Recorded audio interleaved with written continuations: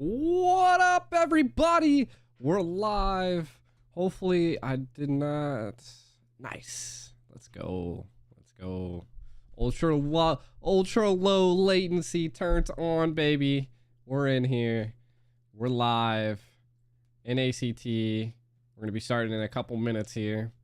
Gonna let everybody kind of load in, get going. We got another skin giveaway going on today, as well as if you guys haven't already, join the NAAT. I actually think I was supposed to do the giveaway for that today, but I didn't pull the random person just yet. So join the NAAT. But what's up, chat? I still got a slice of pizza left. I've been saving it for the match, bro. Storm Gaming.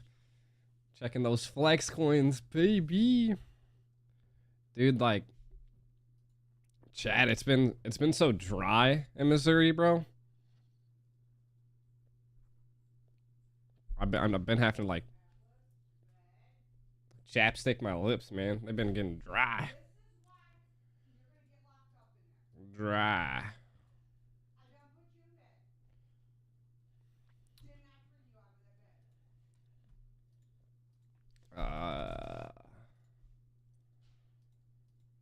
Oh, why'd I go to Epic Games?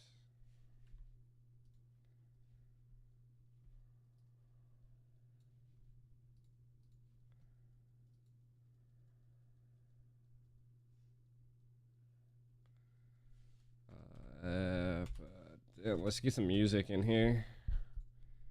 Let's get some music. What up, Cross? Let me make sure that it's capturing the right music.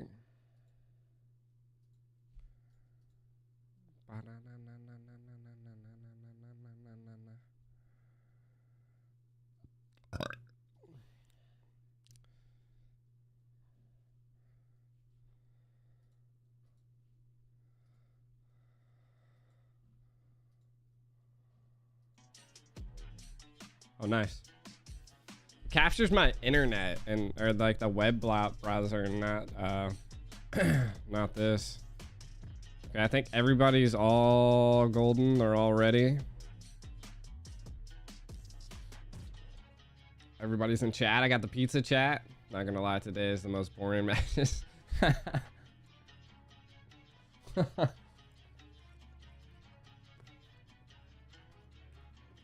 I think the second half's gonna be better.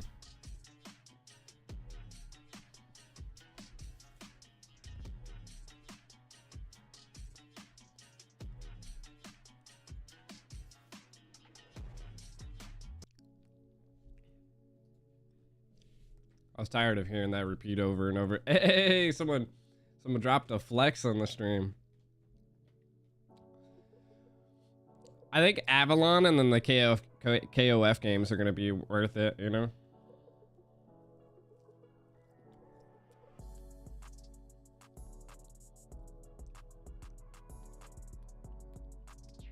I'm about to suffer. I got pieces, so we're good.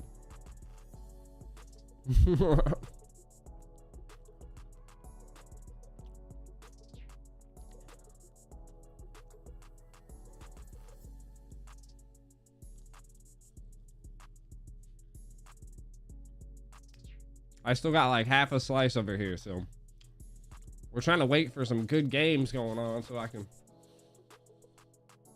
get some pizza, you know? Enjoy the games. It's kind of like, I feel like there has to be like a tradition with the NACT, right? Like, we'll have to like create something. Like every time the NACT goes on, you know, like baseball games, you gotta have like peanuts and hot dogs. Like, I think we gotta have other stuff.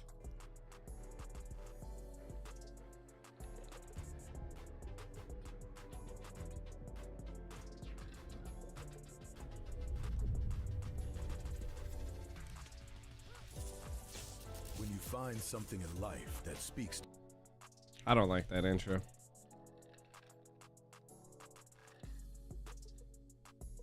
My G, the Ico water bottle. Trademarked.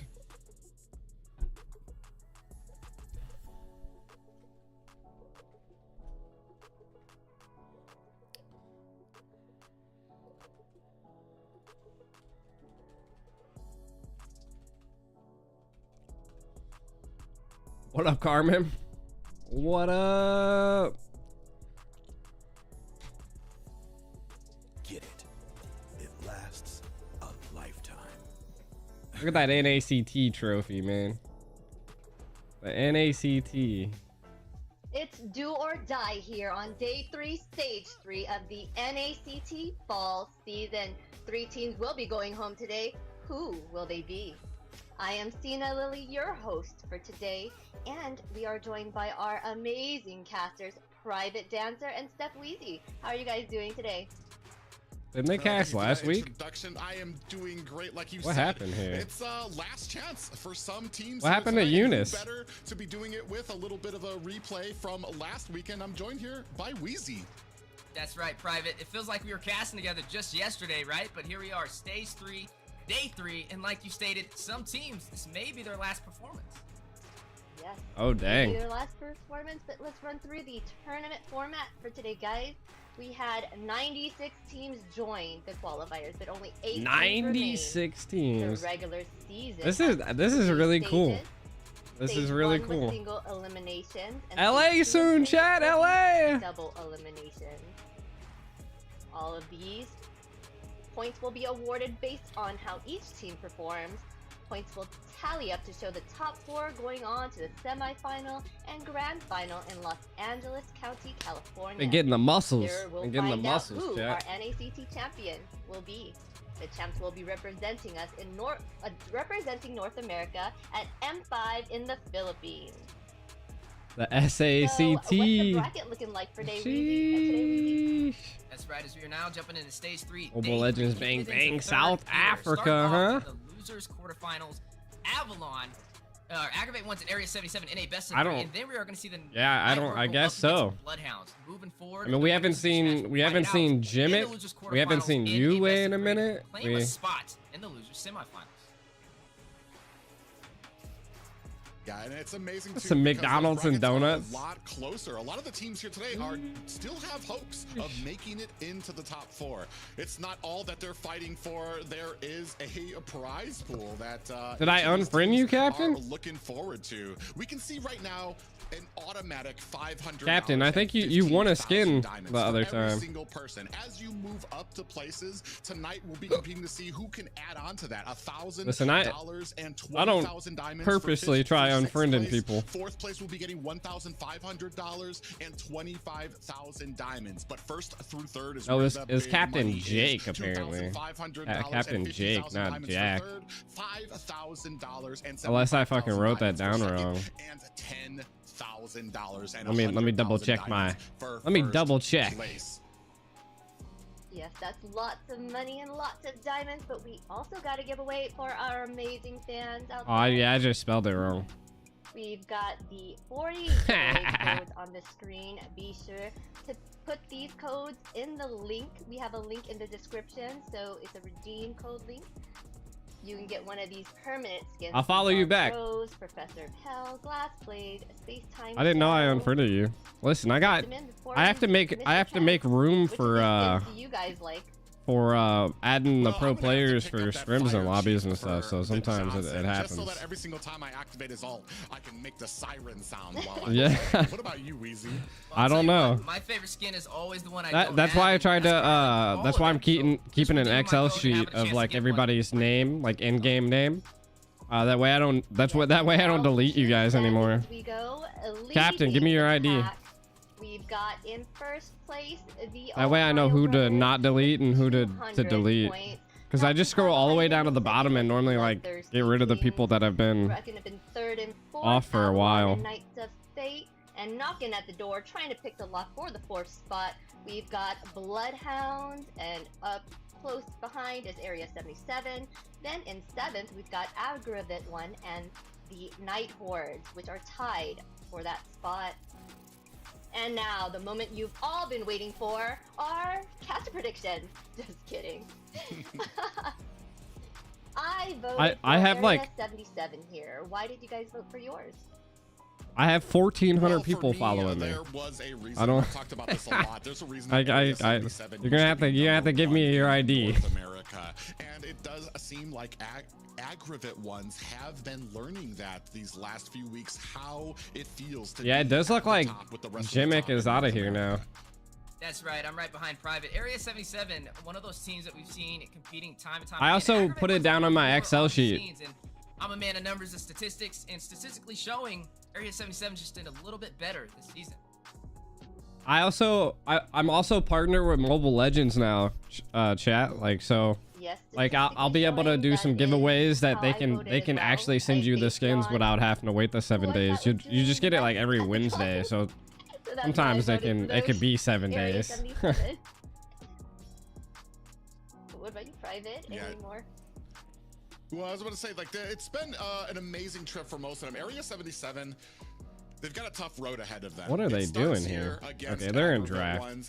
I'm like, what is going on here? AggravateOnes to kind of maybe approve what they have. I really want to to eat this pizza. for North America. It's been a Are frustrating you Jim? ride for them here at the top. What's your in-game name, it's Jack? A lot of teams here competing. Captain? A lot of people in North America. There's a lot of great teams Captain in North Jack. America, but up here at the top 8, that's You where way to go. The men are made, and Go. we're gonna find out pretty soon if they can Oh shit, it's Captain Jack. The top 8. Yes, we'll see if they can compete. But okay, and now for the real reason why you guys are here, we're now going into the draft for AggravateOne versus Area 77.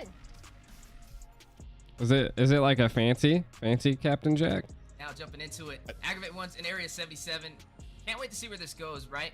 Now, AggravateOne's, they haven't won a single series yet, so this is definitely gonna be a Yeah, chance my for them my to shine. follower Like I said, list some of doesn't these go teams down that are gonna long, be bro. knocked off today, and it'll be their last performance. Cha-cha. This is the time where they gotta kick it into third gear and get a victory and climb up the loser's bracket. This is a best out of 5? Yeah, it's interesting because a lot of talk sometimes comes, especially Okay. with how much I was like, trouble yo, AggravateOnes. Let's not why is take there so anything many away from them. Getting to the slashes? top 8 here in North America is not If I easy. won We're one more talking skin, about can you 64 give me other teams, probably of, like, what was it, me one more 120 special? teams total that registered. The value of 2, like so what? They are still a skilled Yeah, team. message me in game. It's just that when you're I'm in like a facing, especially lobby. against a team like Area 77, who does compete in other tournaments as well. They've got the experience.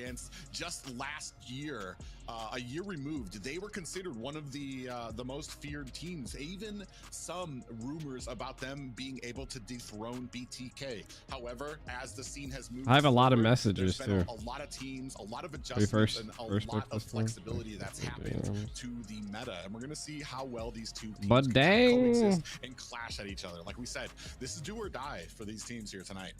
That's right, make it or break it as we are now looking into the draft. Currently, AggravateOne's going in for the Uranus, going in for that Bruno, and then on the opposite side of the table, Area 77. What's a skin that would be? AggravateOne. You know, I've been kind of looking at their mage pool from some of the previous matches that we've seen them do in the earlier phases. Typically, they like to stick to the Eve or the Valentina. Are you saying like an Area event 77, skin? ban out that Valentina to make it slightly harder for them in this draft. Now, I want to focus a little bit more on AggravateOne and what they have to do to kind of shut down Area 77. As we've seen, Area 77's been hit or miss, but sometimes dominant. Their last match was against Avalon. And even though they didn't pull it off, it was still a very close game. It all And the light depends. switch flickered on. DPR over there, one of the first junglers to get a Savage in the NACT fall season with that Martis. So you definitely have to watch out for him, but It'd be very what I'm kinda keeping situational. my eyes on is Mark Cutie. In the gold lane has been a Like, cause problem, right so now, AggravateOne can find a I've way to shut gifted, it down nice and early. I've gifted That is all one my step Neo towards the skins. victory in game 1. I've Yeah, gifted. that's the interesting thing too. About Well, I shutting bought down Martis I bought early game. 2 of them, and then I Paper, gifted he's one of the like 4 of them. hardest So characters to counter. His mortal coil makes him immune to CC, to damage, so you can't even really put your hands on him in the early games. It looks like they're actually, and I'm wondering, does AggravateOne have a plan for it? Because they leave that open for Area 77 to pick, and we already know, you were just talking about how lethal DPR I think it'd be is very on it. They're gonna situational, go but maybe, ahead, as we've maybe. seen with most I wouldn't say teams, no. they're gonna center their focus onto that XP Some of lane, the event just skins to are make really sure really that expensive there's though. that one lane that they don't really have to worry about picking up the Charisla. Like the and Neo smart ones, it's choice. costing me Like almost that, like, you give Area I think it was like 77 almost two like picks 5,000 here. I wonder diamonds. where they're So gonna go with it. I think and that's already looking at the equivalent to draft, like Area 77 side 5 of the table, wins. right? We mentioned the 9, That's the 5 major epic presence for skins. AggravateOne, the Valentina, and the Eve, and they banned both of them out. Definitely going to give AggravateOne a little bit of a harder time with that tank mage synergy. Can kind of read their strategy so far. That's why I say it's like super situational. To provide that late game damage, some mobility. But something interesting that I'm seeing is the Boxia, right? It's just been such a dominant force inside of the jungle this season compared to the last. And it's a strong pickup from Area 77. But on the side of AggravateOne, The next 2 games are going to be the make it or break it. They went in for this Terizla to be able to jump in, have that penalty zone for a possible setup. It works, right? I'm seeing a lot of frontline presence and heavy CC. Yeah, heavy CC, and now on the side of Area 77, we've got kind of that anti-sustain with the Boxia pick. I usually kind of prefer Boxia a little later when it comes to pizza the was picks, staring it at me, does bro. I also couldn't. counter those heavy I magic had to get it. dealers in the early game as well. We picked up the Claude. It's very interesting. I want to say AggravateOnes right now have a very team-centric composition. You've got that penalty zone to kind of latch on. Then you've got the ultimate from Grok. The ultimate from Grok. The entire team. Dude, so you've got a lot fucking of team synergy. Private there, Dancer's a lot of rusty. AoE damage that can come out there. What we're waiting for is to kind of make sure that we have that sustained way to kind of pierce people down, that burst damage. It's going to take Beatrix a little long to get there. I want to say it's going to take her to the mid game to actually reach that state. So what we're going to be looking for here is something that can help try to carry them. What up, Hills? Something what up? Interesting is the Gourd coming back. Cheers, right? cheers. I can't wait to see where this goes. A little bit of that Mystic Gush. Maybe what Area 77 needs in this match, but something interesting that me and you kind of both talked about was the Martis being on the table. Now, when I'm looking at AggravateOne's composition, it's frontline CC. You got the Terizla with the penalty zone. You have the Grok with the wild charge. Both things that can delay a jungler from hitting that retribution on those neutral objectives. If you run the Martis, though, like you stated, anti-CC. That is definitely going to work inside of Area 77. I can check the bot. Off the table so far. As AggravateOnes, they are going to go in for this Lapu. I'm pretty sure that one guy was it Xander's. Just trying to have their XP lane win that matchup. But again, if you allow this Martis Pretty sure Xander's won the most invites. I mean, you're talking about DPR, who was one of the first junglers to get a Savage on it. You got the most invites, and then I'll have to export it out, and then I can do like a wheel. Let me see if I can export it out right now. Claude, Gourd has to stand still while he's ulting with that Mystic Gush as well. So that could be looking, you could be looking at something to kind of get in there very quickly to be able to take those out. However, then you have to kind of play devil's advocate, because on the other side, they can't hang around those objective fights a lot. They have to kind of pick and choose when they come in, try to get that retribution, try to escape again. Leaderboard. And I don't think that Boxia, if we're looking at a jungle Boxia, he's not going to have that same type of problem. He can hang out in the pit. He can take a lot of damage. Oh shit, it's only for premium? He wants to activate that if he's going to be played as a jungle here. And then as we're putting in a little bit more CC on the side of Area 77, wow, Edith, who's actually kind of made a little bit of a comeback in the last few weeks, being picked up on teams. Yeah, we haven't seen the Edith on the horizon. The Boxia,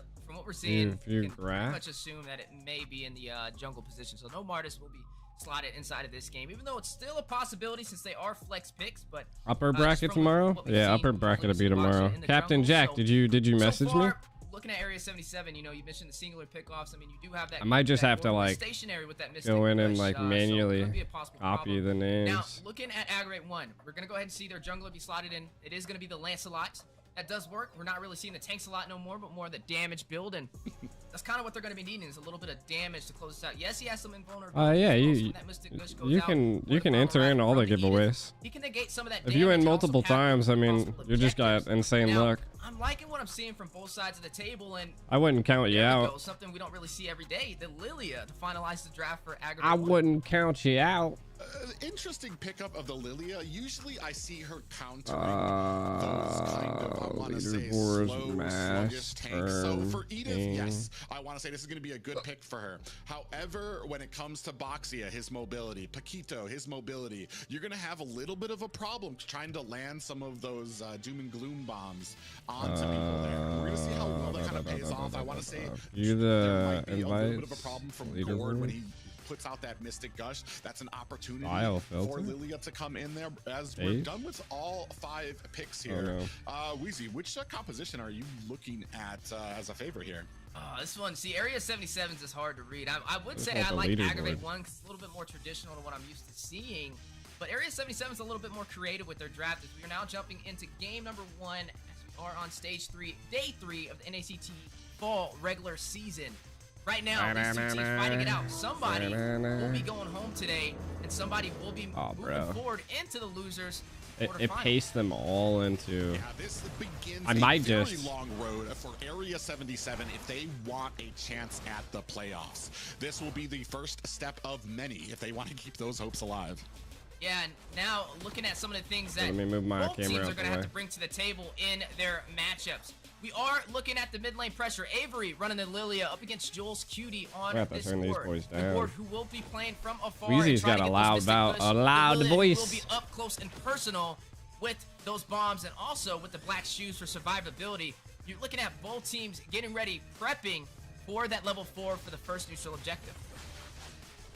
Yeah, nothing really surprising when it comes to the emblems either. I mean, a big mix there. Not a lot of speed, not a lot of tenacities out there either. So, I mean, just a good makeup for both teams. And it's going to come down to those rotations and execution. If anything has been shown in the past, still have it's my that Area 77 has a great amount of that cohesion and synergy on AggravateOne. We're going to see if that pays off here as we have just a little tiny skirmish in the jungle. Yeah, right now, when we are looking at the XP matchup, you are looking at Magic running this to Rizla. He is going to be going up against the Paquito. He does have that Festival of Blood for some survivability, which means he will be able to sustain himself in that fight, whereas Merciless is not running the same, right? So I don't know who this is. I do expect him to kind of out-survive him when it comes to that spell vamp on the what 1v1 are these matchup. guys We're currently with, like, seeing that right numbers? now, as you are seeing Merciless at about a quarter Those of people HP that taken left. down, and Magic just being a little bit more dominant in that position. As long as he can kind of hold his own in that lane, Has he to will be be able the to keep people that Merciless at left. bay. Oh, yeah, we did have the Thorned Rose come out there to kind of negate that damage, but we're starting up at the first turtle. DPR trying to pull it to his position. A wall from Cartman didn't really help that situation here. We have the whole getting, team getting the aligned names up from here. the 3v3 in, comes Black down from to the 10%. server We giveaway. are able to get that first turtle. Mystic gushes out with the flicker, but not able to get anything out of it. That's right, and DPR able to claim that first neutral I don't know who objective. We these, all know the little changes to the turtle. It's a huge XP boost for the People with these entire numbers team, are. and that is one step toward the right direction Had to have been for the people side of that- Area 77. With that XP boost, it may give Paquito a little bit more time to kind of outscale up against Magic in the XP lane, as we did see him having a little There's bit so of a harder many of them time, too. with It's a only lot of like that with HP 1 or being 2 chunked down, invites. and there it goes right there. Magic not even afraid to fully extend. Yeah, and a beautiful knockout punch, and Merciless able to take down a Magic. And anybody really could win. Underestimating the damage from that Paquito there. My goodness, Paquito didn't even have execution. It just shows you just how painful he can be with one misstep. This also and that let is me gonna give him know. the slightest advantage in the early game. This also let me Now know. we are engaging in the purple Oh, buff. I'm shit, not even did sure it, who like, got get that. all of them? DPR trying to chase down Cartman and Black. It looks like Black actually What lost just that. So happened? that goes over to Area 77. A successful engagement for them in an enemy jungle.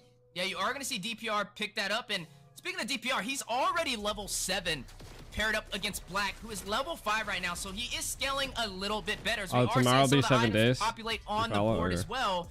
Looking at Beatrix, trying to get that Blade of Despair. Oh, yeah, Didn't even see. go in for the full boots. Just goes I in for followed 2 you back. Legion Swords, trying to get that first item, whereas Claude already one step closer to his core items, as he did pick up the Demon Hunter Sword. We'll be able to chunk down those tankier opponents, such as Cartman Area on the 77, Grok, or I think, Magic has this on the chat. Terizla. One step forward, but still I think gonna the need bot broke. additional attack speed to pull it off.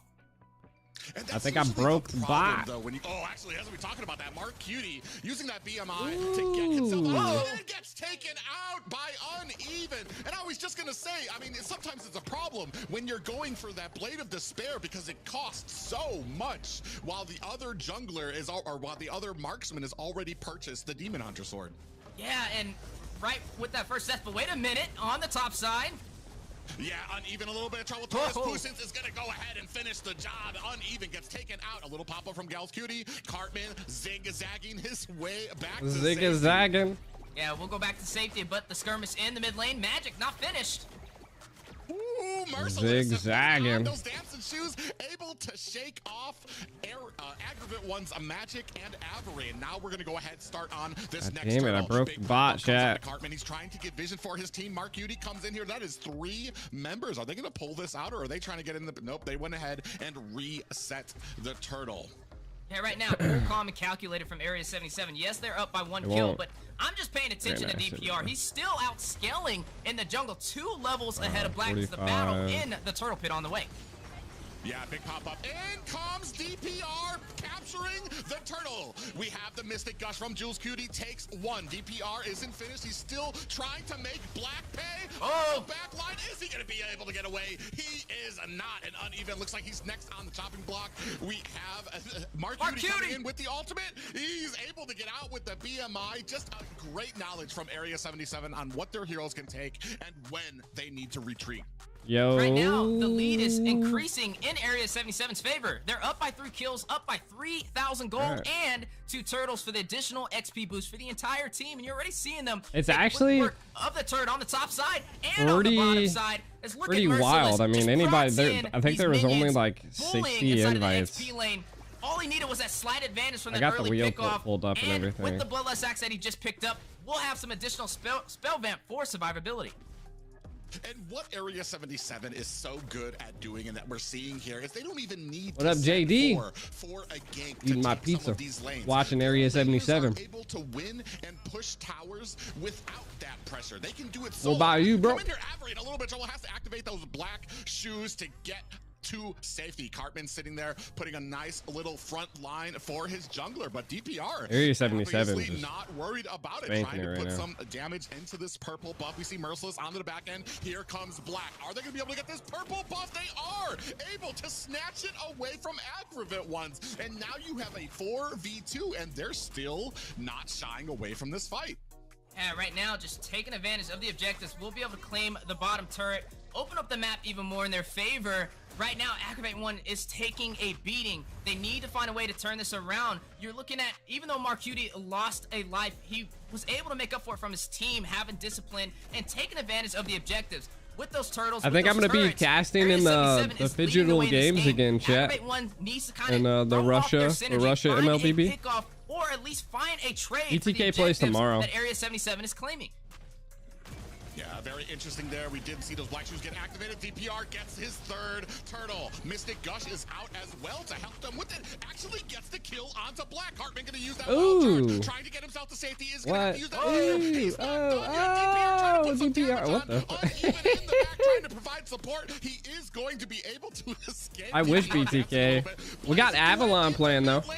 Might be in trouble, doesn't have the black shoes. Mark Cutie gets himself to safety with that battle mirror image. And we get to see Avalon and Knights of Fate go against whoever wins here. A turtle and a kill to top that off. Area 77, 5-1. Avalon's like guaranteed to go to LA. So far, Mark Cutie, BTK's guaranteed. TOB's guaranteed. We'll see them in the top 4 grand finals. Really, it's a determined factor on who's gonna make it here. AO is already out. I don't even think they've placed last place every single time. Area 77 still has a chance, but they have to win all of the lower bracket, which would mean knocking, taking out Avalon and Knights of Fate, and then losing to and then they would face BTK at the end, and even if they lost to BTK, they would still make it to LA. But they would have to make it to fight BTK to make it to LA. Right now, Bloodhounds and Knights of Fate have a little bit higher of a chance. Knight of Fate has a really strong chance to possibly making it. If Bloodhounds does bad today, GG's. But if Bloodhounds does good, then Bloodhounds will make it. So it's all up in the air on who secures this 4th place spot to be able to go to LA. Yeah, at this point, And it's be on almost the like you wanna beach push with the lane, me. Start macroing up because team fights are just not where it's Alright, I at got when it. you have I'm like this looking over type here. of deficit. 7K is a big ask this early in the game. You can see Area 77 bursting down. I know, close to Lord. 9K smartly, subs. We're AggravateOne pushing do it, not man. engage. They're just gonna go ahead, try to When's clear the up their jungle playoffs? and prepare It'll for be this defense. the weekend of the 27th. Than they already had, and now putting The some last pressure weekend on of the Jersey month. Turf for the bottom side. Down goes If KOF Cal, makes it, Cutie it'd be Honey. They crazy. have to use that It'd be flicker pretty to get out cool of the because apartment. Goes down to DPR as I think that well. what they were There's a saying, what 1 Ghost for to 1 Zeros change. or not Ghost to Zero, but General Out of dodge. is gonna be in Merciless LA doing such a apparently. Great job of pushing and becoming a menace in here. Magic in trouble. Gonna have to use that flicker to get out of that damage. Avery putting on the bombs to DPR. He's now backing up a bit. Still have Lord pushing down at bottom, but the focus turns toward the mid lane as Area 77 gonna make short work of that mid tower. And now focusing on the last tier 2 for the top side, which will be bursted down from Marcuti, leaving AggravateOne with their inhibitors at the 10-minute mark and a Lord knocking on their doors. Wind of Nature was just picked up by Marcuti to negate the physical damage, and Magic hit by the Mystic Gush.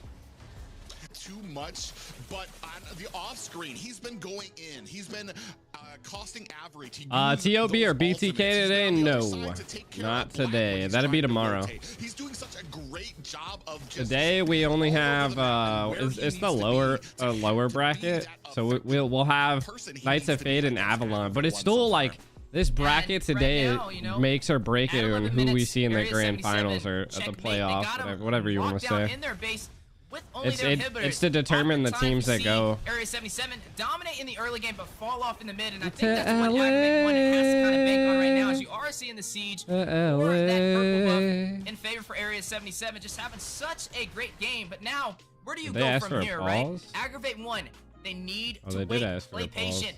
Let them push up these lanes and farm these minions to kind of catch up in the economy. If they can do that, they could possibly turn this Oh, around. yo. Area 77 on the other I know side who of the the table special guest needs to get is. this Lord, needs to play patient and push up and clear these inhibitors, as we are That's now awesome. looking at the gold difference. Almost 10,000 gold from Marcuti on this Claude. 7,000 for Uneven. He just picked up the Malefic Roar, which means he will be able to burst down the beefiness, especially from DPR running this Boxia, right? You see the blade armor. You also see that Radiant armor to negate some of that magic damage provided over there by the Lilia. Not something that we have traditionally seen too often, but it will work, especially against that magic damage. But That was a request really for long a pause. pause. This will be on the side of AggravateOne. 12 minutes, 30 seconds. I was wondering why I 62, was getting and an pinged. 8,000 gold lead for Area 77.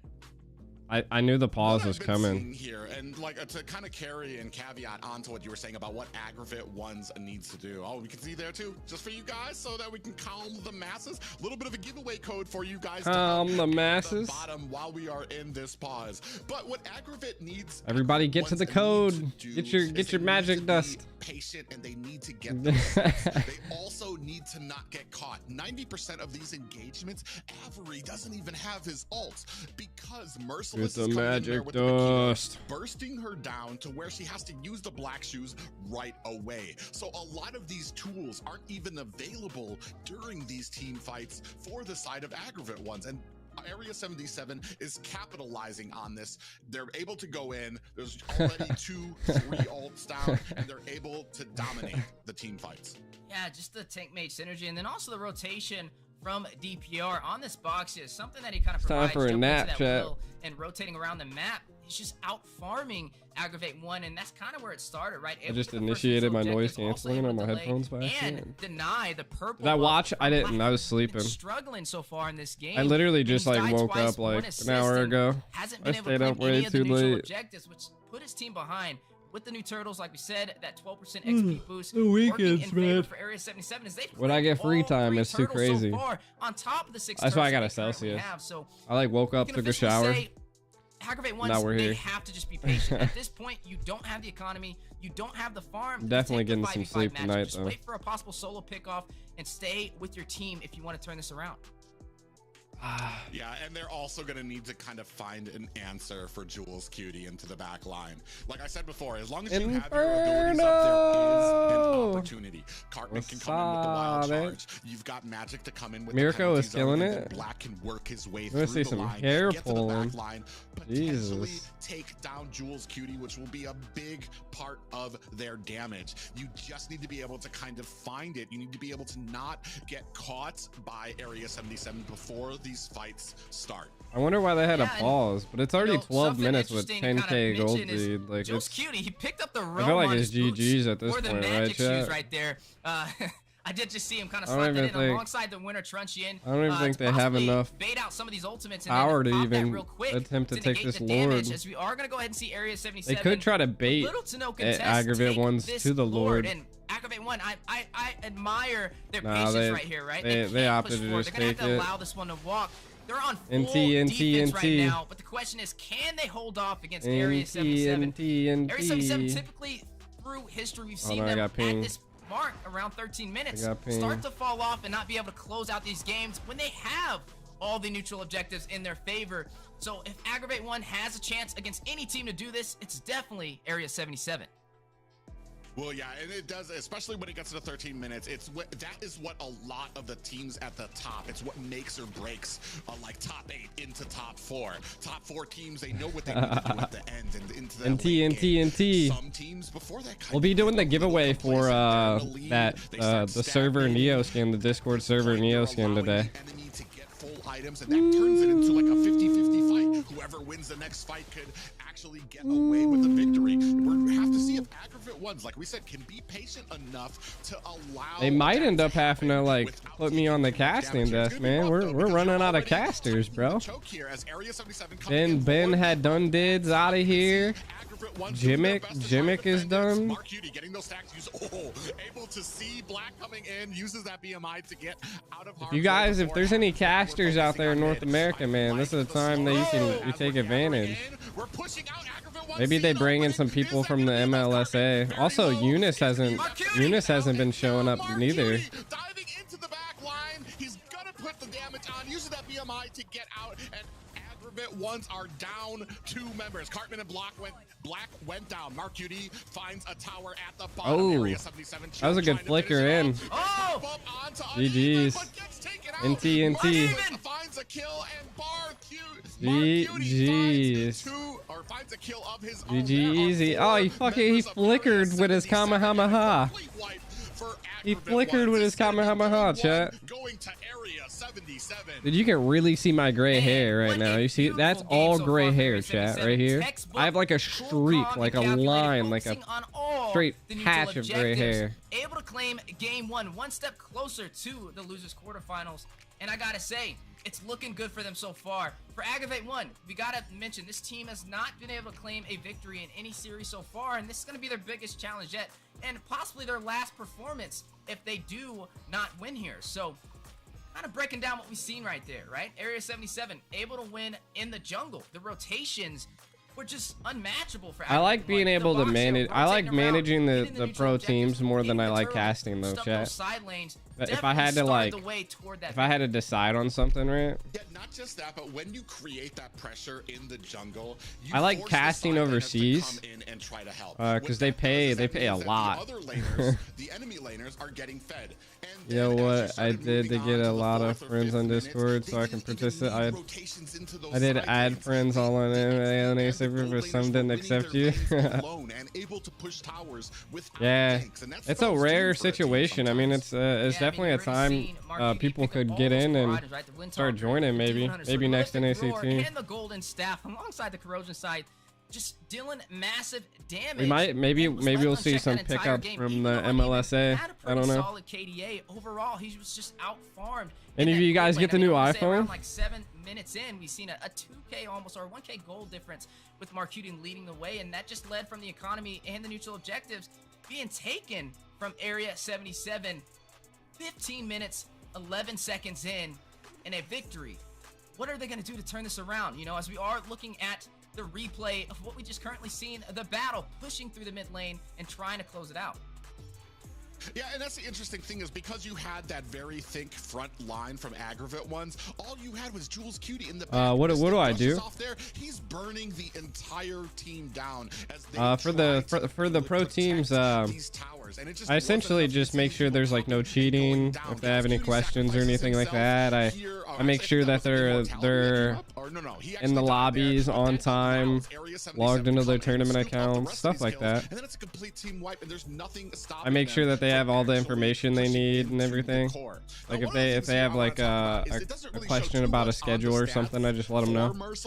When I go to LA, that's like when the real management processes start, because like I'll have to make sure that they stay safe. I'll have to you know, make sure they're fed. I'll have to make sure they're in their areas on standby and ready for when they need to go out to the stage, and stuff like that. So it's not over. It's a best of 3. There's still time to kind of turn this around. The MCC? Now getting closer and closer. Which one's the MCC? I don't think I've seen the MCC. As the stakes are getting higher, so is the competition. Worlds right had really good production. Showcasing they are ready for LA. Now for AggravateOne, M4 had really good production. I felt like I was there though, so early for my liking. All the turtles were I really didn't watch it. I watched it, but I was watching it live, literally. Maybe drafting a composition that could take advantage of the early game could put a dent in the plan for Area 77. If BTK wins, they already have a manager. That is out rotating you. I think it would be like Pika. Pika would be the one that would go with him. You had a Terizla there against the Paquito.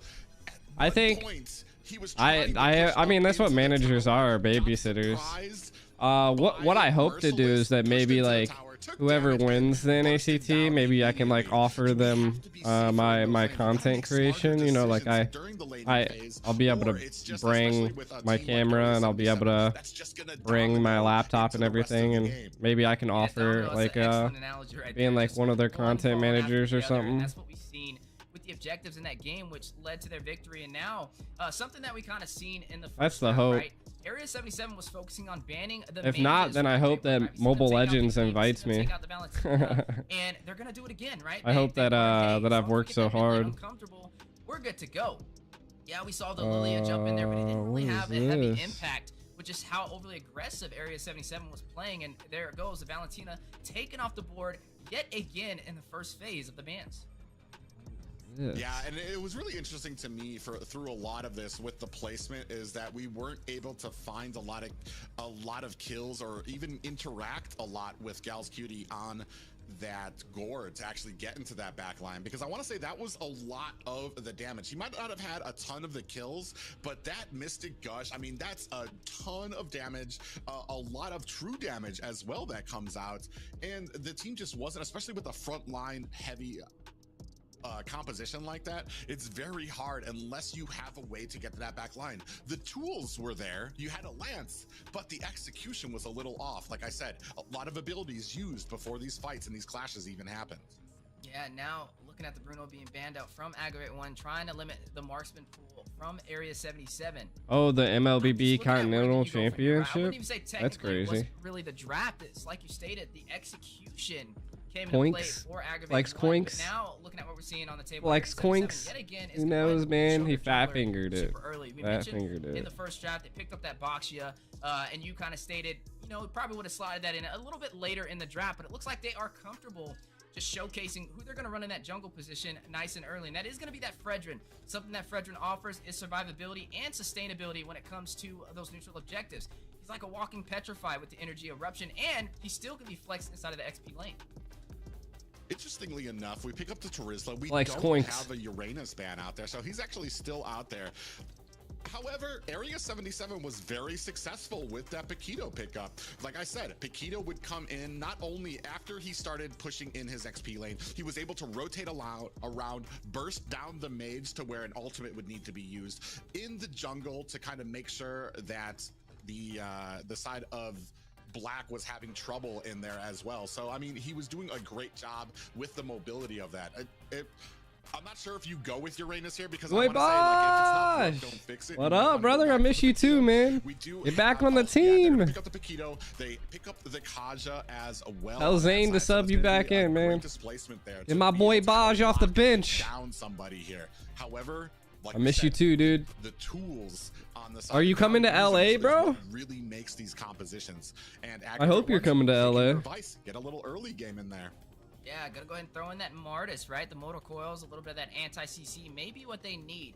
Now, I like what I'm seeing from both teams. We gotta hit the Aggravate1 beaches, and bro. Twizzler, yeah, I didn't have the easiest advantage in the last game, and it was just a Maybe, little bit of yeah. execution that was costly. He definitely got overconfident Gotta hit the and they beaches, got bro. punished over there from the Paquito, not even with the execution, like just the sprint and just knocking him out with some basic combos. Gotta go out and get some food, dude. Especially with the additional XP boost that he was given from his team. But Teresa's Flex definitely kinks. can be a threatening factor when it Flex, comes to the 5v5 engagement. Aggravate1 has to be able to scale Coinks. through the times to have a chance to take those 5v5 engagements. If not, Oh they're shit, just my gonna be playing camera's in the way, defensively chat. The entire game, and Area 77 is going to try and close it out What the nice fuck and am I early. moving? So, looking at this Martis, that can change up things, right? When you take these early aggressive play styles from a lot of the LA teams is gonna be trying to lead fun, the way in the early dude. game, the Martis It's also kinda gonna be a lot denies that longer. aggression. I'm not As soon as getting you're low wild speed, this he has time in level 4, LA. You better run away because that decimation is looking for any and everybody. I am gonna Uneven. stay. Picking up the I am squad, gonna provides some be survivability inside of the goal really lane, calm and in we don't really LA. know who he's gonna be going up against. The last matchup we see I was think the I think Matrix. what I'm gonna do in Up against LA the is Clyde, try I a wanted to see ton of something different similar food. this game, but Because something I else just I'm feel like keeping there my has eye to be on tons of is good food the places Kaja. there. Suppression is now on the table, which means they can pretty much grab up anybody on Aggravate1. Get ready Does for the not have TOB. Purify, Revenge. which could Oh easily help Jesus. them win some of these neutral Ban objectives, Gord or forever. rotate around and get a pick off. Gord's been showing up in the international I'm scene not quite a even sure bit, man. Purify helps with Divine Judgment, does it? I'm pretty sure Divine Judgment doesn't it go through thought it- Purify? Oh, does Yeah, go it through does. Purify? I Yeah, thought yeah. Purify was the only thing that went through it. Come on, casters, you Well, know we'll see here this. as, we see Don't act like speaking bots. up the Faramis. So now they're gonna have that Nether Realm Ultimate. It's a Nether Realm Ultimate. I have to keep saying that to myself. It's no longer the Cult Altar. Nether Realm does help with the team when it comes to a lot of that sustainability, being able to kind of keep yourselves up in the fight. But it's when you use The stun that is Nether super Realm, annoying. you want to use it towards the end of a fight. You can't just use it right at the beginning. And if that starts happening, you're basically wasting it. Not only that, but you're actually becoming a nuisance to your team because you basically inadvertently put a root or a stun on your team when they start to go ahead and come back, and the Area 77 is going to know where they're at. Need a be able workout, to kinda chat. Put down Need that a damage workout. onto them. They're going to go ahead and pick up this Irithel as well. Great kiting ability from her, and they have the distance with that Farja pickup. So I like the composition from Area 77 right here. Yeah, you know, and then Aggravate1, they have some answers, right? I mean, you have Uneven, you have the Marksman, the Claude, to be able to get to the back line, especially with that Feathered Airstrike, makes you a little bit more stagnant in place, and possibly having a member that can go down there and cancel it out like a Blazing Duet could be an answer, or a penalty zone provided by that Saviza, as we are now jumping in. Gotta get the arms in today, chat. Between these powerhouse teams, top 8 North America, possible last performance from one of them, Area 77 up against Aggravate1. Yeah, Aggravate1, it is do or die time. This could possibly be their last match. Aggravate1. Do I get the other team ready, chat? Victory here to improve their chances. Maybe even get that little bit of $100 for each little bit of a victory that they can get here. We're gonna see a little bit of a skirmish here already, pulling a Gal's Cutie and bursting him pretty low. Yeah, you are gonna look at both sides revving up, trying to get to that first neutral objective. Double lethal ignition from the side of Aggravate1, trying to do a little bit more early magic damage. Spell Vent picked up from that Tarizla. How much am I lifting right now? Those are just 25s. I don't really lift for max because I don't want to like. I don't want to like. All of my friends have like tore their pecs, like have tore their shoulders. So I don't. I lift for like quality instead of quantity. Stack of quantum charges on Area 77. So I haven't really ever tried to max out or do anything like that. Quickly here, Cartman comes in, puts just because I don't know if I know how to like do it safely, and I don't want to be injured. Jules Cutie now fighting it out with Avery at mid. Yeah, I'm all natural. Yeah. Of the teams coming well, I mean, I use like I have Yeah, supplements, and, but I'm it's gonna be like watching Avery like on, protein supplements and his stuff like pickup as that. well. And then That of course also like definitely can keep the I team like alive when drink it comes to these Celsius live engagements. fits and stuff. The early game is where Area 77 And kind of punished yeah. AggravateOne, and now All having natural, some baby. sustainability on their side I'm could keep them alive in these engagements. I'm like 160 pounds now. I was 180, but it was a lot of it was definitely a lot of fat. A lot of unnecessary weight, but I needed to like add more room to allow my muscles to get bigger. So I had to get big and then cut. You see Magic starting his early rotation to come down. I was kind of like mixture doing it 4 and 4 and stuff like that. Looking for some CC. We are engaging. Here comes the feathered airstrike trying to rain damage down onto the enemy team. Gals Cutie gets picked off by Magic. Turtle is still up. Nether Realm has been activated for Aggravateone. Yeah, I was bulking. And then now I'm cutting. I'm cutting for LA essentially. That way I'm, you know, looking a little bit better. I'm not cutting as fast as I'd want, but again, I'm trying to safely cut. I don't want to I don't want to be unhealthy. The Neo skin giveaway will be today for the Discord server invites. I'll do it at the end, and then I'll also do the two epic skin giveaways like normal. Press that onto AggravateOnes, especially because now one of the bigger tools that the Nether Realm is out of use. But we have another engagement here. A big Divine Judgment finds its target, and down goes Cartman. Cartman already taken 2 deaths super early in this game. Needs to be careful as he's given Area 77 what they're looking for. I mean, looking at the difference so far, Hoss Class being picked up over there by Mark Cutie. When we're looking at the other marksman, Claude still hasn't really picked up a core item yet. Went a little bit more defensive and slowly getting there. There it goes, the Demon Hunter sword that we were looking for. I am. Right now, they're still pretty much even. I'm doing 2 giveaways for that. There's one giveaway for right now. This is still anybody's that I'm including everybody that did invites. In the rotation, and then to make the difference. Last game, and then I'm also doing the top number 1 spot. But I only have one of one. Like I only have one Fred skin I can give away and one Lilia, so hopefully both of them don't want a Fred skin. Or both of them don't want a Lilia skin. So one person's getting a Fred, one's getting a Lilia. Gals Cutie 5-2 as DPR finds a kill onto Magic, and that's gonna go ahead and put the lead to about a 1K gold lead for Area 77. Yeah, 1K already, 4 minutes in. You have to invite people. So far, you had to invite people to the Discord. What we've seen in last game. AggravateOne though, they're putting on a little bit more of a fight, but is it I've already pulled all the names though. The spell vent picked up. So I can tell you if your name's in there. They're trying to still fight it out up against Paquito Merciless, who's just been punishing. I don't know what your Discord name is. Is it Alchemy? But look at the turtle play. I don't think I see it. Some people are in streamer mode and I can't like actually see their full name. I see Christina in there though. Moonpie's there. Chubby, Afnan, Chopper, Johnny, Xeon. Finds an end to himself. DPR unable to find the damage on that ultimate. And that's all you need, right? Martis could be the difference. We've seen it time and time again, bridging the gap in the early game from over aggressive teams. Just like that, now tied 5-5. I don't know. I don't think I've seen a JD. There's a JD in there. I got it all pulled up here. I can show you once we're done. Focusing on this orange buck. Yeah, and now giving them the advantage, not only in kills, but also around the map, and just topped off in the gold lead as well. AggravateOne's a different story from game 1. Finding an answer, finding their resolve. Black on fire, 4-0-0, and this all came within the last minute and a half. Carmen. Did pick up that dominant slice, a little bit of that anti-heal in his favor to kind of work against Area 77. Oh shit, this is about even right now. I wonder if they'll be able to hold on to this lead, right? AggravateOne's actually doing pretty good. Start to fall off toward the mid to late, and right now they're struggling in the early. This could be a chance for AggravateOne to take us to a game 3, but they gotta be able to maintain this pressure. Well, and that's the thing is right now we have the pressure because of the early game advantage that Martis brings.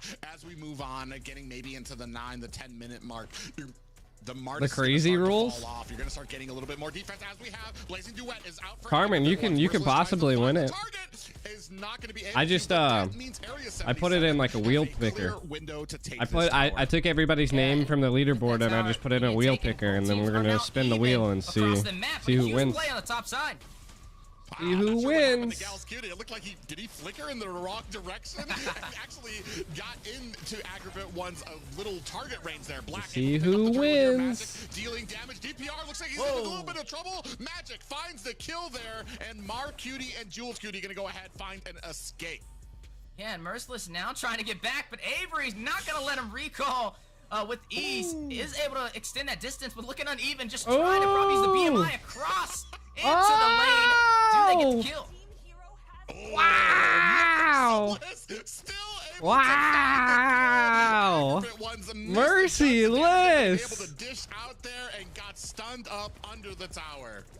Yeah, got stunned up and definitely punished, but Cutie to make up the difference. 2v1 onto uneven. Cutie will pick up the kill. That was a really cool. That was a cool play, man. 77 there, not checking the bushes there. That's what Dude, he made it out with 1 HP, bro. 1 HP. These bushes, we don't really have that big of a front line. The only Avery was ballsy with that, man. Maybe Cartman could throw an ability. Yeah, I know. Big update, and then like it's gonna be pretty crazy, bro. Is it gonna change all, like, is it gonna change like how these teams do in the tournament? I feel like it's gonna make the grand finals even better. More advantage than they've had already. 7-7 so far, 8 minutes in, slowly transitioning into the mid game, and so far it's pretty even. Area 77 was able to claim 1 more turret at their disposal. The Lightning Truncheon being picked up. Cutie picking up a kill on Cartman, and right now you are seeing the battle possibly on the way in the mid lane, just showing some signs of aggression, and this is definitely going to be costly when we jump into the mid game. But I wonder, right? Area 77, they are known to be a little bit more of an aggressive team. As AggravateOne, they're kind of known to kind of play back and be more defensive. Oh, Mercy, he missed. He missed.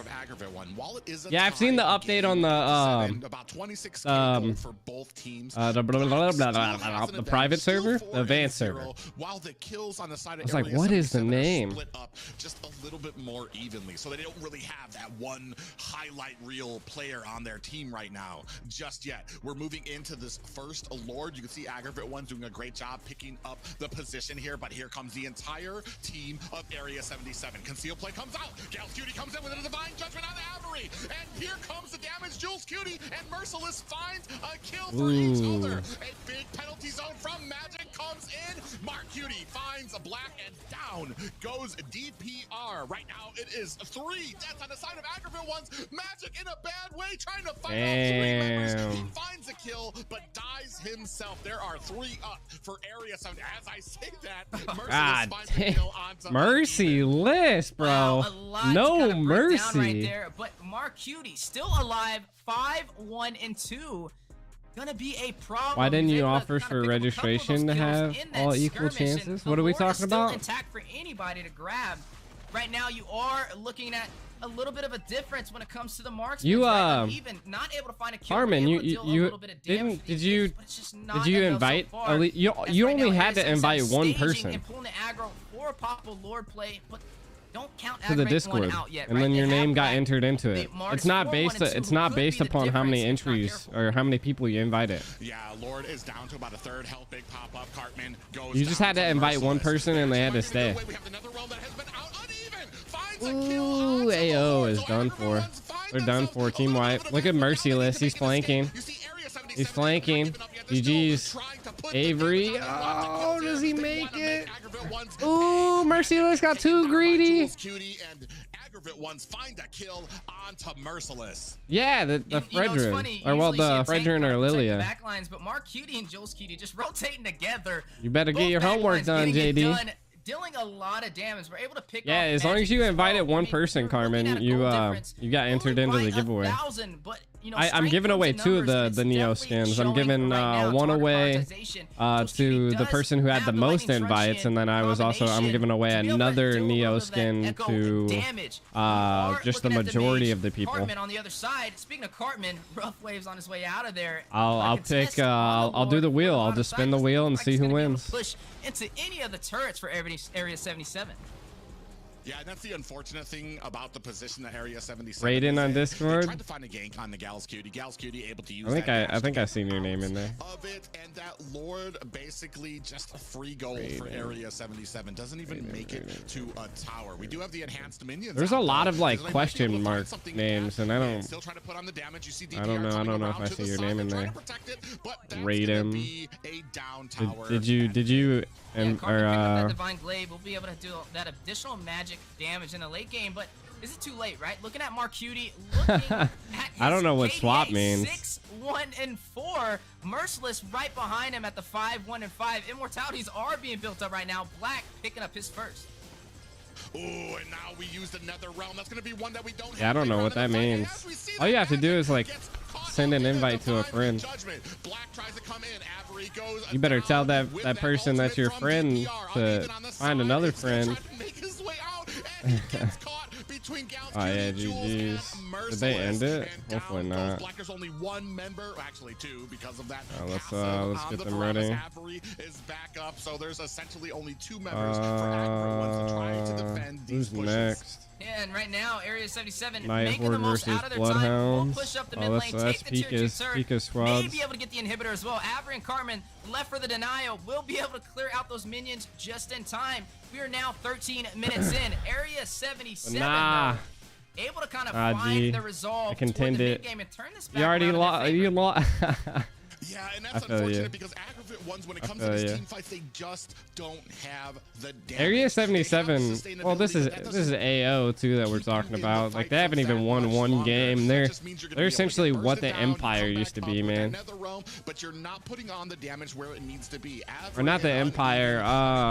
Was it Deuce Knight? What was there? Oh, what was the team that was doing really bad last time? Empire was actually doing pretty decent. Yeah, definitely need to pull your punches. But speaking of punches, Yeah, Gals Cutie gets caught. Rough Waves comes out, but it doesn't even one-shot him down. Merciless comes in with that knockout punch and gets himself to safety.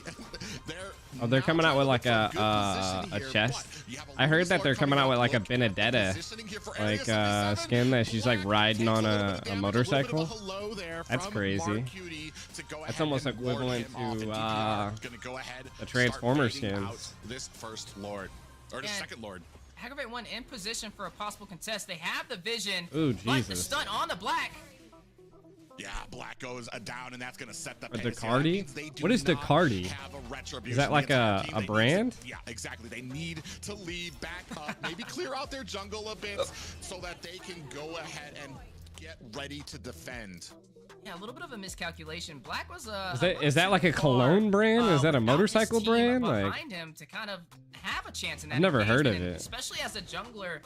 At around the 15-minute mark, you can't be picked off. I will that have them easily, right? all. You need to have a game plan when you're rushing in for these skirmishes. Oh, Merciless. I mean, and this is just the confidence that Yeah, he you has can right ask now with for how a far Starlight. ahead he is against 4 members, goes in there, gets a little bit of shielding as well, but fends them off. RT. Now you have all lanes pushing. Oh, it's like for a the side of Area cocktail? 77. Lord crashing No, down that at can't be mid-carpet. right. Gonna try to get himself out as Jules Cutie rains down the Ooh. damage. Ooh, DPR RT. looking for the front line. He's on the back. Oh. Here comes Magic. Oh, with it's the an penalty Italian zone. motorcycle Is it gonna be manufacturer, enough? okay. I don't see that Nether Realm coming out Marcuti. just yet. Magic gets taken down. Marcuti doing a great job of bursting him down. Merciless finds a kill. On the backside, you see Avery go down to Marcuti. base. Cartman, is it? Oh, yeah, I this is see it gonna be here. A wrap, a clean and easy sweep. This for is gonna Area be the 77. craziest skin collab that I've Yeah, ever seen. nice and easy, right? Textbook yet again Ooh, from what's the up? aliens. Area 77 landing on Earth's surface Valorian, and making so their way finally- into the losers quarterfinals, Look at this. taking down AggravateOne. in a very smart fashion, right? I don't think there's a little bit of a harder time. This is it. Finally, Ducati's collab with Mobile Legends. The objectives, yes, they had a little bit of mistakes, but they made up for it in the mid game. And is that yo? Are they doing Beatrix? For that mid to late game, who's and they this were able person? To take advantage of what they claimed in the early. Well, and this usually kind of comes down to me, especially when you pick a support. Dude, I'm gonna be broke. I'm gonna have to stop doing skin giveaways. Yeah, they're gonna have the damage, but they were well behind because what was really punishing them was the vision, especially there at the end where you talked about it. Black rotating, got caught and picked off, and that's why the hell are the aspirant skins there? What? Vision that you're giving your team here as we take a look at some of the stats. Yeah, looking at the stats so far, a 15-minute game, 25 to 12, but I'm looking at the kills. Merciless 7-1. He doesn't even like 6. show the Having a great game, skin. but Cutie yet again, almost doubling that, 11-1 and 8. The marksman for Area 77 showcasing his skills and getting ready. Why does it? Why is the prize pool aspirant skins? Yeah, they are trying to keep hope alive. We take a look here at the replay. You saw the feathered airstrike coming Ethereal out and Benedetta. that nether realm early, which Dude, that would have been crazy if it was Beatrix. Like, why would it even be Beatrix? Getting bursted down, and here we're already 2K behind, and down comes the Appraiser's Wrath to basically burst down a lot of AggravateOnes, and it was basically a wrap after that. They were just caught picking them off, and this kind of comes with that communication for the side of AggravateOnes. There needs to be a call out there when you're so far behind and you're getting taken out like that for everybody to retreat. You said you legit give more. Right? Rich guy going in Cutie, 904 gold per minute, and also the carry with the most damage dealt, sitting at 71. The more views I get, the more diamonds I get. So the more I get, the more giveaways I can do. Over almost 138,000. I'm gonna have to slow down on the giveaways though. I'm gonna have to wait till next month to stock up my diamonds. That way I can do big giveaways. Maybe next season we'll be I don't know if I'll be able to give away any of these like motorcycle skins. Area 77 looking very promising as they make their way forward in the loser bracket.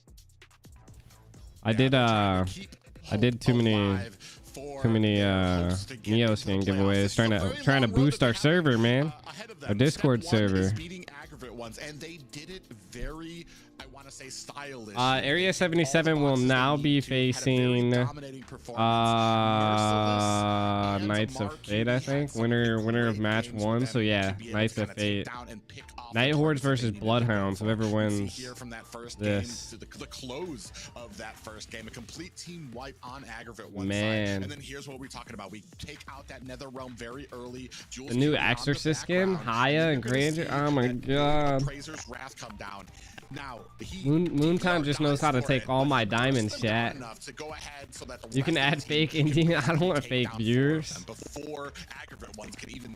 We gotta have real viewers. I get even more diamonds if the viewers are North American. So get all your North American friends in here, chat. By Area 77 as they domino their way to victory. Okay. Our MVP is the Cutie. All right, boy looking swole.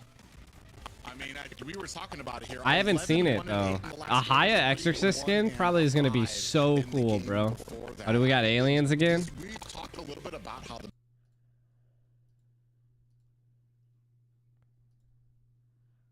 Oh, what the fuck? Where's the? There it is. Don't want to say that he shifted the tide for Area 77 because they were already winning, but definitely putting in that last nail. I already asked for it, JD. They actually don't do that anymore. I think it was well deserved. It looks hot. He's been a marksman that we've been kind of keeping an eye on, and they don't do it anymore because of trouble stuff. Especially when his team thrives in the economy, that's where he really shines. But he's also one of the few marksmen that can shine in the economy is not in his team's favor. So definitely gonna have to watch out for him as we progress through the losers bracket. Yes, Cutie has been an amazing marksman out there. I loved watching his gameplay and the way he just dealt so much damage. He's just like staring into my soul, bro. But what do you guys think of who would be second place for? Yeah.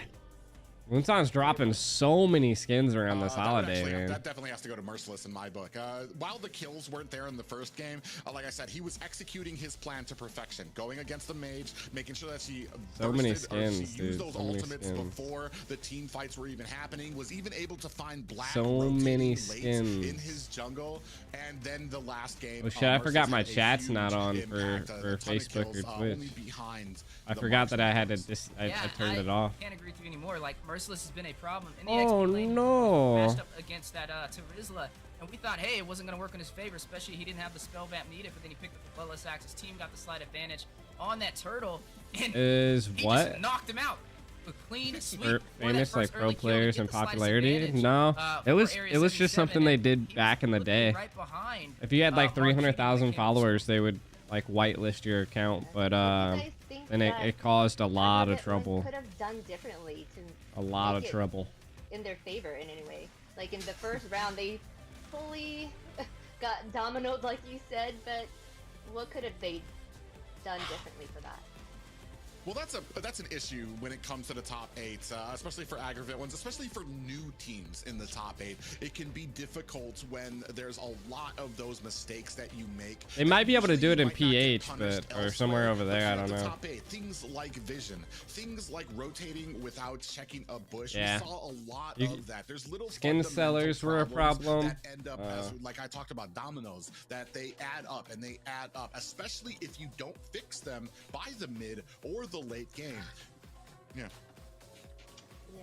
Well, it's all right. I'm Mr. Beast of MLBB, so I'll be giving away as many skins as I possibly can, chat. Who will prevail? We'll be back in a bit. Gimmick gonna host the NACT? I don't think so.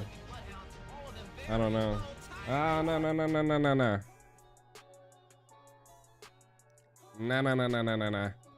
No. Where was the skin? So this is the next skin.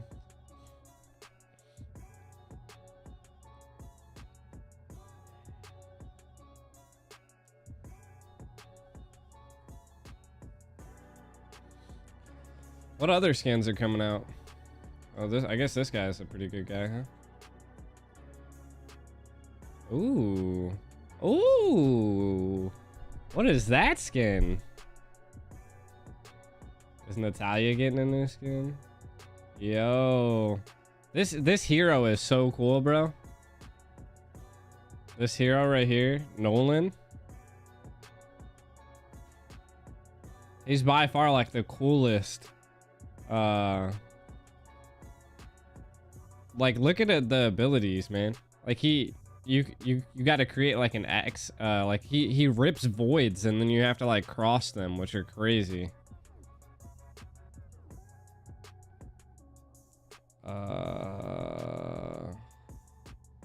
Oh, Matilda's getting an update. Lion speed. Oh, Jesus, she's so slow. Look at the speed of her. Oh my God.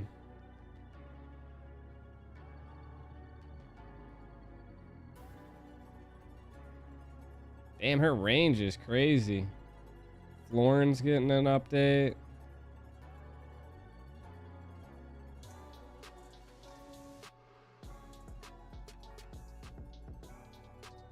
Vexana. This is the Lolita one, man. Lolita's got a fatty ass hammer now, chat. Look at this. Dude, her shield is insane.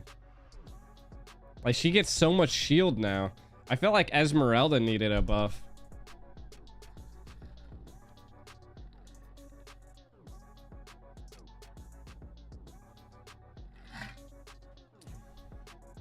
You can now jump inside of Johnson.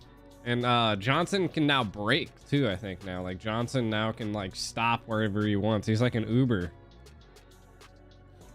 Why are we zoomed in on these? Oh, just the visual effects? No one cares. Alright. Lame.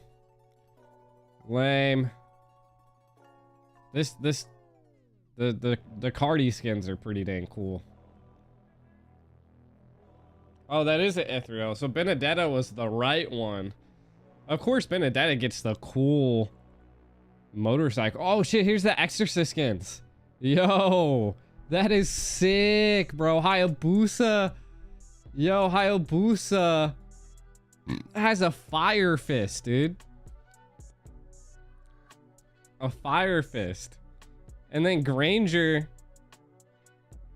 just looks funny. I don't know. I'm a fan of the Hayabusa. That's super cool. That's super cool. Lastly, a glimpse of the M5 event. M5? Who won the... Isn't it going to be a Yu Zhong statue now?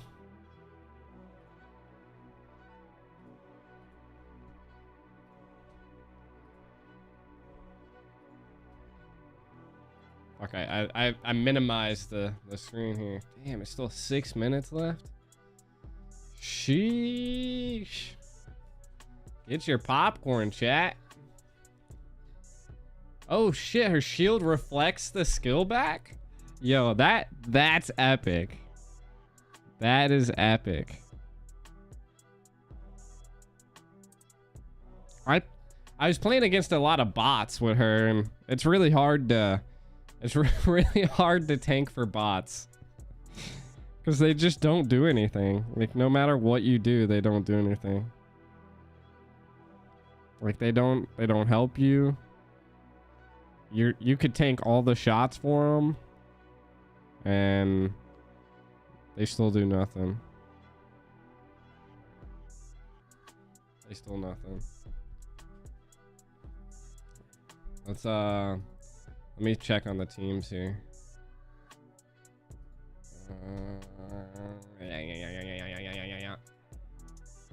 Oh yeah, they're not even close to getting in the lobby, bro.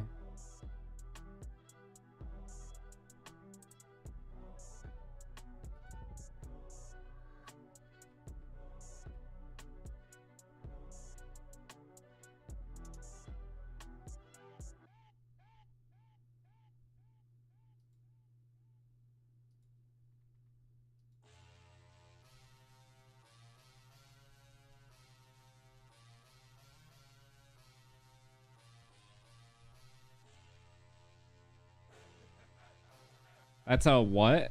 You said ML leak on that channel? Don't show it? I don't think I can get in trouble. You putting them in here?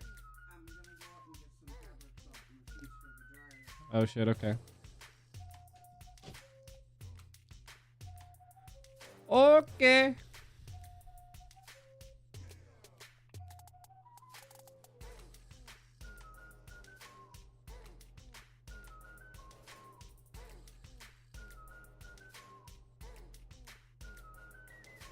I think we're having some troubles, chat.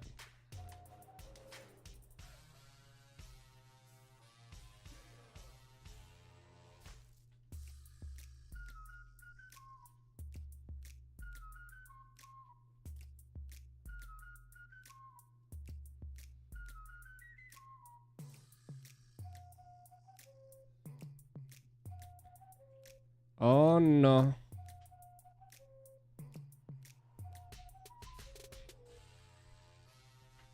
Nah.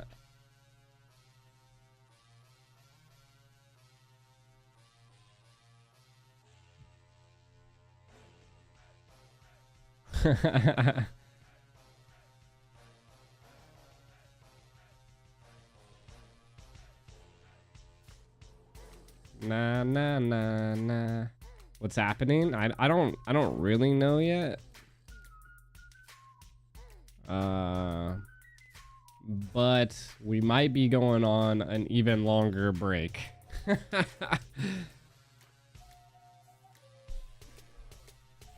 Maybe I'll play let me go grab my let me go grab my tablet real fast.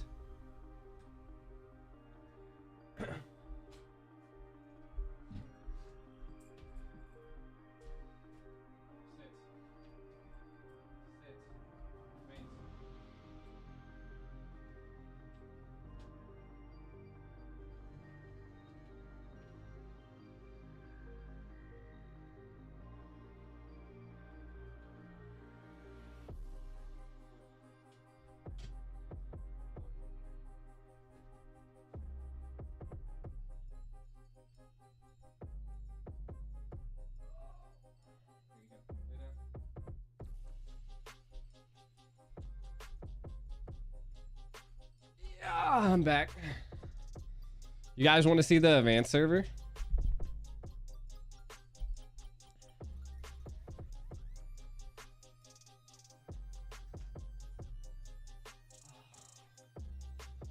Shit, I don't have my thing plugged in. Hiya.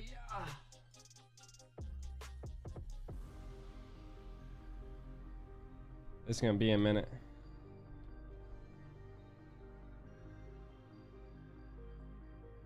It's gonna be a long time.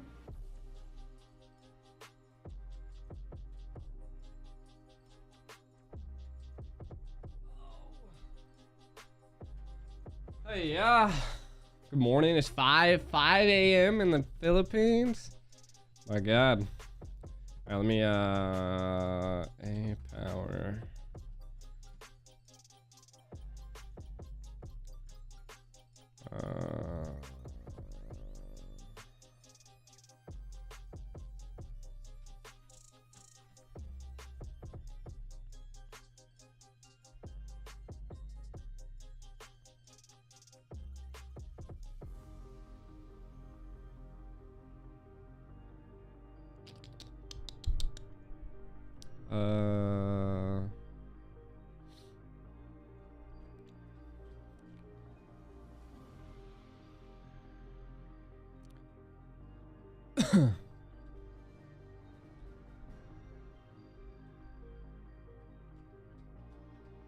All right, chat.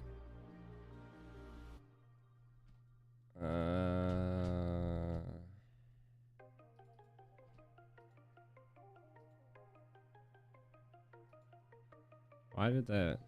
Why is that? Is the A power? Ah, here we go. Don't mind my waifus. Don't mind them. They're just casually sitting there. Atlas. Hey. Stop eating. I don't know which Mobile Legends game it is. Oh, it's this one. Thank you, thank you. I'm a man of culture. Yo, look at that background. That background's lit. Guapo. Alright. It's been like downloading resources for like 82 billion years. You saw the Pokemon app? He said I came here at a sus moment.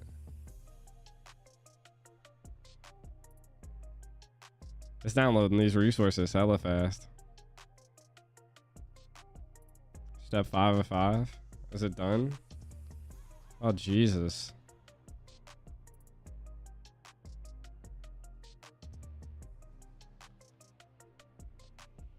You missed the blue panda? All required match resources have been downloaded.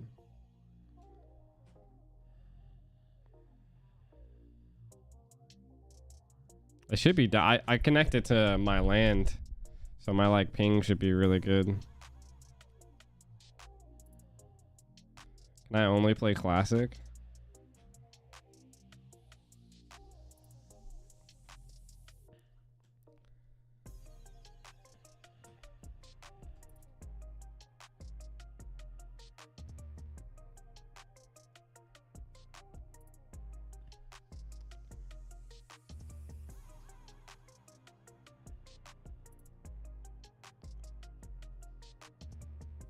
What's going on? Good question. I don't know if anything's going on.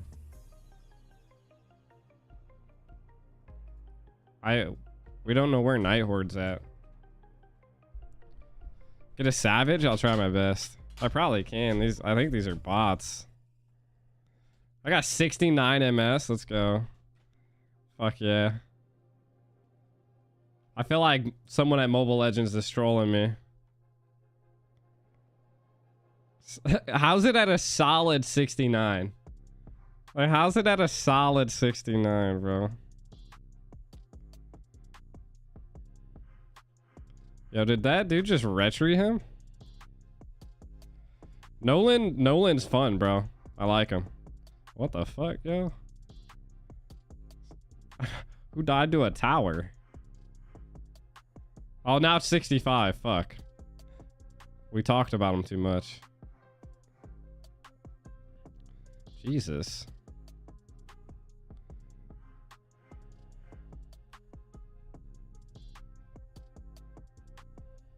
I really, really like this hero, chat. Like he's so smooth and quick, you know?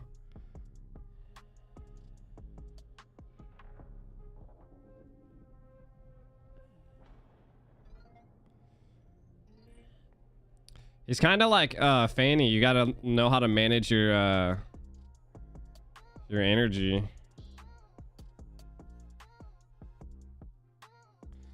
I don't know if he does more damage via... What the fuck is this take reel doing? He just died to... He died in the turret! Zane's gonna pick him? I like him. I really like him a lot. He's fast movement. Of course, I don't know how to play him. That was his ultimate right there. Yeah, we have no idea where NightHorde's at, bro.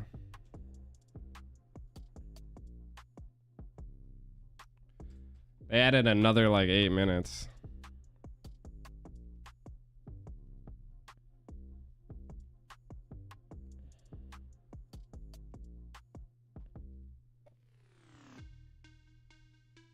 Oh, yo, look at that. I really like this guy, bro. Knowing how to manage his energy though is a little interesting, but he's so smooth, dude.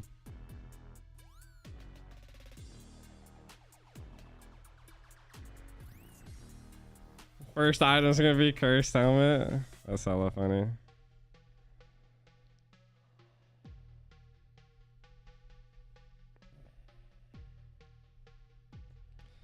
He's just so quick. I like it.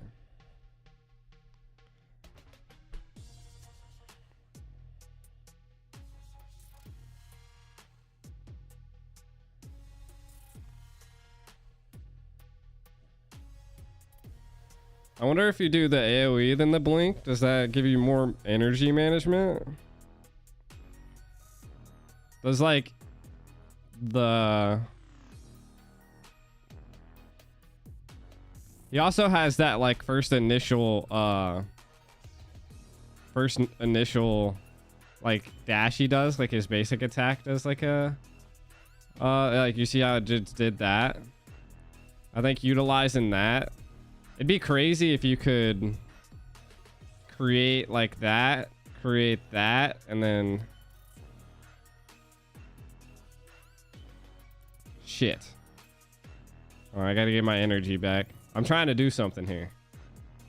You do 1, you do 2, and then you connect them. Ah, okay.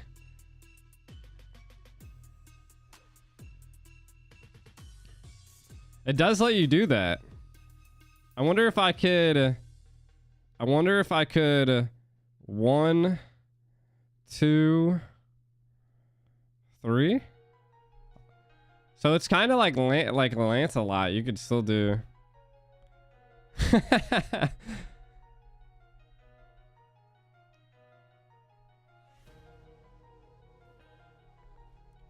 That's a lot of movement.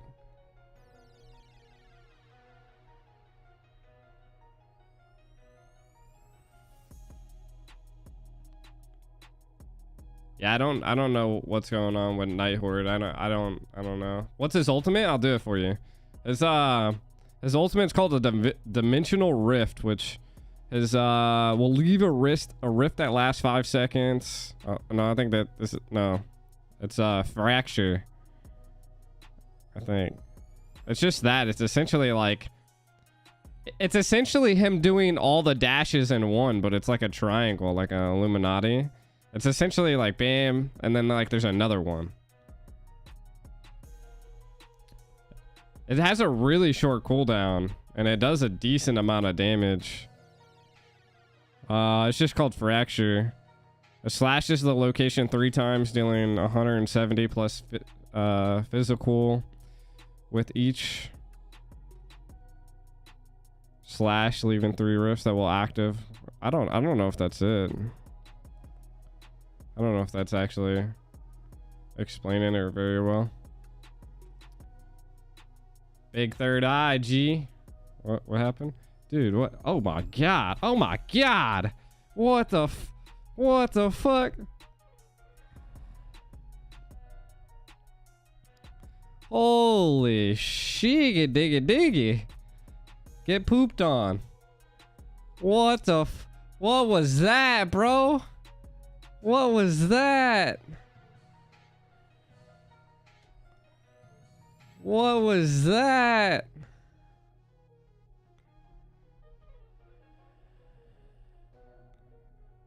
Did I have 1 HP? He also like dives back when he does that.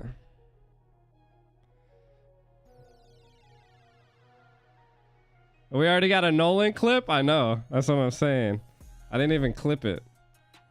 I'll have to like go back and get it. That was crazy, bro. Why was there so many people right there?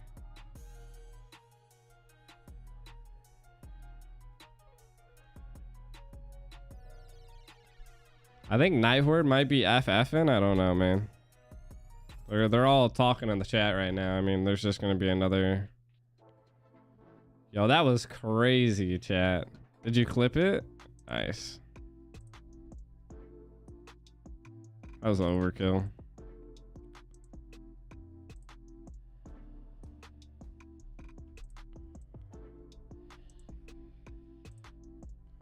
Legendary.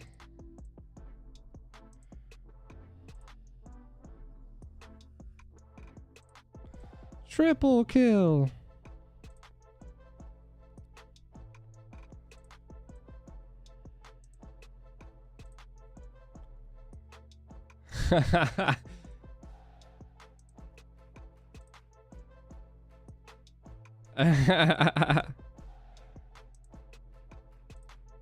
Yo, that person in the mid was killing it. Daily quests unlocked.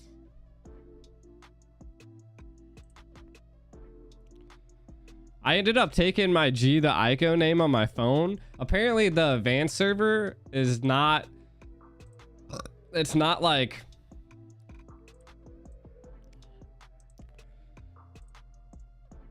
it's not, there's not an account that you can like link to and you can't log in. So like when I created the account on my phone, I ended up Afnan, that's from TOB. He also has the advanced server.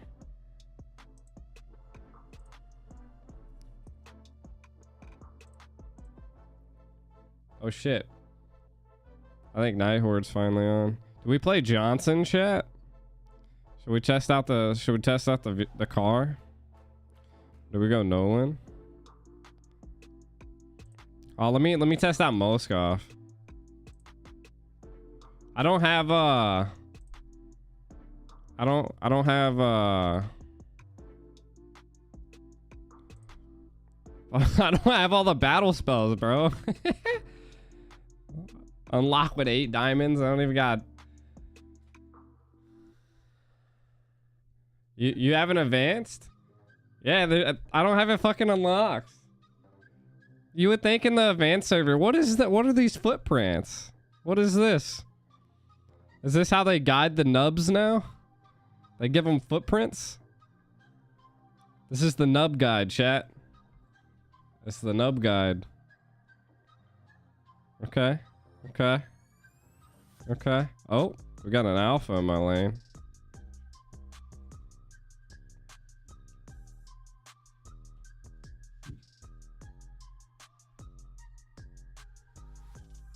Oh, we got... Did he just retry? Can you? Out of my face, boy.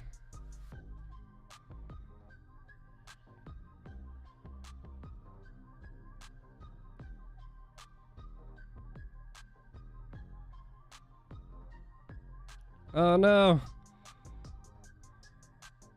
I fucking should have hit the minions.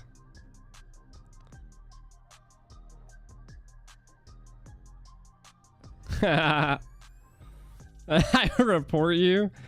Listen, I would report myself too.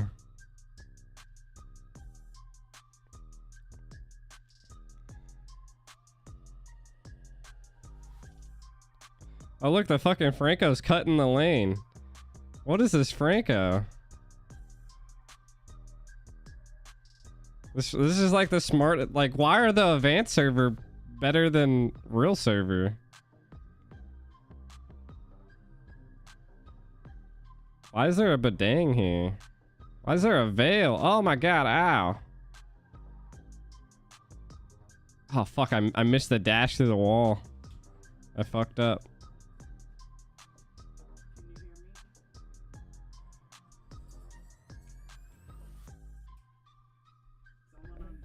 Look at that, chat! Look at that! That was such a cool play! But I don't know if I have the power to kill him! Okay. Sweet. Let's go. Moskov's new ult is so cool, chat. Oh, the casters are back? Oh, the players are ready. Yeah, Moskov's gonna be fun, man. Dude, that Franco scared the shit out of me.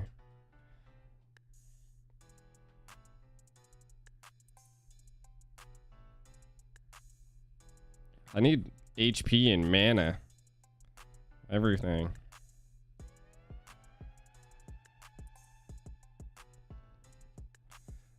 Franco just stole that kill from me.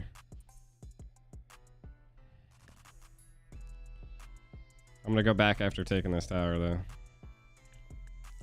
What the fuck? I thought the Franco was just taking that to the face.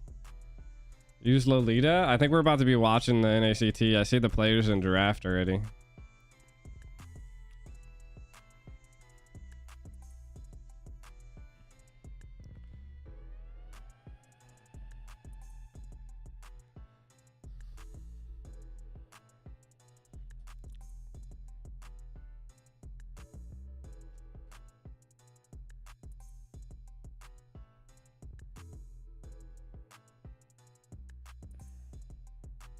Oh, I missed. Fuck, I was literally just about to go, yeah, I tried, man. I tried to ult to oh man, the Hanabi, that would have been hilarious.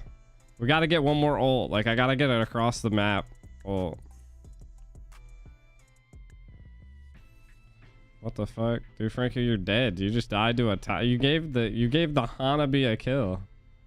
Try ulting the turtle. Oh shit, does it actually like connect on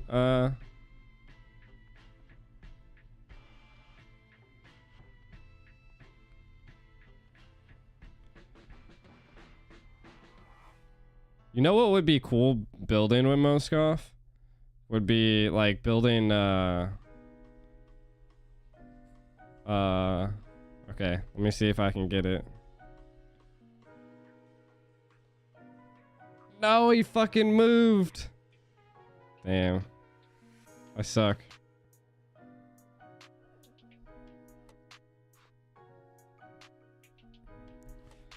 I was gonna execute him, but I didn't feel like it.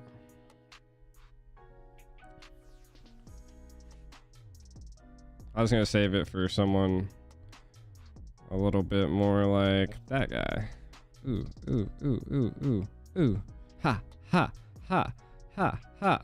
Oh, there's a veil. Hee hee hee hee. The enemy has a veil too? I was like, how is there two veils? Hiya!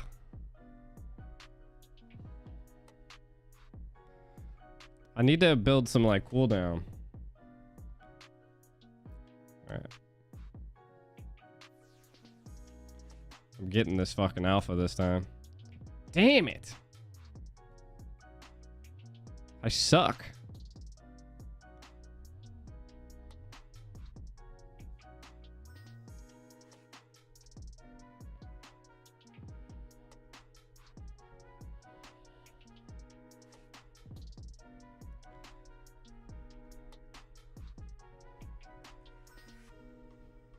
I was trying to hit, I'm gonna get a fucking ult, bro.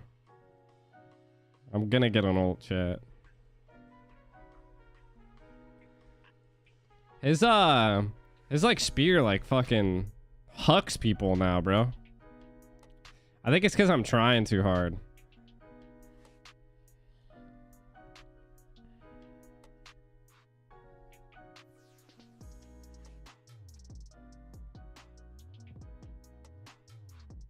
Ah! I got you. Halfway across the map, teleport on you. Ha! Ha!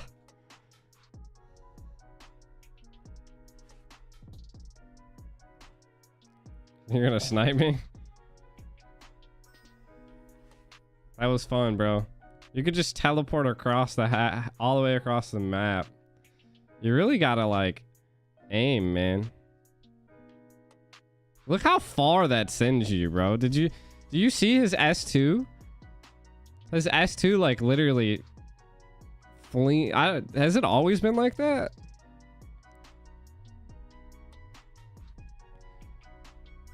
Oh no. No, he 1 HP got away.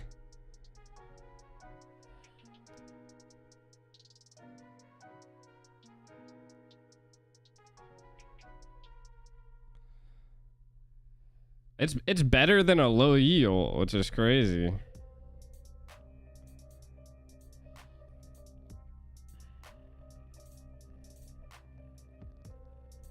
Nice. Thanks for taking the tower shots for me, babe.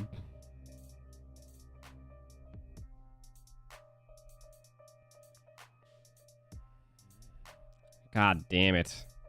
Those walls are so hard to get in.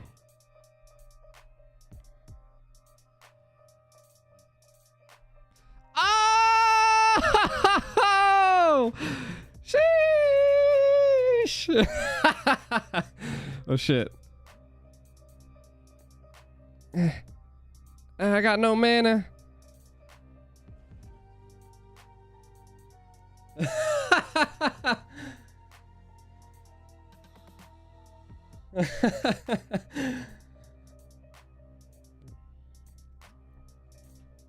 I'm telling you, you need to get like a fleeting time, bro. Get a fucking fleeting time. GG, report MM for feeding. I was in there, bro. I was in there. Oh shit. I went the wrong way.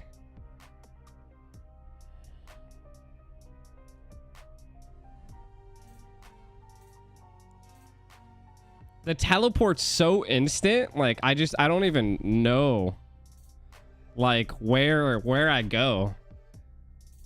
I don't understand where the spear goes. Like I think it like pierces through everybody and then oh, there we go. I got fleeting time now, chat. I got fleeting time. They're still not out of draft. I want to teleport into the base.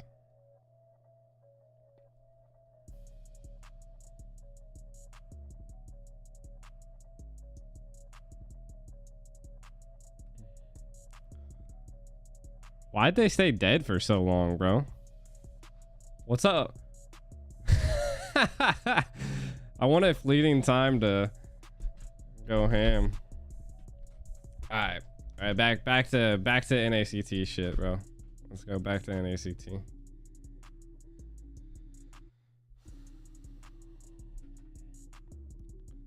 (19-1), no biggie. No biggie.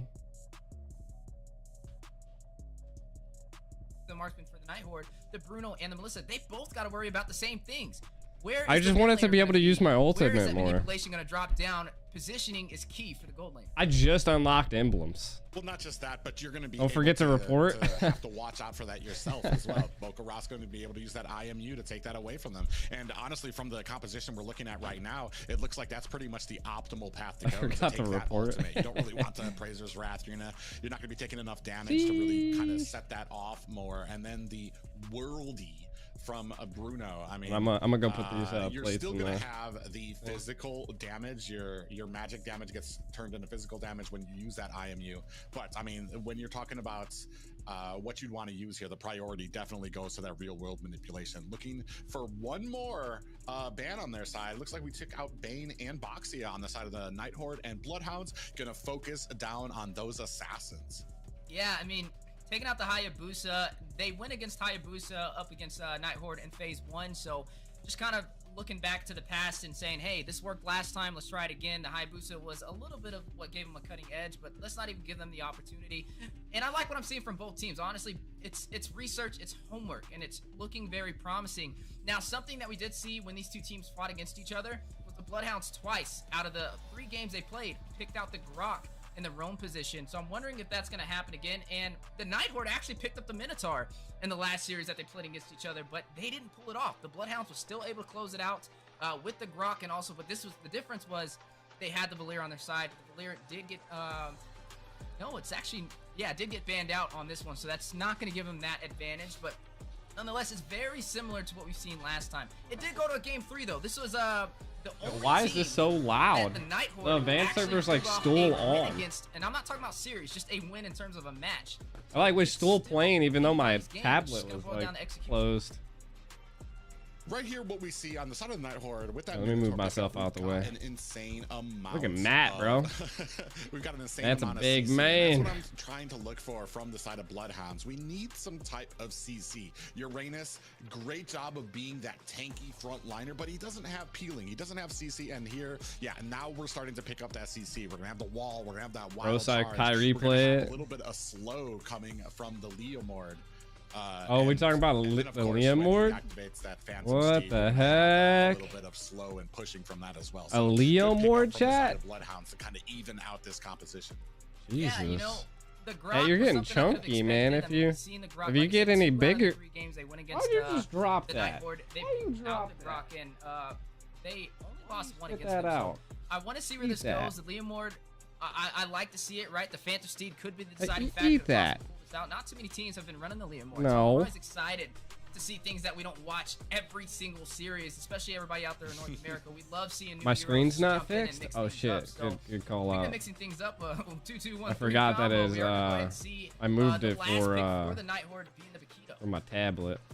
Yeah, and really interesting too is that NightHorde just has an insane amount of CC here, which is very interesting. You've got that big burst damage from Matt for you on the Bakito and Joey. Leomord's definitely an interesting, interesting pick. I like the composition here. However, what we've talked about and what you talked about a little bit before is that when it comes to the execution, sometimes some of these teams can be lacking. We need to see if NightHorde. Why didn't they go Angela? Some of those gaps, if they are able to kind of. I felt like Angela would have been way better here than a Grok. They have here. Yeah, and you know, with this Angela and Leo are just god. They have a lot on the table that they need to showcase today, right? NightHorde hasn't had the easiest ride, but may be able to change it near the end as we are now jumping into game number 1 of the losers bracket. Out of all things, they picked a Grok. Bloodhounds going up against the NightHorde in a best of 3.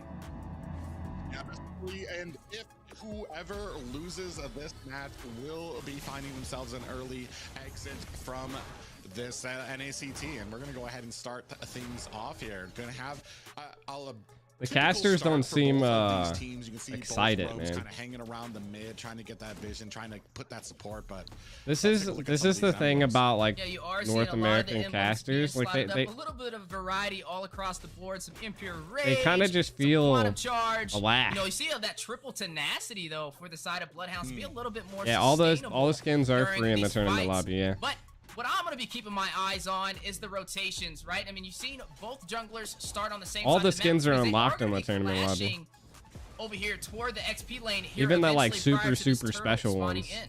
or super rare ones. Yeah, and you can see already Dino doing a great job cutting the lane, and now he's going to go ahead, create that pressure for Myth. Be right the now. Angela to my It Leo. does look like he's able to get that orange buff, but now we're starting to clash. Deku kind of got taken out of the casting. I guess they just didn't invite him back this year. Easy peasy, finds and delivers the damage. In comes the Phantom Steed, trying to put the damage on the Reckless, who's trying to escape. They're not going to be able to find the kill, but man, what a start for Bloodhounds. Yeah, and able to draw that first kill to give them the slightest advantage in the XP lane. But on the bottom, the 1v1 matchup, you are looking at Sleeps, you're looking at Jolie. But yeah, the casters are just kind of so stale, man. Like that's what sets us apart from the overseas, because you can just tell that like the overseas casters are friends, bro. He's gonna be basically throwing planets at you with the damage that he causes there. A little bit of a skirmish here. NightHorde Yeah, I mean already. An escape, but it's gonna open up. Did he went with the assassin emblem killing spree. Dino gonna go ahead and zone out the rest. Makes of sense. NightHorde. Reckless in a bad way. He's gonna have to expend that flicker. Dino going in. Screwing around. He's gonna try to chase down, but it's not gonna be screwing able to around. on the other side, Come on, Private's kind of washed right now, bro. What are you doing, Private? I like what I seen right there, right? Even though Dino wasn't able to get the kill, I admire the pressure. What does that even by forcing them mean? back into the mid lane to create Screwing the around. Easy to take a Lord, little to no Jesus. contest, and already showing promising things for the objectives for the Bloodhounds. The NightHorde, though, they gave that up. We got to see how they will respond. They need a lot of trade, or they're Clippers gonna clip find them. themselves in a deficit. Yeah, sometimes like and that's going to be the problem for them, and that's what we've seen. Sometimes so much with a it's lot of rough. these teams. It's Once rough. they get that ball rolling, it's very hard to kind of counter it out if you keep on making the same mistakes. Right now, things not too far. Clippers can sometimes make they pick you in a bad way though, so you got to watch out. Like Clippers are sometimes they're there for the news and the drama, man. They're just like a news channel. And Myth is going to go ahead and find his escape. I'm not sure if Dino was actually able to get that minion. Yeah, and you are gonna look at easy peasy picking up an item. Both teams currently just waiting for a mistake to happen, but Bloodhound's been a little overly aggressive, right? Gonna go ahead and proxy those lanes. I mean, look at the team synergy. A 3-man rotation trying to help out Sleeps any way they can, but they're now shifting over focus into the jungle, right? They're trying to delay the farm from the NightHorde. They already had the advantage of taking the first turtle, but it looks like they're trying to climb on more objectives super early to take advantage of this game. Oh, we got 2 men in there. It looks like NightHorde kind Is of the sensed tools something off. badge can get on Streamlabs? What are you talking about? Stella's taking a break. Here comes a real world manipulation. It is not enough to save. Ella taking a break. Bloodhounds are just taking it to the NightHorde. They claim 1 kill and they're going to chase off the rest.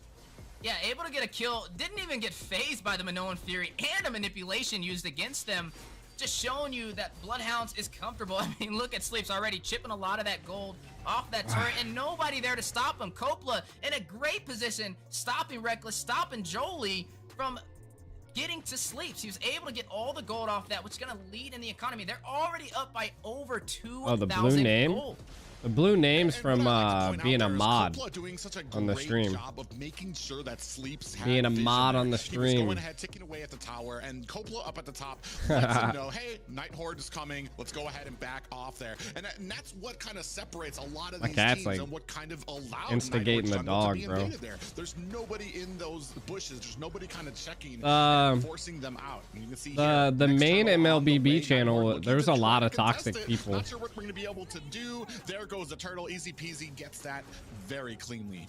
And that was just a difference of retribution, right? Myth was in position to take that away from Bloodhounds, but just showing easy pieces a little bit quicker for those objectives and on his battle spell. But look at Dino all the way on the opposite side of the map, providing the pressure with this Uranus. Yeah, there's a lot of toxic people on the MLBB YouTube channel. I don't know. I thought she looked beautiful, bro. Into these fights, how much of pressure that we can get from either of these. The tankiness from the Uranus or that damage that comes from Matt4U. And we do see this Myth actually still able, despite having his jungle invaded, still able to pick up that buff. Dino in a little bit of trouble, does get a pop up there, but that's a tanky boy. And we're only at the 5-minute mark, and he's they were being mean. Take the damage from they were being mean, chat. of the NightHorde. I'm kind of keeping my eyes on Matt for you. He's They just sitting there mad in the because they tier 2 can't turret right now. get her, bro. I'm wondering what's going on. Maybe They're just talking mad to his because they team. can't get her. But they're definitely going to be losing in the rotations. On the top side, though, Sleeps is going to go ahead and clear out these minions. You're looking at Myth rotating to the top side for the denial. You are going to see that Guardian's Barrier drop down from Coppola, though, trying to help proxy the lane. 2-0, Bloodhounds up by about almost 6,000 gold. I messaged Stella and I made sure that she was okay, and big wild charge. I let her know that we were all standing with her. You know, like our community here isn't toxic. We try to keep everything. Yeah, she did really. I think she did good on the interview. I didn't feel like she was nervous. I felt like she killed it. The marksman for the Bloodhounds finds another But tower. sometimes it's just mind over matter. Stella is a mod that mods for me, Mobazane, and if I'm not mistaken, she also mods for Gosu Zero and a mod for General. Yeah, it was in the mainstream, bro. The mainstream.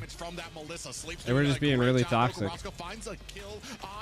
Real world manipulation from Bocarasco is set down to the escape. Oh my god! Oh my god! Easy peasy finds, is that a triple kill for him? Not just a triple kill, but a 1 HP escape and a wipeout. Okay, Private, I like it. I like the sheesh. I like the sheesh. Now I'm gonna take the tier 2. Overall, a dominant performance so far.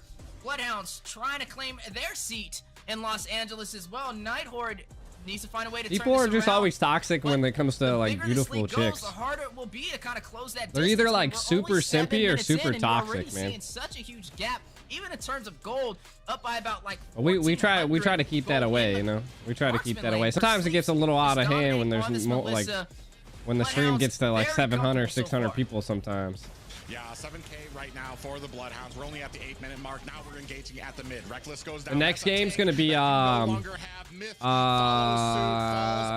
it's in the description of the stream. It's gonna be Night of Fates versus Area 77. But not before Dino able to put the kill and find himself a double. Easy peasy lemon squeezy. 8-0-5 for the jungler of Bloodhounds. Yeah, Stella's always nice to everybody, man. She's amazing. At its finest right now. I told her that she was amazing too, you know. I stood up for her, you know. But sometimes you just gotta let people. You gotta let people like kind of relax, and because like you can say all these things, right? Like, but at the end of the day, like you're not the actual person. And sometimes it's mind over matter with you know, fighting your own emotions and stuff like that. So even I tried my best to you know, reassure Stella and let her know that, you know, like we're all here for her, that our community definitely wouldn't be toxic. We all loved you and stuff like that. So Team White in domination. Hopefully she'll take, you know, a little bit of time off, and we'll see her in Vegas. Or not Vegas, LA. Crashing through the mid lane, and the inhibitor taking some serious damage. Bo Carrasco eating those hits. They're risking it all. They are going to be able to open up the base for the NightHorde. Yeah. That's a Bocarasca tanked a few hits just to ensure that they can get that down. They're not looking to mince words here. They're looking. Why? No Stella. No Stella right now. She took a little break. Is out. Dino comes in to tank the damage. Big pop up onto 2 members of the NightHorde. Saku finds a kill onto Dino, but 2 members of the NightHorde are down. 10% left onto the core. That's going to be an early game for the Bloodhounds. That's gonna be an early game. Minutes. Yeah. At that, a great finish for the Bloodhounds for game number 1 in the losers bracket. He said the main channel simps for Eunice. Story to be able to close that yeah, out. Stella's taking a little vacation. Now, a little vacation. Definitely getting yeah. comfortable, trying to get ready to book their ticket for Los Angeles, but they still got another match to go. Looking at the sometimes you just gotta get away from social media for a little bit, you know. Sometimes it gets crazy like that. I'm not sure what was going on right there, but he looked like he was trying to book his flight to LA in the mid lane for a second in the middle of playing, but you can't do that, right? So for game number 2, when we talk about keys of victory, definitely stay in your lane and protect your lane at all costs. The give your team that I advantage don't that know what's made the going on difference, right now, but chat. overall, still, the synergy, even when Matt For You was there to fight it out, was just huge for the Bloodhounds to take advantage of. NightHorde said GG's, and then they're they're gone, bro. We're able to close that out in a 10-minute mark. What I like, especially about the early game, is easy peasy. In her Minecraft world, you better take care of her, Inferno. It was basically a race for him to get to that level 4, and as soon as it happened, he was absolutely dominating here. We can take a look at the stats here: 9, 0, and 9 for Easy Peasy. I mean, I'd love to say I'm surprised, but I'm not. Easy Peasy has been a dominating force here for the Bloodhounds, even able to get a I think they're getting them back into the lobby. Past, and a great job. Even Boca Roscoe there sitting at 4-0-9. That's right, and now a little bit of a blast from the past. Look at what led the NAAT server that we open. I think we're also gonna have a Minecraft server too, like an actual, but it's like a computer Minecraft. So I don't know if you can actually crossplay it on mobile and stuff like that. I don't know if that's a thing. Easy peasy with the huge. But we're gonna be opening our own Minecraft server too. Gets out with 1 HP. The NAAT is the North American amateur tournament server. That's where I keep all the information for all the amateur tournaments, and where where I do a lot of my communication in there. We do giveaways there, and we'll be essentially putting all of the tiny tournaments that I help out with production inside of the tournament. That way we can just do all registration in one place. The NABA's in there, the tier 9's in there now. They can't play. Dang. They're trying to get them back in the lobby. I don't. Turret combination, right? 2, 1, and 8 over there from the Bloodhounds. Zeros all across. There's only the NightHorde. 3 people in there. It's definitely gonna have to be something we watch out for. Now, I want to kind of keep our eyes on Dino, right? He was running this. I think they're getting them back in there. We've seen Uranus be a problem time and time again in the NACT. Or there's only 4 people in the VC though. Find answers for it instead of just banning it, finding a possible counter. One of those was the I don't know. you saw. They've been having some problems with NightHorde, man. The Dyroth actually did a little bit of damage to make it work, but you don't play PC. Heroes can go toe to toe with the cutting ability and the sustainability that the Uranus provides. Well, how do you Inferno? Do you the mobile version of Minecraft? Is it like you do have a mythic badge? You've leveled up, champ. 4 members of Bloodhounds. You're a G. Immediately, you had Uranus there who had already built up his stacks from cutting. I don't think it's communication problems. I don't know. I think they're just trying to DQ. Immediately gets himself his ultimate and then was able to dominate the NightHorde. And from there on out, it was just the NightHorde. Do you guys have like a server? Like, is it on all the time? Like, how do you get into your worlds? Do you have to like communicate with each other and be like, hey, yo, I'm jumping on right now? Or like, can you guys just jump on at any time? The burst pipes or makes diamonds, and right now they are flooded in diamonds. Might be able to buy the most expensive skin in Mobile Legends after that performance. You know, looking at the prize pool, speaking about diamonds, there you go. First place getting that $10,000 cash prize and 100,000 diamonds. But I like to start at the bottom, right? 7 through 8, $500 and 15,000 diamonds. Everybody. I think I have the pocket edition. I just have never on the prize pool board. Another cool factor about this is the first ever NACT where you get money just for winning a series. That's right. Every I think series they've got them all back. I don't know. In their pocket. There's still only 4 people in the VC. $100 in their pockets, just to give them some incentive throughout a lot of these matches. As you move on to 5th and 6th place, they're going to be getting $1,000 and 20,000 diamonds as well. 4th place gets $1,500. JD, start your own team, bro. I think Inferno, you're starting your own team, yeah. Pools have been getting bigger and bigger throughout every single time we have another season, and all these players have something to walk away. This is the first time, and that's what I really kind of appreciate about the prize pool, is that this season, everybody's walking away with something in their pockets. Yeah, not even just the players, the casters as well, man. We get a trip to Los Angeles, California. HSR? I'm excited about that. I know everybody out there in the audience is excited as well. Hopefully you guys can go out there and meet, myself alongside Private Dancer. Maybe I could live stream some Minecraft. I feel like live streaming Minecraft would be boring. Maybe, I don't know. Would you guys like to see me stream Minecraft? For North America. Normally, it's not good as a content creator to mix your guys can content. find out. Get your tickets now for that LA. Unless you're like a really, really, really, really There's big a string. Click on it. Reserve content your seats, creator. Get everything ready because there is so much going on in Los Angeles there. But right now, guys, we have a Maybe I'll create like a giveaway for you. Minecraft 40 YouTube. codes for you guys. Redeem. We have in the description of this. There's also a place for you guys to go ahead and redeem it. You have the Dark Rose, Professor Make of BTK? Hell, Blade, Space Time Shadow, Fierce Dragon, Major General, Spear of Yeah, I Blood might just Dragon, have to and create Fire like a Chief. 40 giveaway codes. Try a variety, as fast as you can. There's a ton of variety viewers, YouTube. So I mean, fast fingers will get you that money. It seems the NightHorde's back now. I don't know what happened. In Los Angeles as well. So this is going to be, I think they said double the seats. So it's going to be a huge crowd. And Double the I am seats. Super excited about this. Yeah, double the seats, double the competition. Zane's gonna feed in Minecraft. A creeper just comes out of nowhere. As Boom! well. I mean, we even have pastors on the desk who are out of Boom, boom, California. boom. You got Eunice out there. You got UA representing from that area, and you know we get to step over there and meet them and some members of the community as well.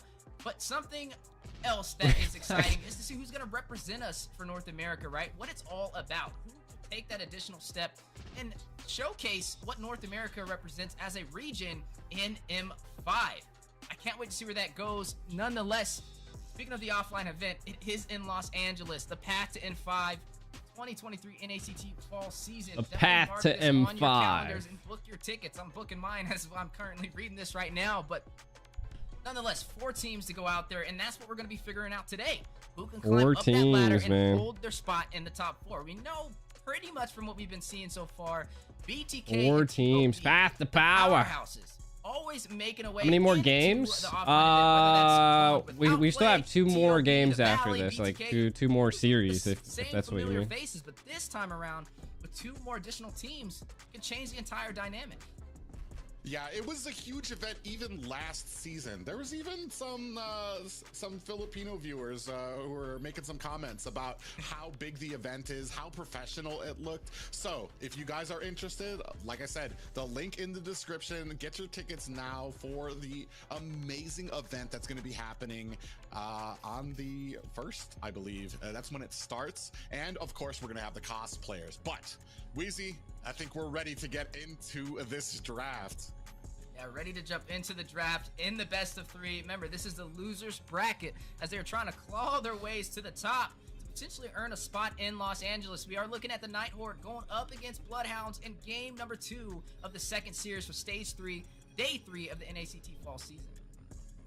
Yeah, it looks like we're going to go ahead and stick to that Valir. It's amazing for me is that when a player has such an effect on a character that the enemy team is forced to ban that out. And something you don't always see, which is that Valir ban. The second one comes to mind. How do you gamble? Zero, they ban out like some off the Looks wall be bans feeding. just to take Feeding. Zero. But for here, the Bloodhounds, Boca Roscoe has been a What can I mess. tell you about the NACT? I want to say like number 2 for the last game because Is that what you're asking? went off on that Leo. Are you from Twitch? What's up, man? Okay, I think Shout out from Twitch, brother. Welcome to the YouTube side. So a little bit, I guess a Layla ban. I'm not sure where that. I'm trying to move my what cam. Go ahead and break that down for us, Weezy. All right, well, for those who don't know, Layla, just within the last 30 seconds, when we did see NightHorde's trolling Matthew now, over bro. there waiting in that mid lane, he was actually constructing a Layla in a new way. They're gonna go the most Nana. dominant hero in Mobile Legends Bang Bang in the early game. So banning it out, you know, it makes it. No, I have no idea where this is going, but and the Zylong to top that off. But I do know one thing: it's keeping it entertaining. So with those being banned out, it's gonna open up some of the meta picks to walk with in favor for the NightHorde, but also in favor for the Bloodhounds. Yeah, it's gonna be a very interesting matchup here. I'm assuming that there was probably an error in there. Bloodhounds do look like a little bit more. I'm assuming there was an error in there. We've got the Kaja. Oh, they just don't care, bro. It's like you guys were saying. They took out that NightHorde's kind of just at the understanding, bro. All right, anime. See you later, bro. was Yeah, they're just basically, I trolling. want to say, the recipe you needed for a Leomord. If you have a Leomord, you get that Phantom Steed, you dive, especially with how he dives under the tower and what Easy Peasy likes to do there. Chat. If you We have got you kind of raviolis. throw yourself in harm's way there. So we might be looking at something Raviolis. They're hot as hell. the same way, and maybe a little bit familiar. This is my from what we snack saw for in the first tonight. game. Yeah, and right now something a little different than what we've seen in the first game is the Cho pickup for the NightHorde, right? Is going to be in that prone position, possibly. Could be flex to XP, but typically we see it more in the roam position. It does work for single target CC, right? You use the way the dragon. Happy get fall. that knock up and displacement. This is like some homemade, like, make up for it in their draft with something that'll provide the group CC, whether that be it's like the mage homemade, or the jungler, something like a Fredrin or a Kadita may possibly be on the way. You said what? Oh, Yeah. spaghetti sauce. Okay. And, Homemade Bloodhounds spaghetti picked up sauce. that Martis early. It's like Basically, with the marinara, steak as you right can there. Easy essentially peasy. think, We've like seen the how stuff they put on comfortable pizza. He's gotten the Savage before. Why are they giving up? Because, like, really, the NightHordes doesn't have. So I mean, and especially Xborg on the other. I mean, I don't think they've won a match. Maybe they have won one match, but they're not going to LA at this point. They're just playing for money. Especially when you talk about the late game, the amount of damage and true damage he can do, mixed in with how a lot of these people play with that movement speed on Xborg, makes him an absolute menace into the late game. I think we air fried the raviolis. One of their pocket picks that they're known for. If we take a little bit of a rewind, You guys haven't had an back air to the fryer? first phase when we Definitely worth against it. each other previously, Xborg was banned 2 out of the 3 matches that they fought against them with. Oh my God, they went Hanzo. But this time, since they banned out the Layla, since they banned out the Zilong, They went Hanzo, bro. Slip through the cracks, and now we're gonna see Yeah, why it's teams super ban good, out the James. Xborg for the Bloodhounds. This one's like a homemade. Yeah, if this isn't a redraft, there might be some problems for the NightHorde. Or maybe I think they're there's just even like looking to go out meatballs in with a bang there here or something. tonight. I don't know what this We big have the chunk is. Hanzo and the Paquito picked up there. I mean, there's some obvious. I mean, you don't usually see a lot of these picks out there often, but there are strengths to them. Hanzo, depending on when you can throw out that Master Assassin, he can, and the positioning of it, you can kind of keep yourself away from a lot of damage while still being able to put a lot of poke onto the enemy team there. Paquito already has his obvious choices there. Cho, we don't see too often. He has his little, there's certain players in North America that can really juggle around with a great Cho. Usually, I want to say that tanky, heavier Cho. BH and KOF meeting today? You know, No. something interesting though is when I'm looking It'd be at the Avalon Hanzo, I don't versus really see anything Bloodhounds to if get to they the win back line here, to right? stop them. So I mean, there is CC though, so you can definitely kind of chain. The them only up way when he they'll does meet try is to if go objectives, but I don't see anything Knights of to pick him Fates off, take especially out since that Xborg was Area locked in. He's 77 not really the most and mobile Bloodhounds hero. takes out Avalon, Looking but at the I don't feel Bloodhounds, like that's I see a happening. great early game. You have the Martis with the Valentina. I think it's one of the best combinations to kind of secure your early game, not only damage but pressure, right? It's anti-invade. You have that Terrify from the Valentina. You have the Motorcos for the chain CC from the Martis, and it gives a lot of teams a problem. But speaking of Valentina, kind of keeping my eyes on her. Right now, when I'm looking at the NightHorde, the best ultimate to really profit on so far is going to be the way of the Dragon for that single target CC. Yeah, the Way of the Dragon would definitely be my bet as well. There's not really much that you could profit off with the I want to say knockout punch from Paquito, that Master Assassin from the Hanzo. It's going to be interesting to see where we go with this. But I mean, what more do you need? Who won from Area 77? Area 77 won. Aggravate ones are taken out. Especially with how great Boca Roscoe has been in a lot of these mages. You know he's going to have the skill to be. What up, Juicy J? On this end, what's now, up? Bloodhounds are picking up Akai. Yeah, the Akai will be slotted in, and from what I'm seeing, will be the roamer. Unless they want to, yeah, that's definitely going to be the roamer for their team. So that will provide a little bit more additional CC than what they already had for their team. Looking at the NightHorde, it's why'd they ban all of that? Because they're but trolling. I definitely agree with you with what you said. They're going out with a bang and full of surprises. They're going to go ahead and lock in their mark. NightHorde was just about to give up. Guaranteeing that late game damage. And they have the setting potential now with Eve. I mean, they said GG's and then they all left, and it took forever for them to get back. Composition we've seen from the NACT, but I mean, Gee, I'm doing good, man. When you're looking at potentially got some raviolis here, you know, with a little bit some of snacky roos for this this match. Like we said, do or die for the NightHorde. You know what I mean? Bloodhounds are up by 1. Hey, anything's possible, right? It just depends on how bad they want it, and I can't wait to see where this goes between both of these teams. But let's just kind of talk about what's on the line, right? Bloodhounds, they're trying to claw their way up to the top 4 position. This is just one of the hurdles they have to jump forward to in order to move on to the next stage. The NightHorde, they kind of fell short on points, haven't really had the easiest time claiming a series, so pretty much can kind of guarantee that they won't. Imagine going to game 3, can do right? In their favor is gatekeep teams from getting there. So kind of like Lamy Top from It'd be last crazy. season, right? Trying to drag everybody on the ship that's sinking. Imagine like the and Hanzo maybe just able to dominates. Bloodhounds. But with this composition, I'm wondering how it's gonna go. But hey, they're full of surprises, and I'm kind of hoping they pull it off because I'd love to see something interesting. Well, we've seen certain teams be able to pull out some of these outside the box compositions. Historically, it used to be, I want to say, Deuce Knights used to do it. Right now, what we have in there is Knights of Fate usually pull out some outside the box compositions. And what better time to do it right now? NightHorde's got, I mean, nothing else to lose here. And it's not the craziest composition. There's not too much burst on the side of Bloodhounds to be able to, like, maybe be able to make their way to the back line, find Hanzo, and burst him down until Finally, dude, the drafts take so long in this game, man. Really flooding up this early game. But If you just remove the Deuce Knights, did they reference Deuce Knights?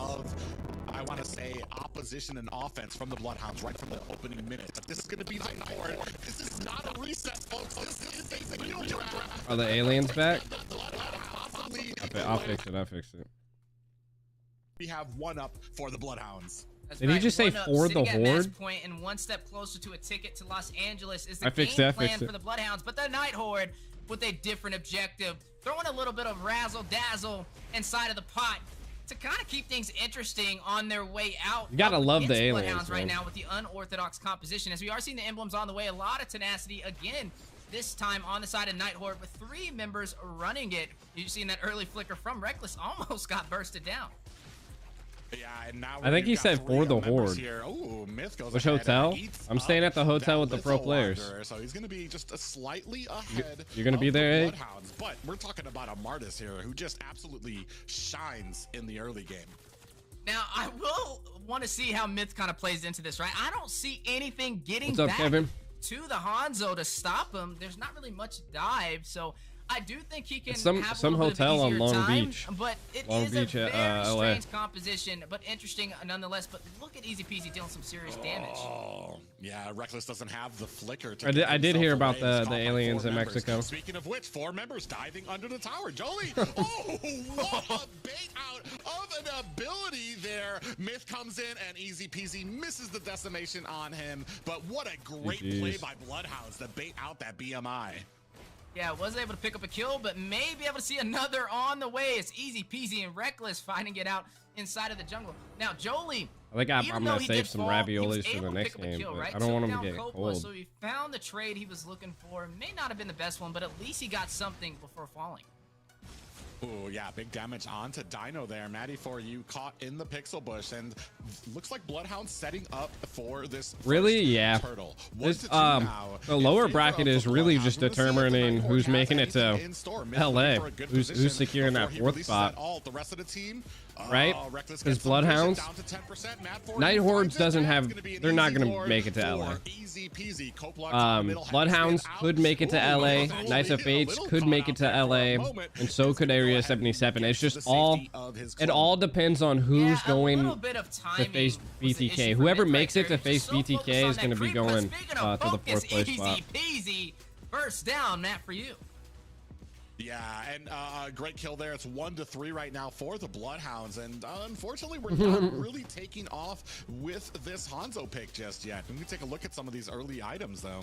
I mean, you're looking at Beatrix already up by almost 1,000 So the next 2 gold, matches are looking going up to really onto that determine Legion it. sword, If trying to Bloodhounds get that gets Blade of taken Despair out by and taking some Avalon, serious I damage to don't know Jolie. if they're going to be able to make it. I don't think they're going to make it. actually gets taken out by Myth. We're up to a 2-3 game right now, but here if Knights of easy Fate, peasy, Reckless gonna it's get really back out between of Knights dodge, of Fate doesn't and wanna Area go ahead and 77. take that on. Doing a decent If job Area right now, 77 up the can road, getting the beat vision, Knights of making sure Fate that his team knows when it's coming and around, but beat easy peasy Avalon, turns his sight to the orange and then buff. Myth is there. He's face gonna be able to get BTK, it, and then the they could get the kill 4th place spot. onto Myth, and that's gonna be another kill over for the Bloodhounds. Now look, I've heard about Grand Theft Purple, Grand Theft Orange, but not Grand Theft Jungle. They just went in there and just decimated the jungler for the NightHorde. But speaking of decimation, Yeah, a little bit of a misplay by Coppola there. Looks like he was trying to use that heavy spin. Oh, we do have a Way of the Dragon that lands on the Boko Roscoe. Here comes the Sleeps to provide some support. Are they going to be able What to are they doing? right now to Reckless, who's going to be able to Jeet Kune Do his way home. But I wanted to say Coppola looked like he was trying to get that heavy spin onto Jolie to push him. You said back Dave towards was the his first team. He wasn't able to get ML it, and then took YouTuber too you much watched? damage from the tower, and the NightHorde able to capitalize on that. yeah, and now looking at Easy Peasy again, invading the jungle for the NightHorde, taking advantage and I don't know what that on these buffs is gonna go and pick up that what that purple buff, attack and was. now rotate I mean, over to NightHorde's this turtle. kinda- Bloodhounds starting to kind of pave their mark for this match, leading They're the way getting in some the kills. early game. We haven't really got to see Myth profit yet with the Hanzo. I never even Yeah, watched and another good and easy it- pickup for when I Easy first Peasy started there. streaming, it was on Bloodhounds are Facebook, sitting at so 3-4, about like a I never 2K even- gold lead for them here at the 5-minute mark. I've only been Not streaming are on they YouTube getting their for jungle, but less than they're a year. also able to invade without getting punished. Reckless in a bad way here, trying to use that Jeet Kune Do is not able to get out, and Boko Roscoe picks up the kill. A little bit of dancing moves there from Boko Roscoe. Down at the bottom, Easy Peasy comes in, has the timing down for this orange buff. In comes I think I'm Myth. Is almost he at a able year. to get it? It doesn't look like he was able to get it, or actually he was. I think I'm just almost about to hit a year because I started streaming like when Yeah. on And YouTube. the I funny started thing streaming about on this is, YouTube this is why I around kinda when mentioned the Hanzo, right? There's nothing to really get to him when he does go what to was his it, other M4? form, which could M4, work yeah. in their advantage, but it's gonna boil down to execution. Now, the later this game goes, the bigger the gold gap is going to be for the Bloodhounds to get an early finish, and I don't know if the NightHorde will be able to close that distance, especially at the rate of the objectives being You wanna hear taken Dave? in the Bloodhounds' favors. I mean, they're up by Dave about comment on the Hanzo 3,000 play? gold right now. Yes, Smith did pick up the Demon he's Hunter sword, but 1-1. still needs some more additional items to even really do any damage. But speaking of damage, heavy spin on the way. Yeah, I want to say a little bit, Coppola not as smooth and fluid on with Akai and that heavy spin, not try because you could see him there trying to go ahead and push them back. Oh, Ooh, big that was a good good play. Locks on the Coppola. Ooh, got him too, got him. Come the real world manipulations. Easy Peasy finds Ooh, a kill. Sleeps Saku is- finds oh, one Myth. onto Coppola, and Easy Peasy finds a Ooh. double. Myth actually able to take down Sleeps. It's not pretty. Oh, they're but gonna the get him, NightHorde though. A little bit ahead. Myth in trouble here. Gets Nice, taken out by G. Easy Peasy. 3 kills for Easy Peasy at the 6-minute and 30-second mark. He's Let just me get an Area racking 77 up his ready. KDA right now, 7-0-1 for Easy Third Peasy, Rose, who get Area was 77 showcased ready, the buddy. hardest with the Savage in Let's phase go, 1 Area of the 77. You guys ACT got fall this. season, and may be able to pull that off today. Yet again, if the NightHorde is not careful, you are looking at a huge deficit right now as Easy Peasy does take the turret on the top side with little to no contest, but on the bottom side, Jolie having a little bit of a hard time defending up against Dino on the 1v3.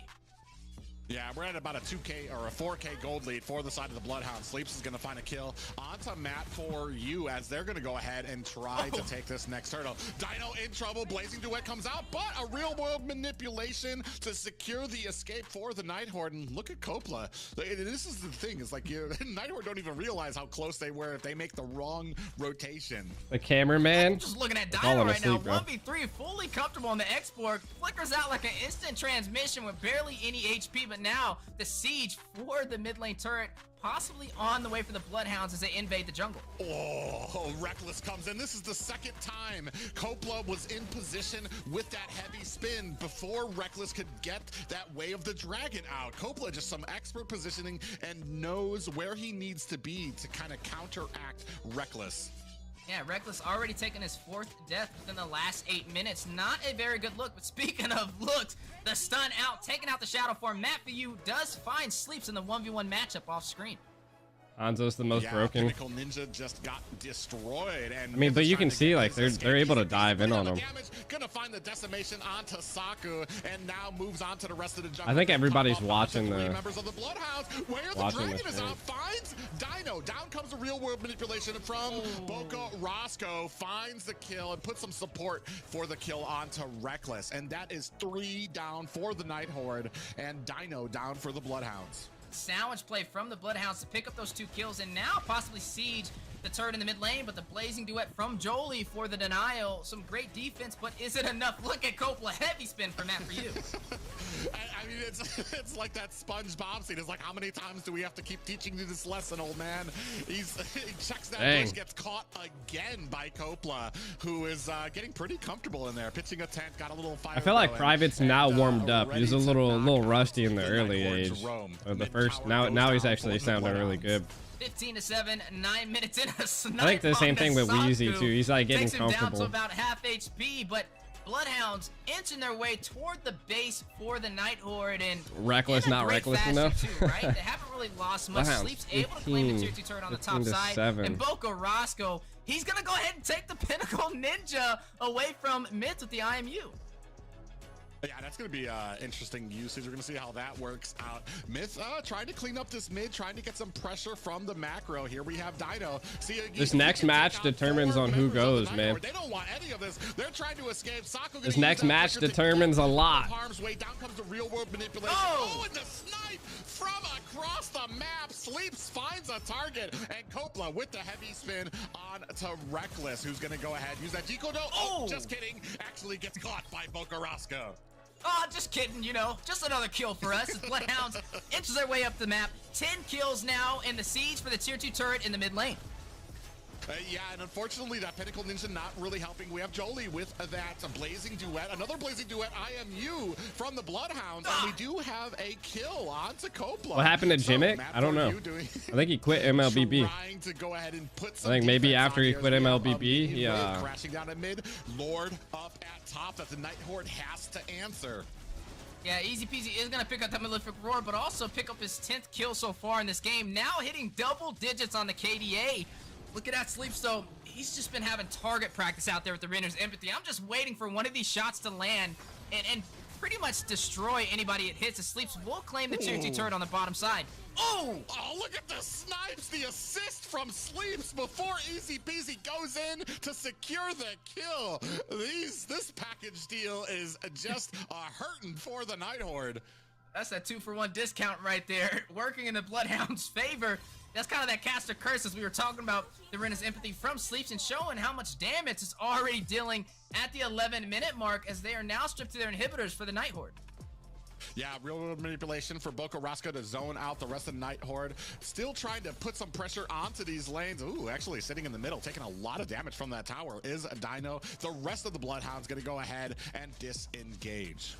9,000 gold lead in the making for the Bloodhounds. 6 turrets down in their favor and 3 turtles to none against the NightHorde. This is match point, and they are ready to move forward in the loser's bracket. But the NightHorde, they still may be able to turn this around as the fight does go on the way. Oh, heavy spin onto Reckless. That's going to be a burst down. Sleeps, finds the kill there. The rest of NightHorde actually looking to make something happen here. Members of Bloodhounds are a little low. Myth not able to close the distance. He's trying, but can't get close enough. But you can see that on the back line, Bloodhounds looking to try to get onto his real form. Not able to close the distance fast enough. So at a little bit of a stagnant here for both teams. Speaking of stagnant and things that I've been seeing so far, both marksmen did pick up the Wind of Nature to negate the physical damage. So that could be a little bit of defense on the way, prepping for the next skirmish. But speaking of the next skirmish, the next fight, you're looking at Bloodhounds up by almost 10 kills right now, or a little bit more, right? They're just having a great game as the Lord does spawn in, not just any Lord, but the Enhanced Lord to work in their favor. And if the NightHorde is not careful, they may be able to close this out. They only have their inhibitors behind them and a hope and a dream to turn this around. Yeah, there's not really much to contest here if you're actually looking to make something happen. The NightHorde, if they have any hope of trying to win this game, it's going to be on the back foot and during a defense. I'm trying to get the teams ready, chat. Well, we don't have to wait. for them, I want to say Myth and that Hanzo kind of excel when they're on the back foot, especially when they have that I need more water tower to protect Hanzo's real body when he enters that Pinnacle Ninja form. Yeah, and I mean, it's interesting because Myth is 3-3-1, not the worst KD. I'm looking at Reckless, though. 8 deaths so far, not having the easiest game for his team. Half of his deaths led to half of the kills for the Bloodhounds so far in these 13 minutes of engagements. But now, with the Lord making his way on the top side and the inhibitors for the NightHorde, is it enough to hold back the Bloodhounds from closing out this series?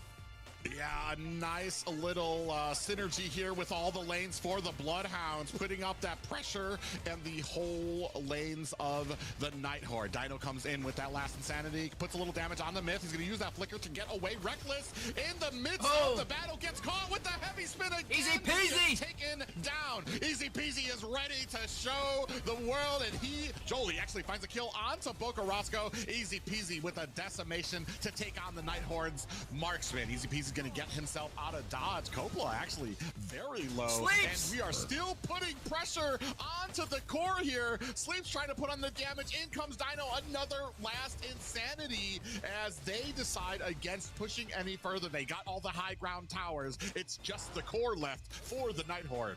You gotta admire Sleeps Need right more there, bullets? right? Use that Win of Nature at the last second to deny the damage from the Pinnacle Ninja from Myth. He tried to get that early pickoff onto the back lane, but wasn't able to pull it off. And 1 second, shows chat. you how much itemization matters, and Bloodhounds being one step ahead, if not several steps ahead, for this game so far. With the base crack completely open for the NightHorde, they only really have one option.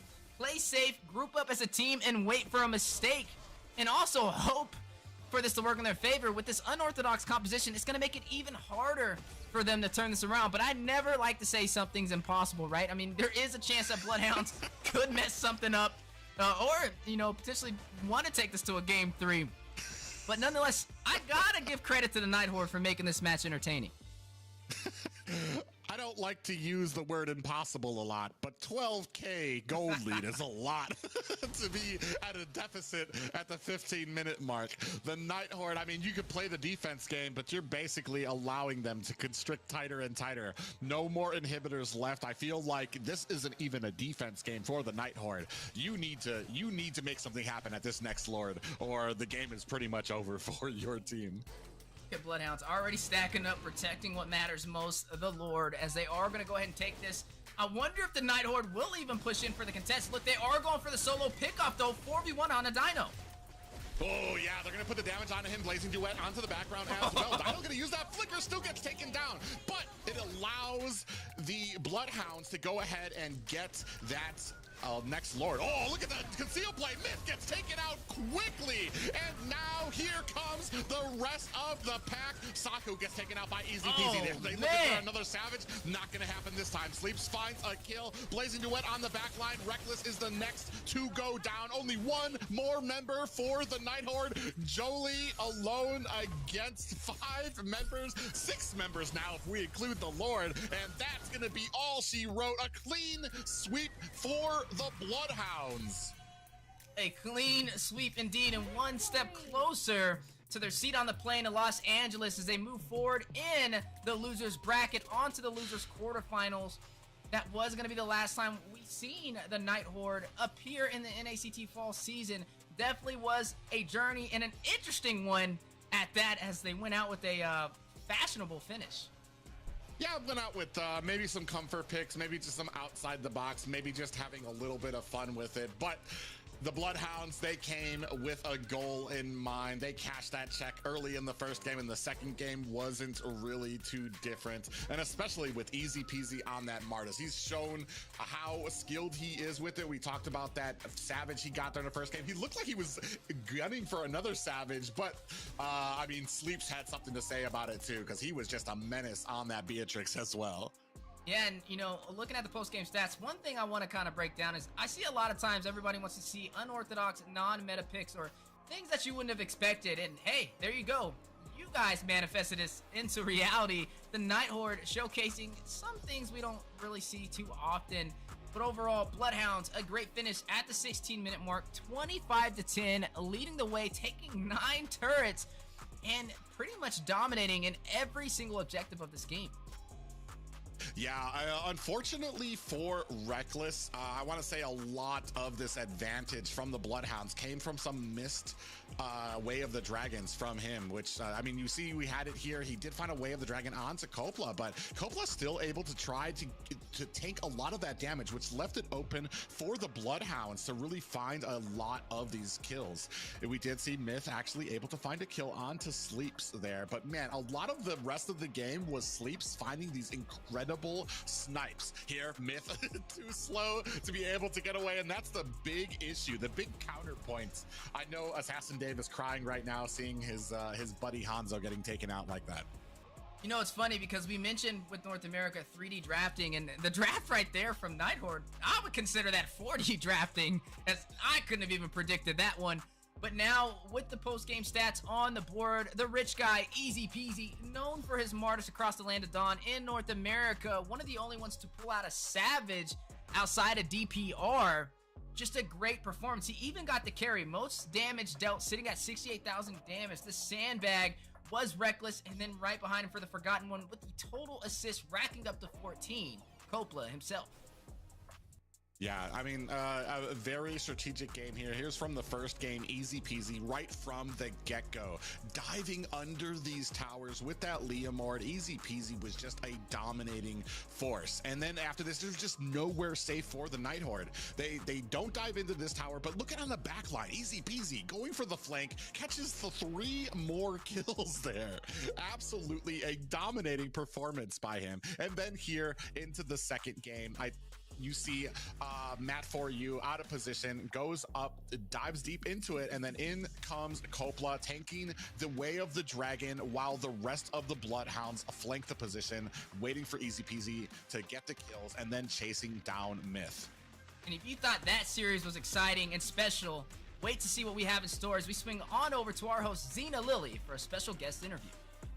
Hey everyone, we have a treat for you today. If you watch Mobile Legends Twitch streamers, you should know the beautiful Koopman. How are you doing today?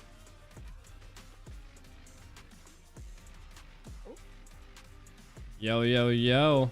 Hello, I'm sorry, I didn't know I was muted. No, it's okay. Kookman! How are you doing today? Oh, I'm doing shit, really good. How about you? I'm doing good too. So, can you give everyone a little bit of Early stream? Yeah, we're watching the NACT. Hello, my name is Cookmon. I play Mobile Legends. I stream on Twitch once in a while.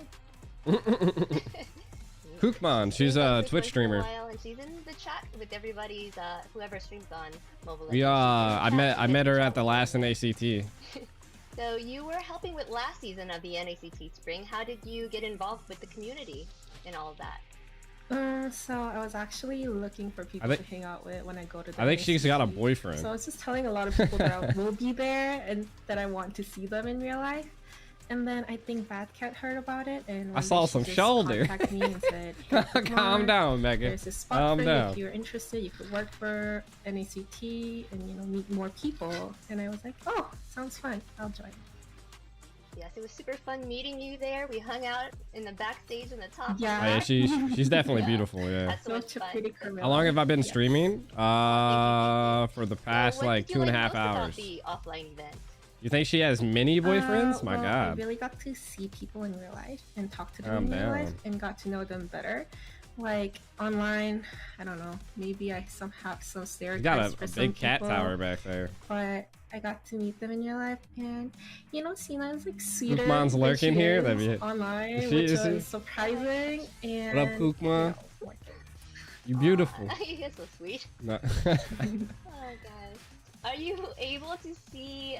Are we able to see you at the upcoming event? Are you going to be there this time? Yes, I will be there. You ain't gotta be there? What you mean? In LA, and I will be working again. She if you guys were watching the live stream I did for the NACT Carnival event, she took my phone. and she was like live streaming on my channel, and then like she ran back to me and gave me my phone back, and she said she couldn't do it anymore. She was. And then my school and yeah, Inferno knows. Inferno But I knows. still think the top If you know, two you is know. TLB and BTK, right? How do you get tickets? So I think Tickets for LA are on the Discord. BTK last time, so TLB this time, you know. Maybe did I put it in the description of the stream? Fair enough. Uh, Shout outs you'd like to give to anyone. Shout out to Sina Levy. Shout out to Kookman, guys. I don't know. Everyone I know and I like are already in this stream right now, like Private and Weezy. So, oh, and Nami and Assassin Dave and more. Alice, Jeffrey, yay! Yes. Well, 500 Simps in the chat. Guys, can you tell everyone where they can find While you? Kookman was holding my camera. Oh, dude. Yes. She like so gave if it you back to wanna me so come fast. See me in pain in ranked modes. You can come find me at Twitch, Kookmon, KOOKMON _. I had to delete it. Inferno was on severe work duty that day. Janelle, what up? Be sure to find her on Twitch, guys. She's super fun to watch and she's a sweet person. Very fun and What's my cat doing back there, overall, bro? one of the best Twitch streamers, I'd have to say. But bye, Cookie. Thank you. Look at my so cat, much. dude. Chat. She's like up Thank you so on much. top of the Bye. thing. Alright, and moving on to our MVP, Bloodhounds. Big fucking. Takes it. So they are a force on the battlefield, so they're not going down that easy as they fight their way to get into the top 4. The Punisher, easy peasy. What are your thoughts on his hero choices for these matches, guys? You said Punisher, and that kind of reminds me. I mean, he does have a little. All he's missing is that little skull on his chest there. But man, a great bunch of games here for him. Leomord in the front, 909 on the Leomord, and then his comfort pick on that Martis. I mean, I wish I could say I was surprised, but easy peasy has been dominating when it comes to these Bloodhound victories. Yeah, I mean, a phenomenal victory for them, right? 15-0 for the next match with the Martis. Yo, the cat, she was trying to like knock off my knickknacks. Savage. I've been keeping my eye on Easy Peasy, and he's been nothing short of exciting to watch, right? He's just been able to scale through the times, and it's been a problem inside of the She was jungle. like, anything that she could smack with her paw, bro, she was smacking it on the It's shelf. not over for them yet, but it's also, they're not at top 4 yet, so they have to continue to rise. And just seeing his performance today is looking promising. Cougars and for them to MILF? have a season Jesus. in Los Angeles. Inferno just trying to pick up some chicks. Hey, what are you doing? To the Bloodhounds Out of that for corner. continuing on. Thank you to the NightHordes for their participation in this tournament. Lay down. It was fun to watch you guys out there. We've got the Knights of Fate versus Area 77 up next. Relax, so you big, the Knights you of big Fate goober. has been doing a wonderful job this season, and I enjoyed watching their matches. But will they Big be able to make goober. a comeback? We'll find out after this short break.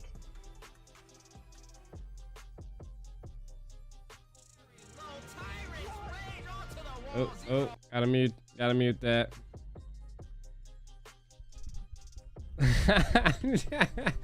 Janelle's like, calm down. You got catfish too many times. Did you give any of the catfishes skins or diamonds? Hopefully you didn't.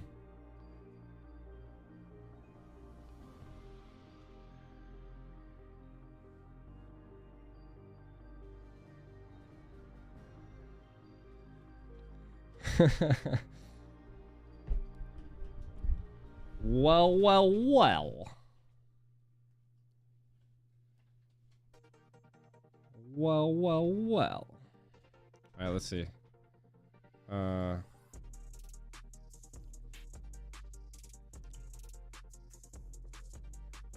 you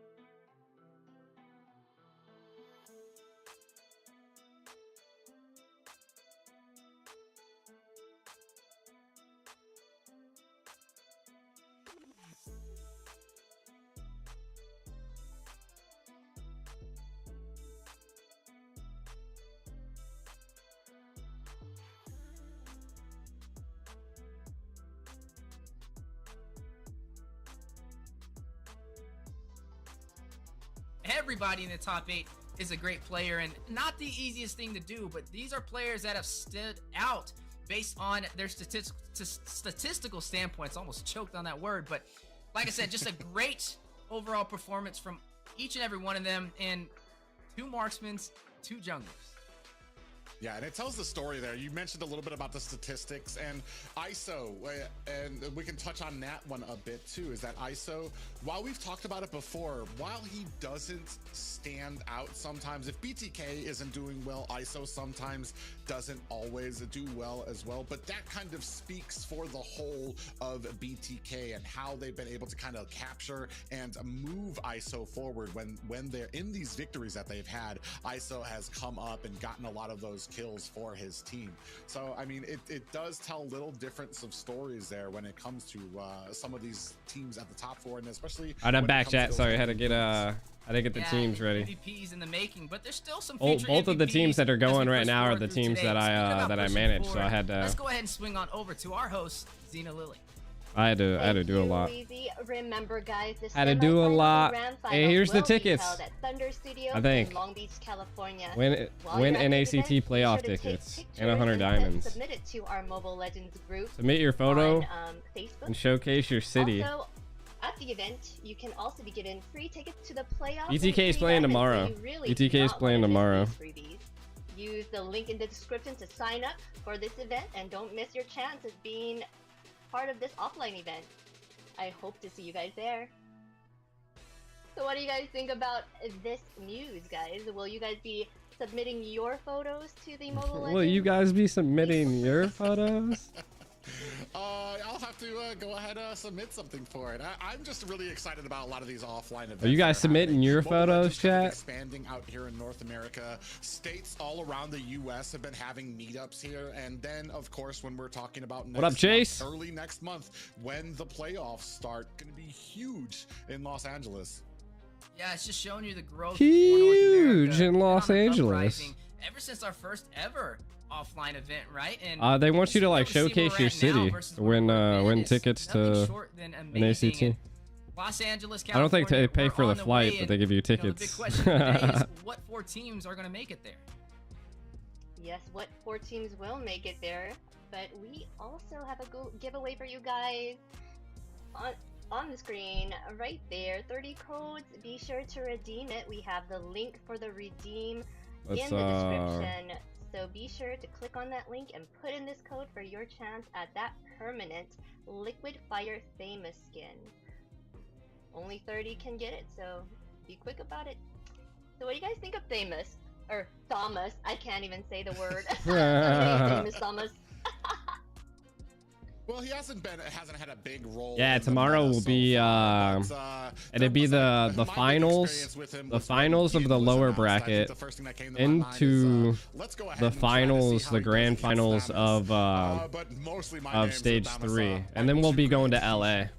Well, I'll tell you what, I'm an XP lane myself. The hotel? I looked up the hotel prices. Oh my god, LA is expensive. But I will say Thomas has one of the coolest skins out there with that Kung Fu Panda skin that recently dropped not too long ago. Yes, that skin is super cute. For like the time that I'm spending in LA, because I'm staying from like Wednesday to Monday, so like in first we still got the not a Ohio week, brothers, not a full week, I would say. Avalon, KnightsofFate still taking up the right, or would it be We've got 1, 2, 3, 4, 5, 6? I'm staying 6 days. They do not have a chance. Thank you. I'm staying 5 days. Leave it, and then Monday morning going. So I guess that is 1, 2, 3, 4, 5 nights. Right now, this kind of speaks and 5 nights, it is and a very close race depending on how these next matches go. And Vegas was way cheaper. I plan to go to the beach. Heck yeah. I didn't have to pay for anything. It's all included in my position. On 2 very impressive teams but it was I had the pleasure of casting against. Yeah, but it was essentially right now, first and second pretty much confirmed for the Ohio brothers and BTK, but that 3rd and 4th place is where we're really keeping our eyes on, right? Avalon and KnightsofFate, they have to gatekeep their seats, and Bloodhounds in Area 77 definitely 5 nights eager was to like take it. I mean, even with the $1,600. last match that we seen, Bloodhounds Like had a great performance, 1,600. 2-0, and y'all saw It was insane. Mr. MVP At the hotel we're himself, staying at. easy peasy dominating, It was almost like unkillable, $300 a night, I both think, is what it matches. was, or something Looks like they're that. ready to kind of fight it out as we're moving forward into the losers quarterfinals. Yes, and Yeah, we are. it's And that's not We're going including into taxes. predictions now, guys. So we had everyone vote. That's also for not Area including 77 the or fee they 9th of charge Fate. you My predictions for, were like, Knights of Fate this time, because they were the ones I guess like that just in made case me accidental lose. or anything like that that. was the number one right there for me. But what for you guys? Why did you guys choose what you chose? It's been hard to kind of guess against the Knights of Fate because Yeah, it was, for me, they've I was like, shown the most holy, growth bro. here through the NACT. We're staying at a pretty good hotel, though. But it's something that I noticed. The hotel has like an right from outside the pool. qualifiers. It's pretty nice. Watching them play, I knew The beach that is there like was down the something road special from the about them hotel. when it came to their draft, when it came to their picks, and I don't know how long how long of the walk it would be. Yeah, I was kind of caught in between of both of these teams. It was a really hard one for me to vote, but overall, Knights of Fate, I feel like they've just been a little bit better. I'm a fan of Area 77. I was diehard Area 77 in the last NACT, and I was a little bit disappointed. But, you know, from what I've been seeing so far, at least recently today, it's looking a little bit more promising, but Knights of Fate is a little bit more consistent for my liking, and that's why they earned my vote. But I don't believe it's one-sided. I think it's just going to be a battle of execution. Yes, it is a battle, and Let's see how far the beach we are is. about to get started in getting into ours right now. Let's get Oh, it's into a- the draft, guys. Knights of Fate versus. It's a 10-minute drive. A 25-minute walk. I'm actually very excited about this match because both of these teams have something to prove. 25-minute walk's not too bad. Home here. Well, actually, yeah. If It's like downtown Long if Beach. Knights of Fate lose here or Area 77 lose here, both of them would be knocked out. I Oh, they got a believe. So it's gonna be boba very shop right interesting to there. see what we go here. Area 77. My big Chipotle. question is how. Anybody got do you any like handle good zero? recommendations for places to eat in me and you LA? kind of spoke about Zero last week and also a little bit today, and he's been on fire with his picks inside of the mid lane, right? Running that cushion and just keeping you on your toes on what he can bring to the table, and he can be a problem. There's a if not tattoo left shop? unchecked over there. There's an aquarium. What the focus heck? in on Zero and watch out for his hero pool is definitely There's where a to start at. Hooters. For Area 77, I'm gonna kind of throw in a player myself, and that's gonna be Mark Cutie, right? We've seen him pretty much dominate in the gold breakfast? lane, I think whether there his is team free was at a breakfast. deficit or if they had the advantage, he was Oh, shit, always let me move my profiting. cam. So if Knights of Fate wants to have a chance and have a seat in the top 4, they got to jump this hurdle. Yeah. And pretty much dominate. Is the it gold lane. what's LA known Yeah, for one thing I though? noticed Yeah. right off the bat is we are still rocking Sir Bossy, who's I'm assumedly going to be going into the Rome The lane. loop. Powerless, otherwise known as Ooga Booga, going to probably be in Ooga that Booga. marksman position. Ooga And the Booga. thing too, with a Zero is it's almost like you can't ban against him. You have to deal with it during the actual Fourth games, 'cause Horseman? his pool is just too deep. You're going to try to take out The Fourth Harley, you're gonna Horseman's try a to take out pizza Lucian. shop. Are you going to waste bans on those when you open up What all the picks for heck? team? It seems unlikely, and you're going to need to kind of deal with it in another way. If anything, Yo, this maybe pizza shop looks we could try to crazy. expand on It's some like of the a weaknesses, wall bar. that we've seen from Knights of Fate, where it comes with the New York synergy. pizza. Why is there a Sabasi, New York great pizzeria in executor. LA? Maybe having a few hurdles to go over when it comes to the A raw stress here, for less. and then Powerless. I'm not sure how deep. We know everybody loves seeing that Hanabi pick from him. But Did they how ban the deep Hanabi? is that marksman hero pool, and is Oh, they didn't that ban a the position Hanabi. that possibly they could exploit during these Who games? wins this chat? Let's start a Speaking of poll. exploiting, right? I'm keeping my eyes on Start a DPR poll. as well. He was the Who's first gonna player in the win? NACT fall to get that Savage. and Area was with that 77. Mars pickup that kind of showcased nice and AOF. early in the fall season. So Poll started, eyes on chat. the prize right there. We've seen Let how me much know of your Mars can opinions. dominate just from the last series that me and you It's me, had Kelv. the joy of casting together, and now looking at this Oh, series, your other Both phone's teams charging? have equal footing. They have equal Is it loss Zimbabwe? and equal gain from this series. They have You'll to be able cook to an push through entire this if they want buffalo? a chance to move on to Los Angeles, and this Do- is one do of those they- games, do they go if crazy not with the it? game, which will change the entire Let me wait for dynamic of draft the to vote. NACT Go for it. playoffs. Wait Are for we the gonna see draft. Area You think they're gonna pick 77 up a there, or Hanabi? Are we gonna see Knights of Fate? It is up to both of these teams to paint that picture. That's interesting. We can see Eno. here Area 77 focusing Let me share the down stream. on that triple fighter composition that the the Knights of Fate have run before. So they're going to go ahead, take out that Freya, take out that X-Borg, which have been huge menaces. But what this opens up for the side of Knights of Fate is going to be that assassin mid that they like to roam. And that helps Zero be able to rotate to the top and bottom lane. Sometimes I have seen him use that Esmeralda in mid lane too, though I want to say Esmeralda just hasn't been as successful for him. Still something pretty dominating. And you talked a little bit earlier about Mark Cutie and that lineup. Like I said, powerless. A lot of people like that Ooga Booga Hanabi pick, but is that something you want to pull up against that a marksman the caliber of Mark Cutie, who arguably is in the top of the marksman's pool in North America? You know, it's funny because I was scrubbing through phase 1, 2, and currently phase 3, and these two teams have not fought against each other yet. So this is going to be the first time that they do go head to head. They are always missing each other slightly in the bracket on how it was kind of scheduled up. And now to see them fight head to head, I really want to see where this goes. This is why I had a hard time voting on who I thought would be able to take this one. I think they both have potential, and obviously that's why they're sitting at a possible 3rd and 4th position if they play their cards right.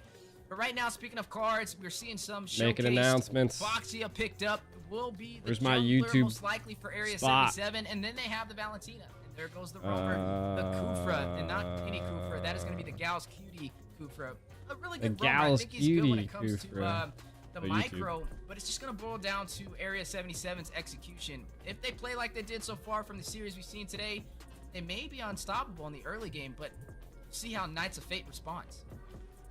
I like this pickup from Zero when it comes to Valir, because that Vengeance Flame, if Kufra's able to come in with a Tyrant's Revenge, that Vengeance Flame is going to be that purified Tyrant's Revenge chat.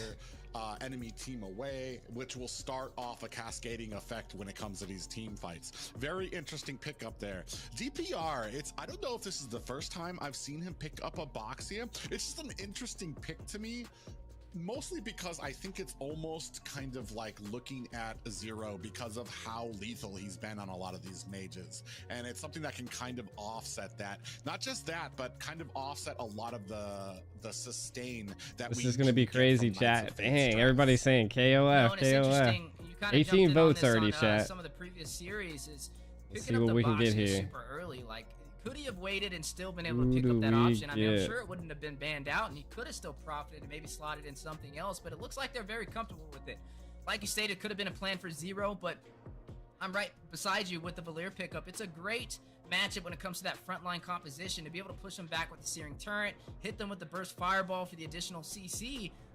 It's an answer. Area 77, though, speaking of answers, we got to see where the Mage is going to really profit on, the Valentina.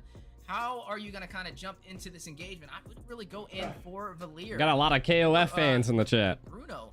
So right now I'm kind of seeing maybe the Terizla could work in their favor with the penalty zone, but we still haven't really seen the true roamer slotted for the crazy thing is that like the beach has like thing is like, yes, you have like 7 different names. It depends on how this early game goes for Area 77.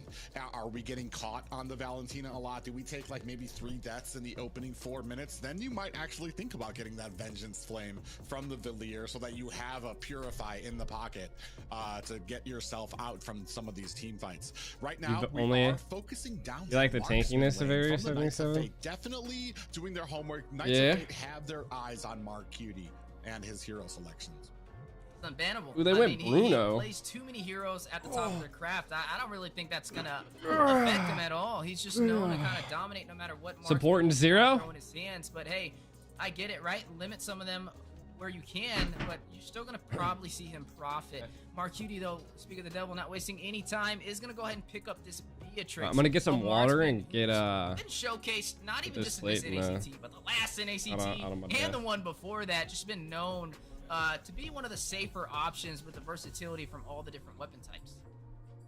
I think we're about to see a Hanabi. Are we about to see a Hanabi? Is that why we were trying to counter out the Clint and the... Because I'm trying to think, you're right. It doesn't make any sense to just counter out Marksman, especially when you leave Beatrix open. Brody's still open. So it's just, it's really interesting to see them go that route. Still waiting to see that Marksman. the patience right now. On the other side of Area 77, a very typical draft. We have, especially as Lapu, a very standard XP laner, very very strong and able to dive into that back line as well. And also his ultimates, once you get into that bravest fighter mode and then you try to activate your ultimate again, you're not going to be getting pushed back by Valier. So it's going to be you're going to have to be very careful if you're a Valier. Oh, it looks like we're not, we already have the marksman. I'm dumb. We're going to be going, we have the Franco Roam. Sir Bossy, not your typical roam, but had a very good showing with Franco when we saw him last week. Yeah, and I like to say with Franco, it's hit or miss, right? Especially with those hooks and that hook rate. And the scaling Franco is a thing. If he can lead the way and get some early pickoffs from those iron hooks, All right, we got water, chat. We're game. ready. And you mentioned his Franco performance last time wasn't Nova unimpressive. roam. It definitely caught our eye, and it shows the possibility for some answers with both of these drafts being finalized, though, and we make our way into the Land of Dawn. Let's just kind of paint the picture of what's at stake right now. Area 77 and Knights of Fate, their first time ever fighting it out all the way inside of Stage 3, Day 3 of the NACT Fall season in the losers bracket. One team will be moving forward today, and one will be sent home. Who will be able to push through to the losers? I don't know who makes it here, chat. Yeah, this is Area 77. Sir Cheeks on Rome. Knights of Fate, and we have to see what Area 77 has left in the tank. They have a high road ahead of them. Let's So do the Knights of go. Fate, but I want to say Knights of Fate just a little bit more comfortable. I do like this draft from Knights of Fate. It's not as like outside the box as we usually see with them, which kind of tells me Knights of Fate are all business here tonight. Knights of Fate's all business here tonight. Tenacity for the emblems on the side of Area 77. KOF did not tell me they had anything in store for us this today. You're looking at both teams revving up, getting ready. Speaking of revving up, a knock up onto Sir Bicey, nice and early over there from Sir Bicey? Slow from the bouncing ball. Did he just say Sir Bicey? Yeah, Powerless actually putting a big chunk. Almost got to there. clip that. Merciless gonna have to use that dash. Actually taken very low. Gal's Cutie, speaking of low, AOS is now playing with Sir them. Bossy, shades of things to come here for the Knights of Fate. Yeah, that was a close call. If he would have landed that hook, definitely would have led to a kill, and that's what we talk about, the scaling Franco. But you have to connect with those to make the difference. As there it goes again, not able to hit that hook. Ooh. Ooh, and in a bad way between 3 members of Area 77. Big pickup early What up, Janelle? for the challenging team. Bruno really hurts. Yeah, Area 77 able to get that nice and early kill onto Sir Bossy, and now Powerless. A little bit of a power struggle between him and Marcuti for the gold lane. Oh, DPR coming in from the backside. Wow, Gal's coming in. He's taking shots. Ooh, I got him. Wow, Area 77. Who told Bossy to go Franco? You know, I'm not trying to throw the caster's curse out there, but the hook rate so far is just not up to par. Definitely gonna have to be a little bit more accurate as we are making our way through the early game. But the turtle aggro has been pulled in favor for Knights of Fate, even though they're down by 2 deaths. Kai can make up the difference from claiming the first neutral objective. Yeah, still keeping the score pretty even, and gonna go ahead and shake off those early 2 deaths. I mean, it's not out of the woods pretty yet good for Knights of Fate. I do like seeing this. Power is on gold, yes. yes. A lot of Power's oogie boogie though. Just to make sure that Knights of He's Fate pretty good at don't gold. take off. Speaking of which, we're already in the jungle. Oogie Boogie's a good gold laner. Stop DPR. Sir Bossy is gonna have to expend that flicker. Gets frightened instead. He's gonna use his ultimate. They get Jules. jewels. Cutie finds the kill as well, and we have a huge battle here. Oh, Marquito finds a kill onto them. Zero KOF slapping back. As well. 2 in the pocket for Zero. Oh, solo kill, Marcuti. The hunger is there. The big bear, Marcuti, able to pull off that kill on the Powerless. The big bear. 0-2 and 2, working his way up to those Legion swords. Did pick up the Swift boots for some additional attack speed.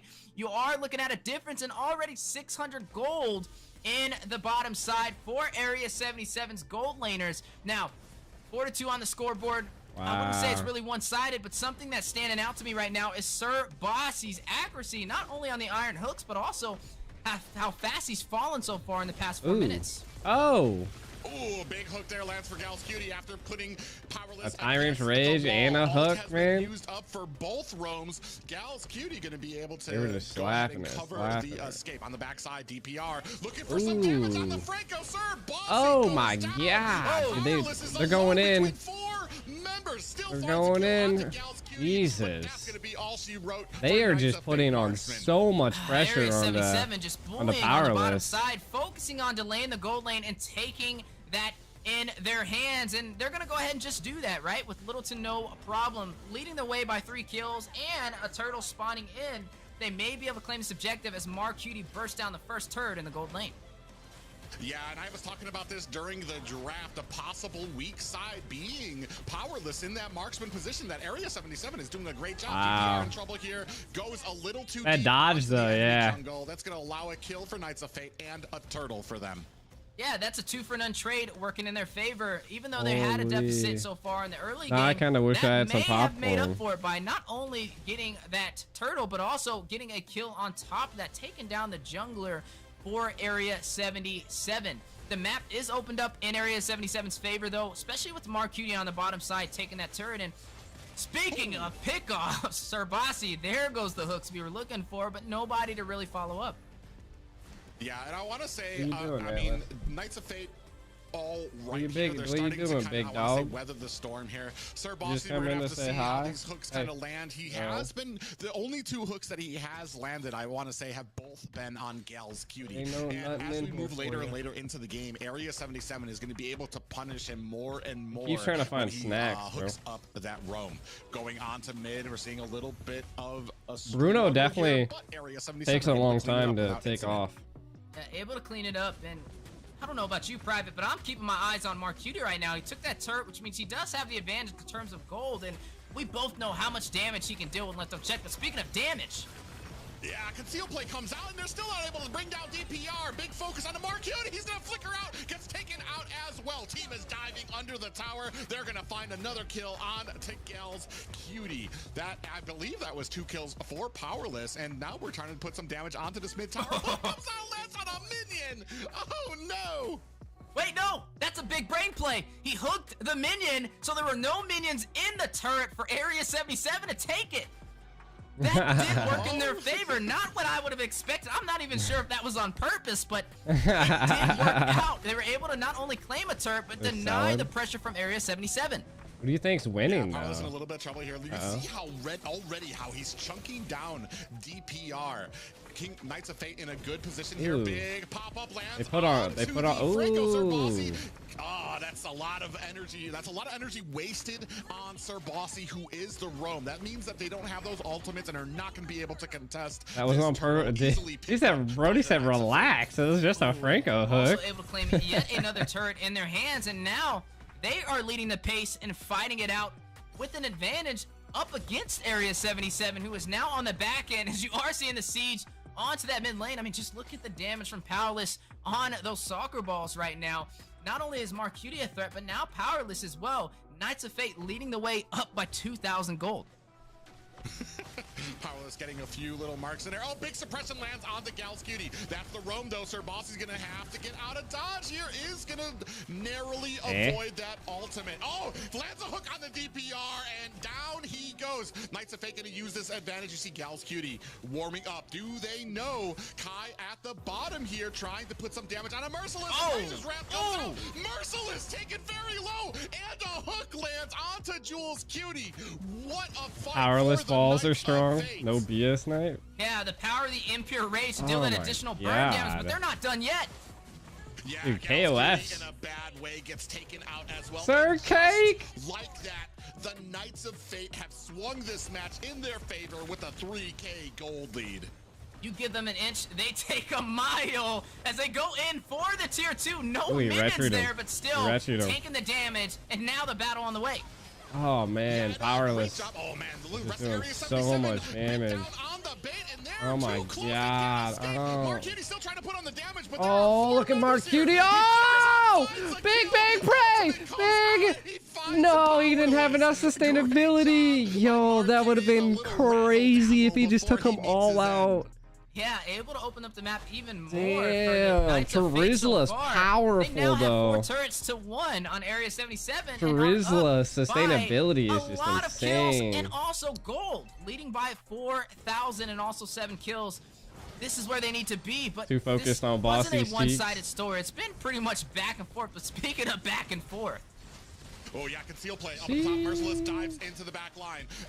He went into the bush. I think he was hoping that there was a Knights of Fate member, one of the squishies, kind of hiding in there, but he finds nothing. I want to go ahead and applaud Area 77. They went for a play. They checked the bush. They found out that they didn't actually have the advantage that they thought, and they all disengaged immediately. Smart play by Area 77.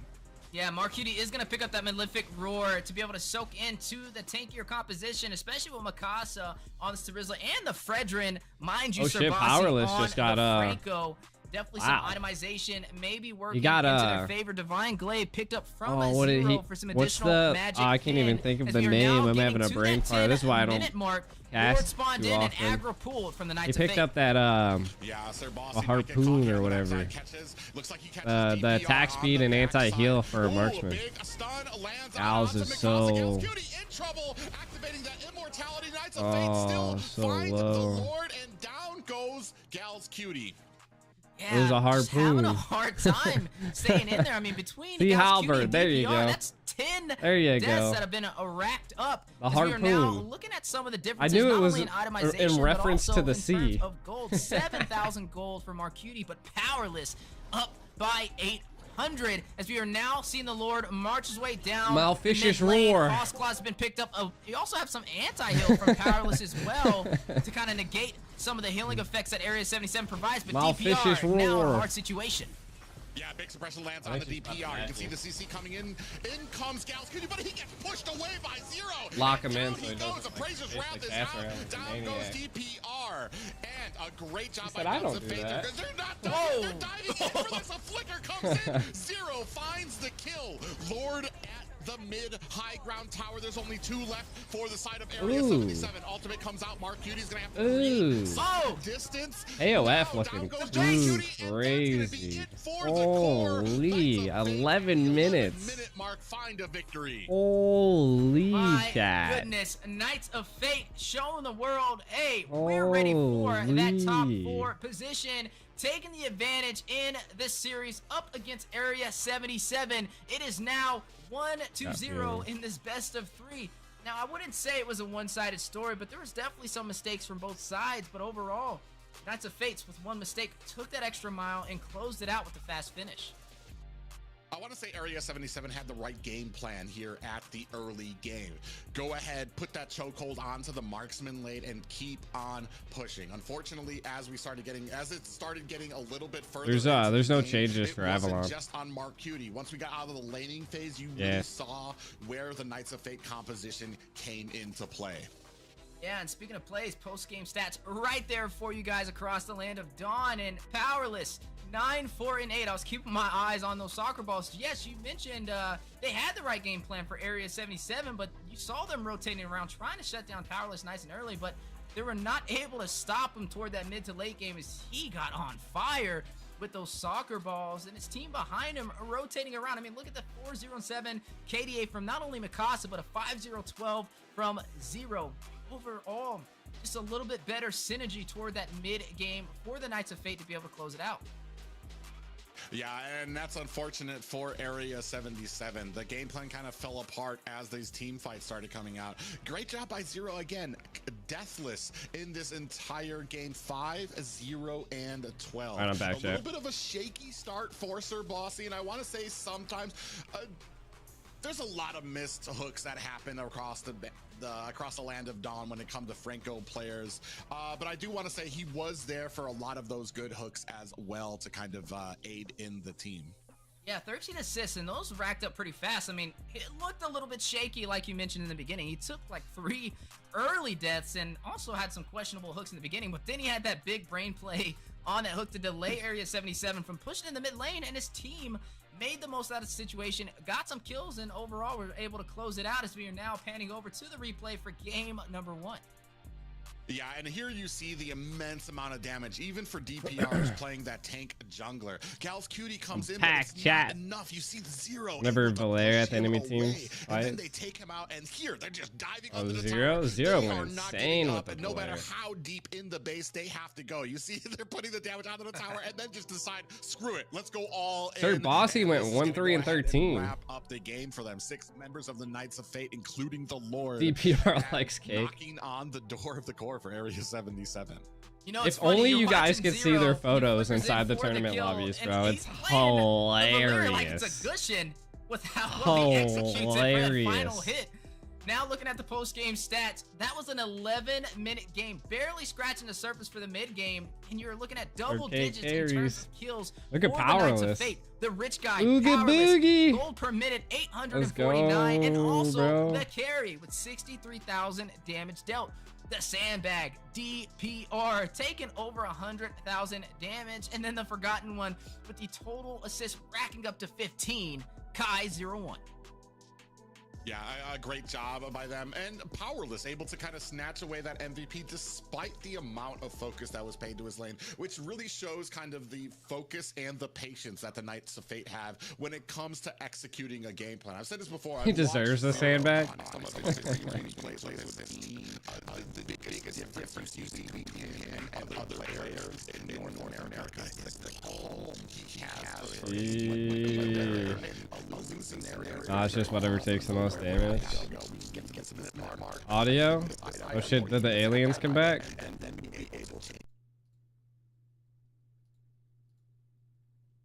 Was happening during that game as well. It's like, all right, Marksman's getting hammered right now, but guys, we just need to make it to this point. I fixed it, I we'll fixed be able it. to pop off on him, and that's exactly what they did. Yeah, I would say Zero is one of those mages that just stands out with his gameplay, not only from picks, but execution, and that Impure Rage on the Valere, dealing that additional burn on top of the flicker for the overkill is a lot to deal with, and that just shows you that he's ready to play these heroes at a higher level of mastery. But speaking of mastery, looking at these two teams, right? Yes, they both have hit top 8, but where do you go from here? They're battling for the top 4. This is the first time that we've ever seen them go against each other in the NACT fall season in stage 3, day 3. And this is where everything's on the line. This is their possible gateway to being able to step on the plane to Los Angeles between who wins the series. And now, Knights of Fate, match point. They only need one more to get a clean sweep against Area 77. Can they turn this around? Yeah, I mean, you said it was their first time meeting. That's a heck of a hello from the Knights of Fate for that first match. You knew Private wasn't human? Are the aliens still there? Knights of Fate gonna go ahead and they're sticking kind of towards the same Like Mexico all over again, chat. If we're gonna focus down, I'm still curious about those marksman bands there too as well. Maybe it's something that we hadn't seen before. That's a really big counter for the Bruno. Powerless, like I said, still kind of vague. No hate. I want to say an Moisturizer issue that needs to be addressed on the Knights of Fate when it comes to Area 77. We've talked about it before. Mark Cutie is a great marksman. What type of moisturizer are we talking about? I want to say Mark Cutie comes out. What up, Judith? Not just that, but you're just Area a tad bit late. Tad bit late. Too. It might not be as lucky this time for the Knights of Fate during this match if they don't have an answer or at least some type of defensive plan for Powerless in that marksman lane this next match. Yeah, and you know, you've seen a little bit of pressure over there from Area 77. Even though Mark Cutie, traditionally we see him kind of win in his goal lane matchup, I would say Powerless was doing okay. He was holding his own, but he had to deal with a lot more than Mark Cutie had to deal with, especially with those early rotations. I mean, we seen him get sandwiched like 2 or 3 times in that bottom side, and Knights of Fate didn't have an answer on the opposing side of that map. That boy said he got too much moisturizer. But they were able to make up for it. He's just so with the neutral bright, objectives. bro. We've Like, seen them time and time again getting turtles. They got the first 3 turtles of the game. That boy, and Area 77 didn't get a single one. They got like the brightest faces. Give that additional boost to close it out to the 11-minute mark. Like, possibly. they gotta learn how to. They gotta learn how to control their lights. Boost for the entire team. Dude, Private's like a son. But I would say something I would like to see for the Knights of Fate is a little bit more pressure to help out How does he Powerless. stare at a Everybody's light gonna be like on that, bottom man? side. You need to either match it by having your roamer down there or get a trade on the opposing side. But I will say, in terms of the neutral objectives, that's where Knights of Fate shine. So maybe Area 77 putting too much focus in the gold lane could have been a possible issue.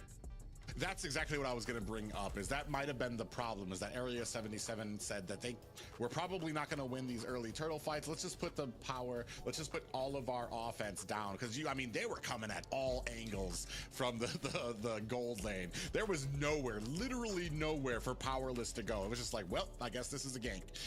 But then on the other side, Knights of Fate were still able to get those turtles. So maybe that was the problem for Area 77. Is that you get those early marksman kills, but you didn't push the lane. You weren't actually able to make anything happen when it came to objectives through those. And as we know, especially at this high level, booty. kills don't really mean much unless you're able to transition those. He has to be facing the ring, dude. You should see my lights are like pointed up to the ceiling. I have like 2 giant lights. I have like I think it's called, what is it, photosensitivity or something? We saw it in the hands of Powerless. This time we're gonna see Area 77 Mark Cutie pick it up. Is this a statement from him as he's confident in winning that lane? They pick up the Valier. I guess saying anything you can do, I can do better. Or at least they're hoping to kind of take away some of these picks. Maybe kind of sticking with the same thing. I'm assuming when it comes to all or nothing here for Area 77, we might start seeing photophobia is what it's called. As far as the photophobia, DPR might be looking for that. It's like when your like eyes have secure that XP lane.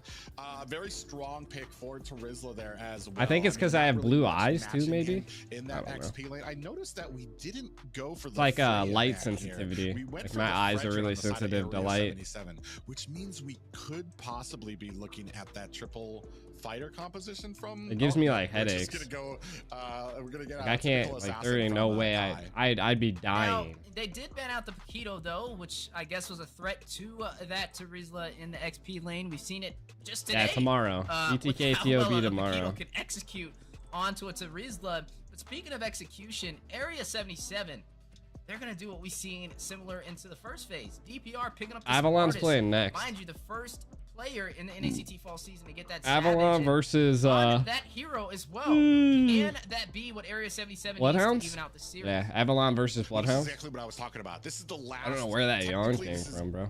Game point for them. They need to win this. Why not go for what you're comfortable on? Why not go for what you're best at?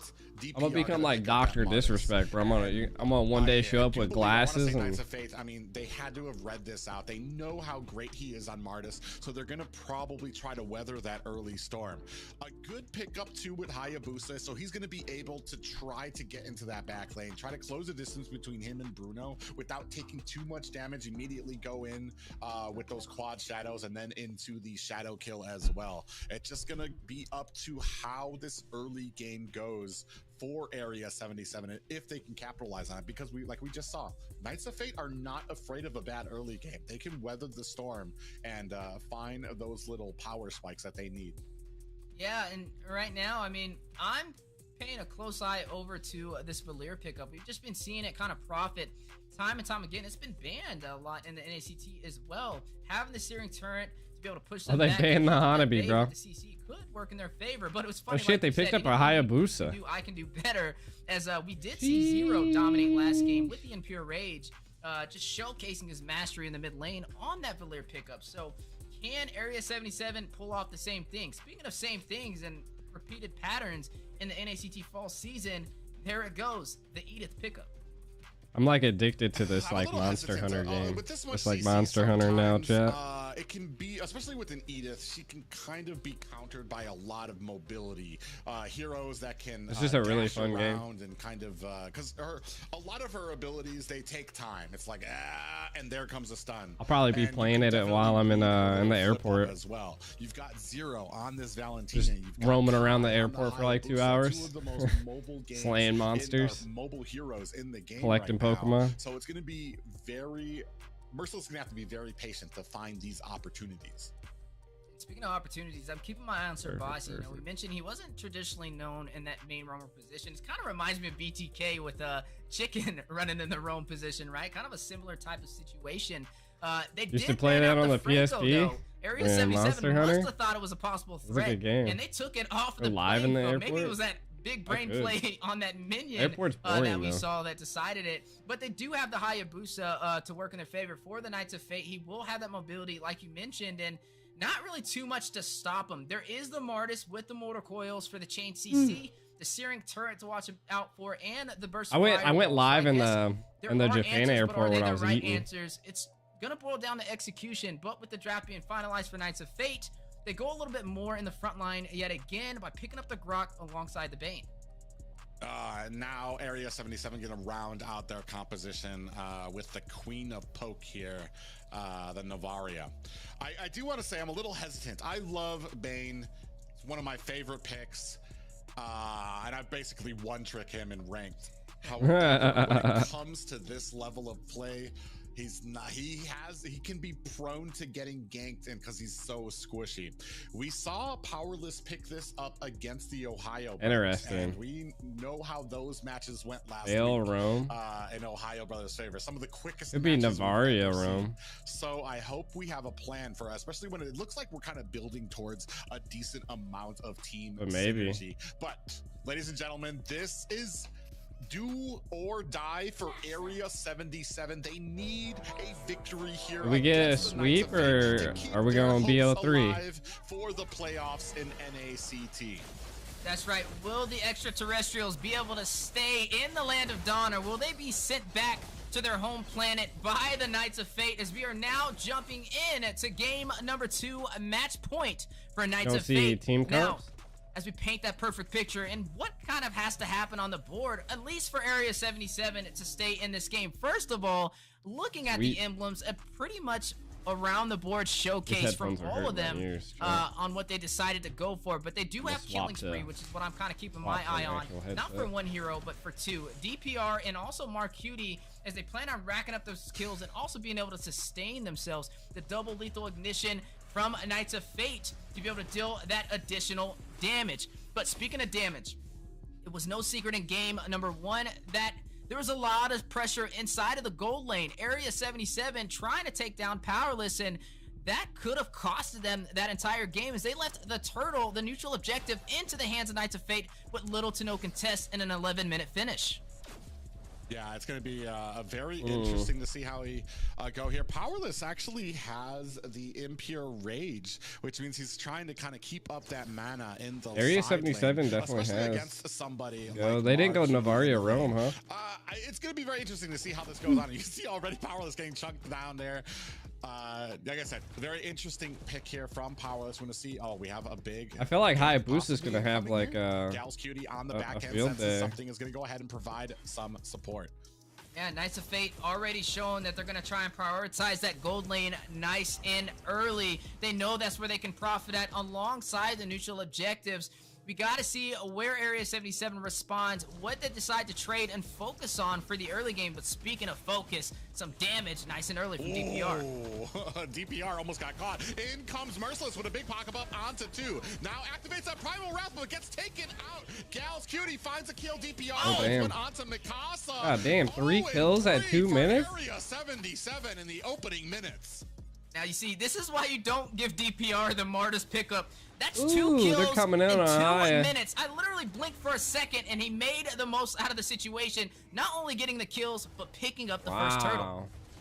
Yeah, and already that means that DPR DPR on Martis Martis is we were talking insane. about that comfort that he has on that hero. Has a Savage with him already. Powerless kind of struggling here in a lane, not able to put on an adequate amount of DPR damage did to get the really first Savage make in the Marquis, I NACT. want to say, fear him in the lane right now.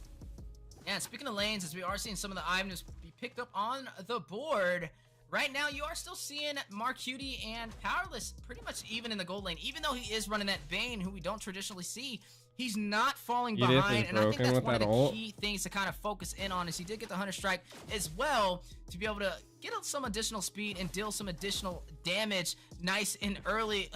That cheap item to be able to pick it up and have the slightest advantage in his lane. But speaking of lane pressure, I mean, look at Serbasi and Gal's Cutie, both of them protecting their ADCs. I do want to say Knights of Fate ADCs, what is this, League of Legends? Job protecting that marksman lane this time. That is a gold lane, Wheezy. A little bit of damage on their crab claw cannon connects on both EDC. members of Area 77. Here comes the damage on the Sir Bossy, but Zero here trying to provide some support. Damn. Gets caught. Valentina can gap DPR. people, Now that bro. it's 4 members, they might actually be in a bad way here. Comes the Uh-oh. ultimate, Sir Bossy Oh, in he the got back. retreat. DPR gets the Oh, he's decimation knee onto deep, though. Powerless. He's And knee in deep. comes the quad channels from Kai trying to fend off the rest of Area 77 so that they can escape. Man, and DPR just being scary on the Martis. Gets a pick off. Does some EDC. additional damage with a double decimation ADC. and gets out of there with no penalty. Now sitting at 3 kills, leading the way so far on the scoreboard. Matter of fact, he has 75% of the kills in this entire game between both teams, since there's only 4 kills on the board and he has 3 of them. But looking at Knights of Fate, this is a little different than what we've seen, right? It was pretty much an even matchup as they were trading for objectives, but right now, no objectives have fallen into their hands within the past 4 minutes. Yeah, and now Area 77 free to start this next turtle. 4 members in great position here as well. Here come the rest of Knights of Fate looking to try to make Nah, we got one more happen. after Are they gonna this. be able to contest We'll have the this? Avalon Big combo versus plans on the Bloodhounds. Oh. Sir Bossy finds the turtle. Great job by him. Zero comes in, finds a kill onto Merciless. DPR is trying to escape alongside Ooh, it have to force out that flickered. Wall.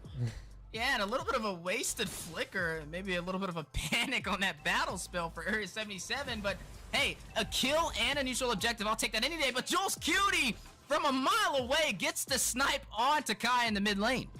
Yeah, a great Damn. synergy from Gal's Cutie to be able to push him out, and Jules Cutie hit him on Hayabusa the not doing button. too well, chat.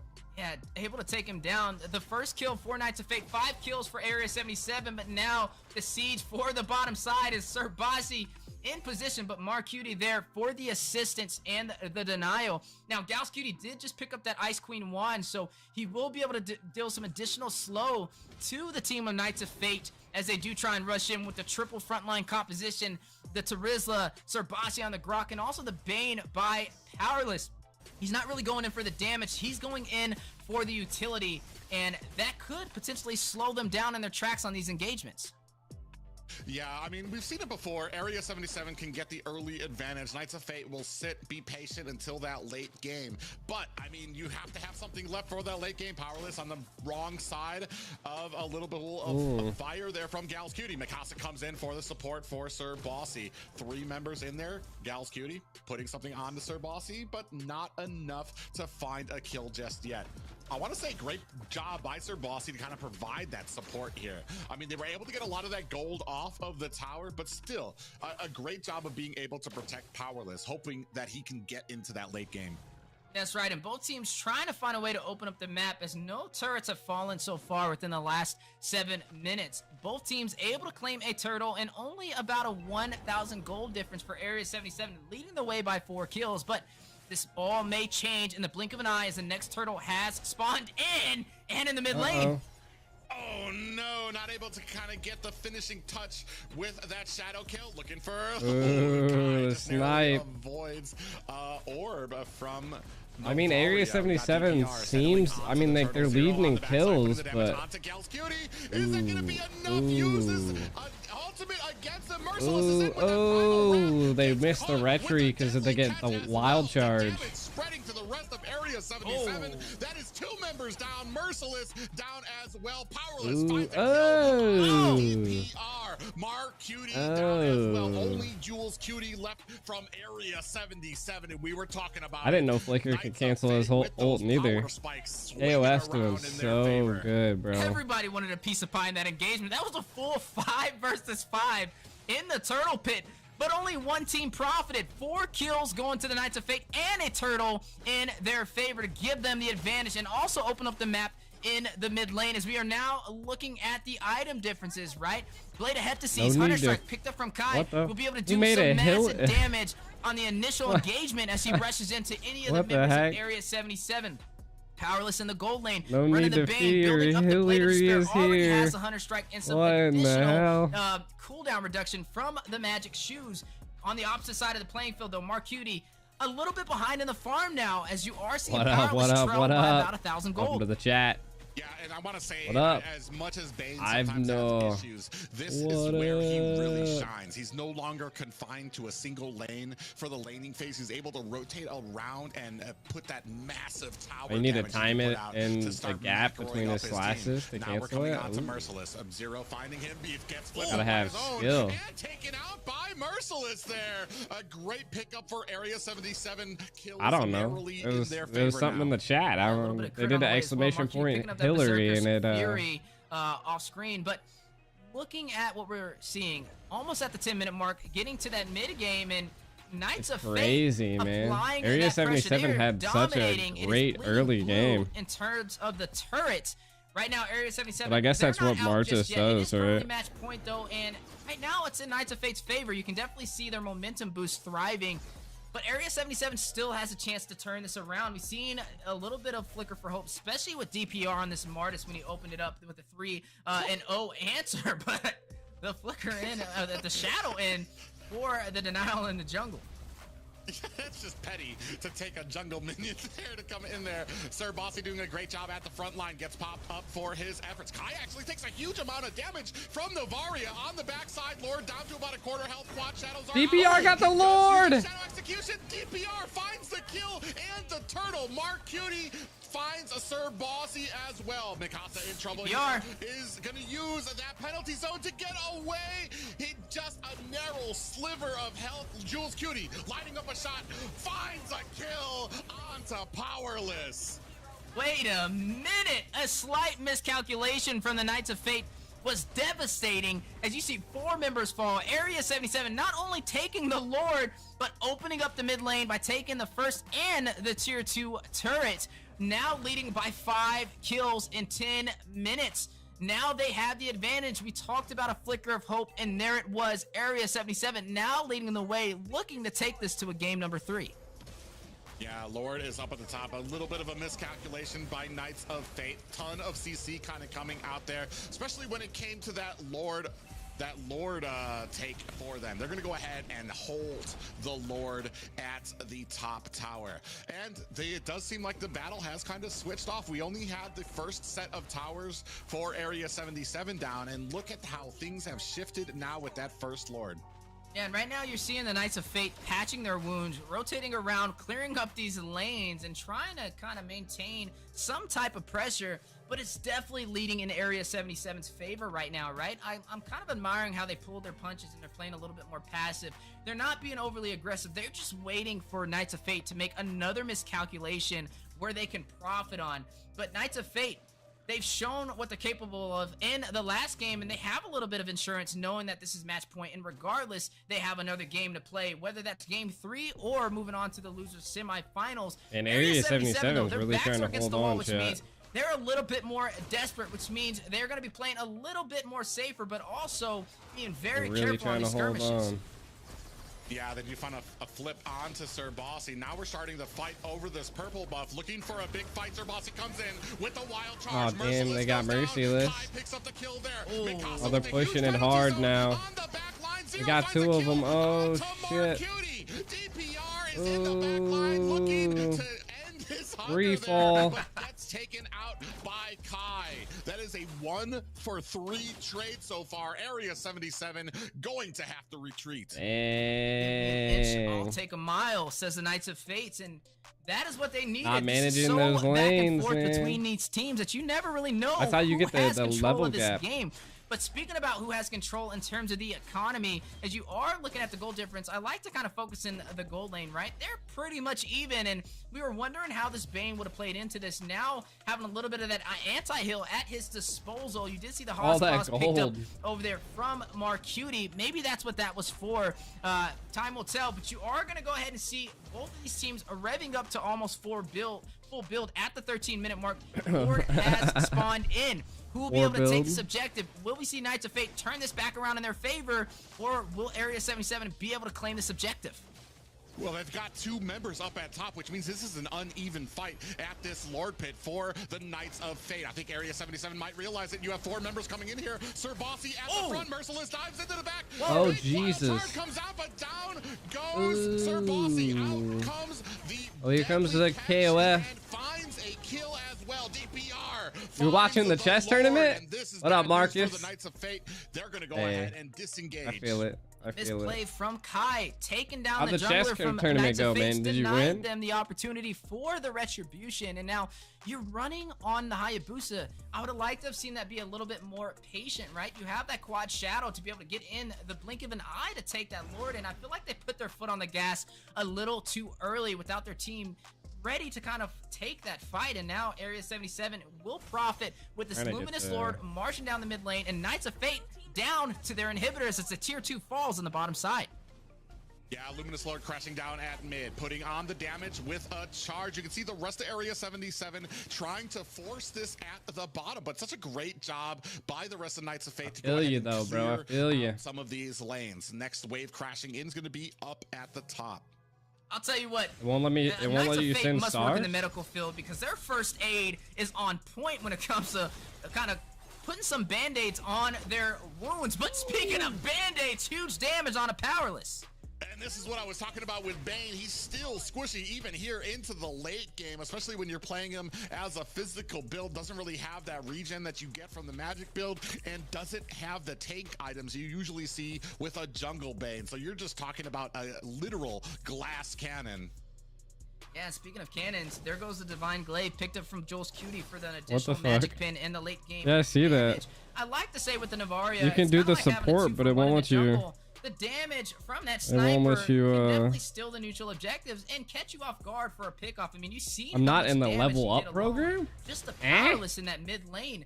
Now, we are looking at the 15-minute mark, and right now, it's still back and forth. As we say, the later this game goes, the objectives start to not matter. It just depends on the skirmishes. The respawn How am timer I is too streaming if I'm high not for in level anybody up, that man? falls. Yeah, we have the ultimate from Navaria out. Sir Bossy in a little bit of trouble. Wild charge catches two members. Deadly catches out. Is it going to find the members? DPR is diving deep into the back lane. Decimation catches Sir Bossy. Interesting. Zero finds the kill onto Area 77 jungle, but he might be taken out himself as well. Narrowly gets out of harm's way. And a great job by Mikasa, but it looks like he's going to pay for that with his own life. Powerless trying to zone out the rest of the team, but is not going to be able to do it. Catches some damage for his efforts. Rose Gold Meteor picked up from Arcuti, providing a little bit of that additional shield, especially when his HP gets very low. But looking at that engagement, we were just talking about the power of the sniper from Jules Cutie, able to get that kill at the last minute from afar. 10-14 right now, and honestly, this is just a flip of a coin on who can execute I better don't in these see anything engagements. that would be We're stopping. about 17 minutes in. This is late game. This is full build from both teams, as we are going to be seeing this Luminous Lord spawn in, and right now, Area 77 maintaining pressure on the map. I mean, just look at the minions crashing have any in to almost the violations base for the either. Knights of Fate in all three lanes. You're looking at Area 77 definitely being very comfortable and pulling the aggro for this Lord. Yeah, it's going to be the third Lord for Area 77. Sir Bossy trying to get the vision is not going to be able to find it fast enough. And here's the problem with a late game Novaria is you're Let me look basically into it. I don't going know. into every single team fight with like half health on one of your members, as she's able to snipe from like a great distance now. I want to say This is this crazy. is not where you want to be as either of these teams, because like we were talking professional about, best. it basically comes down to a fight. You've evened it up. You're at the 17-minute mark. There's only so strong that you can get with itemization, and now we're just looking at basically how these team fights unfold. Speaking of team fights, keep an eye out on DPR. He's been such a crucial factor for Area 77. 8-3-2. The decimation has not had an answer to Knights of Fate since the skirmish, now on the way for a possible ending. Yeah, Shadow Kill comes out. Great job by Kai to go ahead and clear out those minions. That's not going to be able to save this top tower, though. And in comes some damage. Powerless gets almost taken. Gets taken out by Merciless. like game Finds 3. the kill there. And this might be also for Knights of Fate. They're trying to hang on. In comes Kai. Shadow Kill. Oh, but shit. Mark Beauty finds the kill. And down goes Mikasa. That's all she wrote for Knights of Fate. Area 77 still alive. Take game 2. Ladies and gentlemen, we are now moving on to game Alright, number evening. 3 between Knights of Fate and Area 77, as they were able to fight it out. The aliens, the extraterrestrials from another planet, don't plan on going home anytime soon. Yeah, I'll Yeah, let you third know. and fourth place, highly contested here. And something I want to bring up too, Area 77 have been able to take Avalon to 3 games every single time as well. That's This crazy, might be chat. the slight edge that they're looking for. Game An 3. upset over the Knights of Fate might be able to set the tone when it comes to these standings. Yeah, setting the tone is definitely what we're seeing today between all of these teams. And what we've seen in the second match and the first one as well. I want to say that one was a lot more back and forth from the first game. Area 77 able to kind of make the most out of the situation, though, and close it out when the pressure was against them and a possible chance at losing a spot in Los Angeles. And it just shows you that they're not going out without a fight, as we are now looking at the post-game stats. 18 minutes, 19-10. Right now, Jules Cutie, the unkillable, 3-0-12 on that Navaria, fighting from the back line. But I gotta say, DPR on the Martis, unstoppable. Yeah, there's definitely need to have an answer for it too. Unfortunately, I want to say as far as that marksman lane went, they really allowed Mark Cutie. I want to say, because Powerless had some issues. The Bane, especially when it came into the late game, the biggest damage that you get is from that Crab Claw Cannon, dealing 200% with the ricochet.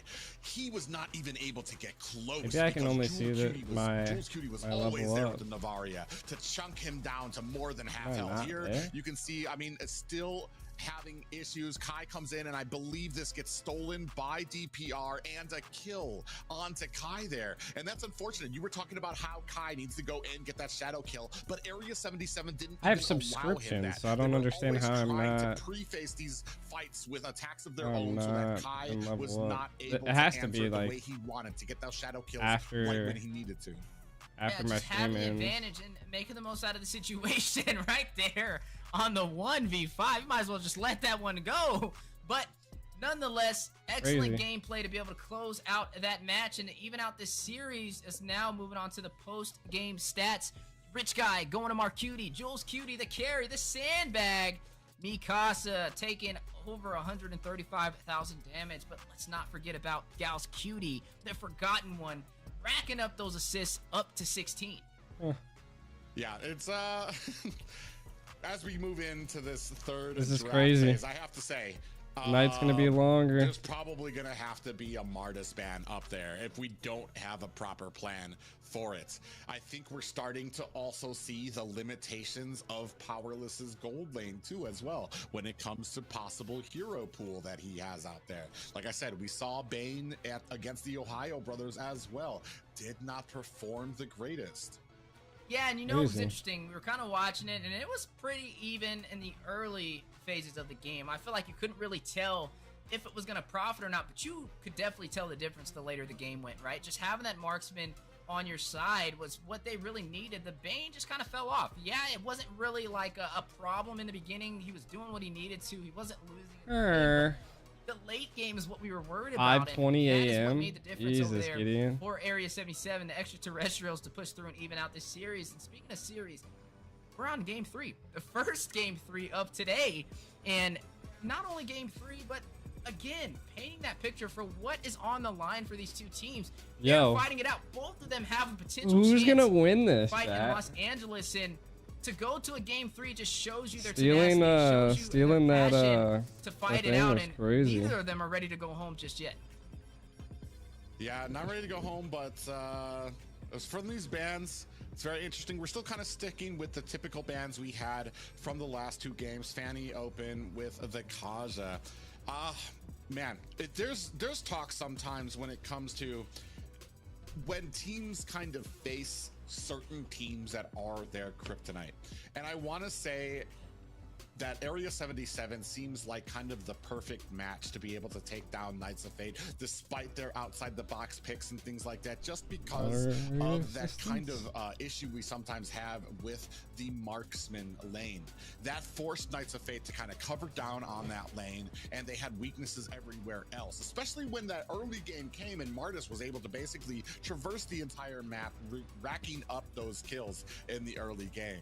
So it might be a case of Area 77 is just that kryptonite that Knights of Fate are going to have issues with. You know, it's funny, like we stated previously, this is the first time that we've seen both of these teams fight it out in the NACT fall, and I wonder if we had seen them fight earlier in some of the phases, could it have changed the entire dynamic of the point system? Weekly engagement? They're pretty much even right now, 1-1, and I would say possibly one of the closest teams when it comes to synergy and matchup, where you don't really know, okay, Knights of Fate is going to win this for sure, or Area 77, we're just so indecisive on who we could really side by. But again, Inspiration Hub? it just boils down to the little things, and I think for the last match that we watched, I can agree with you. I think it was the Bane pickup, not something we traditionally see, and I feel like it's a little risky, especially considering, look, if you lose this, you might not even go to Los Angeles. I don't know if I would be willing to take such a risky pick when I already have one win on my side. But as we now are evened up, I'm expecting for Knights of Fate to be a little bit more safer in their gold lane pickup. It's kind of crazy the priority that comes out here from these guys is now that Area 77 has first pick, now Zero's like, woo, I get to pick up my Valir again. And so now they're trading the spots there. I'm wondering what this first pick is going to be. Maybe, possibly, we're going to take away the Martis pick from Area 77. Nope, we're just going to go for some heavy CC from the XP laner on the Mikasa. Interesting is definitely the word to kind of put here. I don't know if I would have went in for the Edith this early, especially like you mentioned, the Martis is definitely on the table, and honestly, the Martis is a problem, especially for DPR, and it has not been banned out. They could have used it against them. I feel like Hanabi's open. did that and still had the same possible outcome in the draft as you would have had. Did they go Hanabi chat? Looking at what we're seeing so far, the Unkillable has been slotted in. Uranus will be in the XP lane for Area 77. Yeah, very interesting there too. We have the Navaria out as well. I mean, had such a huge role in the last game of making sure that heroes were chunked Facebook just down has so before many these fights even started. settings, so, bro. A good pick up there by Area 77. We're gonna see what Knights of Fate want to settle on before we move into this second banning phase here. Already have the Valir, so we're gonna be able to kind of push off this front row. But the problem is right now I don't really see too much. I see a lot of poke. So I mean, especially when it comes to we're anticipating a front line from Area 77 because that's really the only way that a Bruno works. He doesn't really have the speed. He has to get close, pretty close for most marksmen, which puts him in a lot of harm's way. So we're anticipating that. And Powerless is going to go ahead and pick up the Clint. Yeah, I mean, just like you mentioned, the Bruno requires you to play a little bit closer, and the Clint can profit from that as he has a little bit more of that extended range. Especially with that grenade bombardment. It's only fair to go. Like no, they went. Right now, they went. That's just a Clint, little bit yo. of a winning matchup over there for Knights of Fate in the gold lane, and also some comfortability for Zero on this Valir. Now, I will say though, I'm looking at the XP lane matchup, and so far we don't really see too many answers for the Uranus and the XP. I'm expecting the Edith to be slotted as the roam position for the Knights of Fate, so they still have a lot on the table to be able to pull out. Only fair to let the Ooga Booga go wild, huh? Over there from the Uranus, especially when we've seen it cut so far into the back line, able to pretty much keep all the minions at bay and open up the opportunity for your team to rotate around. Interesting that Area they banned the Martis though. Doesn't pick up the Martis in the first wave, and Knights of Fate DPR securing those retries were clutch, bro. Following up by the Lancelot there as well. We did see in the first game, Knights of Fate did focus down a lot of the assassin junglers there. We still do have some up there for Area 77. I still don't know why. Yeah, I will say with the Navaria pickup, I expected them to kind of slot a level up anymore. I mean, Navaria didn't die that entire game. Pretty much. They never told me I wasn't in level up. Time in the back line, just going in with the Astral Echo, sniping from afar, and nobody really there to punish them. So hey, if that worked, why not pick it up again? It definitely helped out the team. Looking at Knights of Fate though, they're gonna go ahead and pick up the Boxia, so that is another frontline hero, gonna be slotted in that roam position, gonna have some additional CC as well, and also has the mobility. Can it get to the back line and get to Navaria? Possibly. I mean, it's definitely one of those heroes that has mobility in their favor, but we have yet to see what jungler will be slotted in for Area 77. Yeah. My thing here is Novaria needs an assassin against her if you really want to be successful against her. Otherwise you're looking at like really diving hard to try to get her if you're trying to push through, especially with a Boxia. And on the side of Area 77, they're gonna go ahead and pick up a Bane junk. Why not? Why not? Last game of the series, game 3, Area 77, taking on the Knights of Fate, and they pick up the gourd as well. I'm kind of divided on this one because I feel like there's not enough. There's CC on the table, but it's just like weird CC synergy from Area 77 to be able You're at the set a full team, LA especially on meetup these right regional now? engagements. I Let's mean, go, bro. Are you guys all watching the NACT there? You have the Astral Echo for the slow as well from That's dope.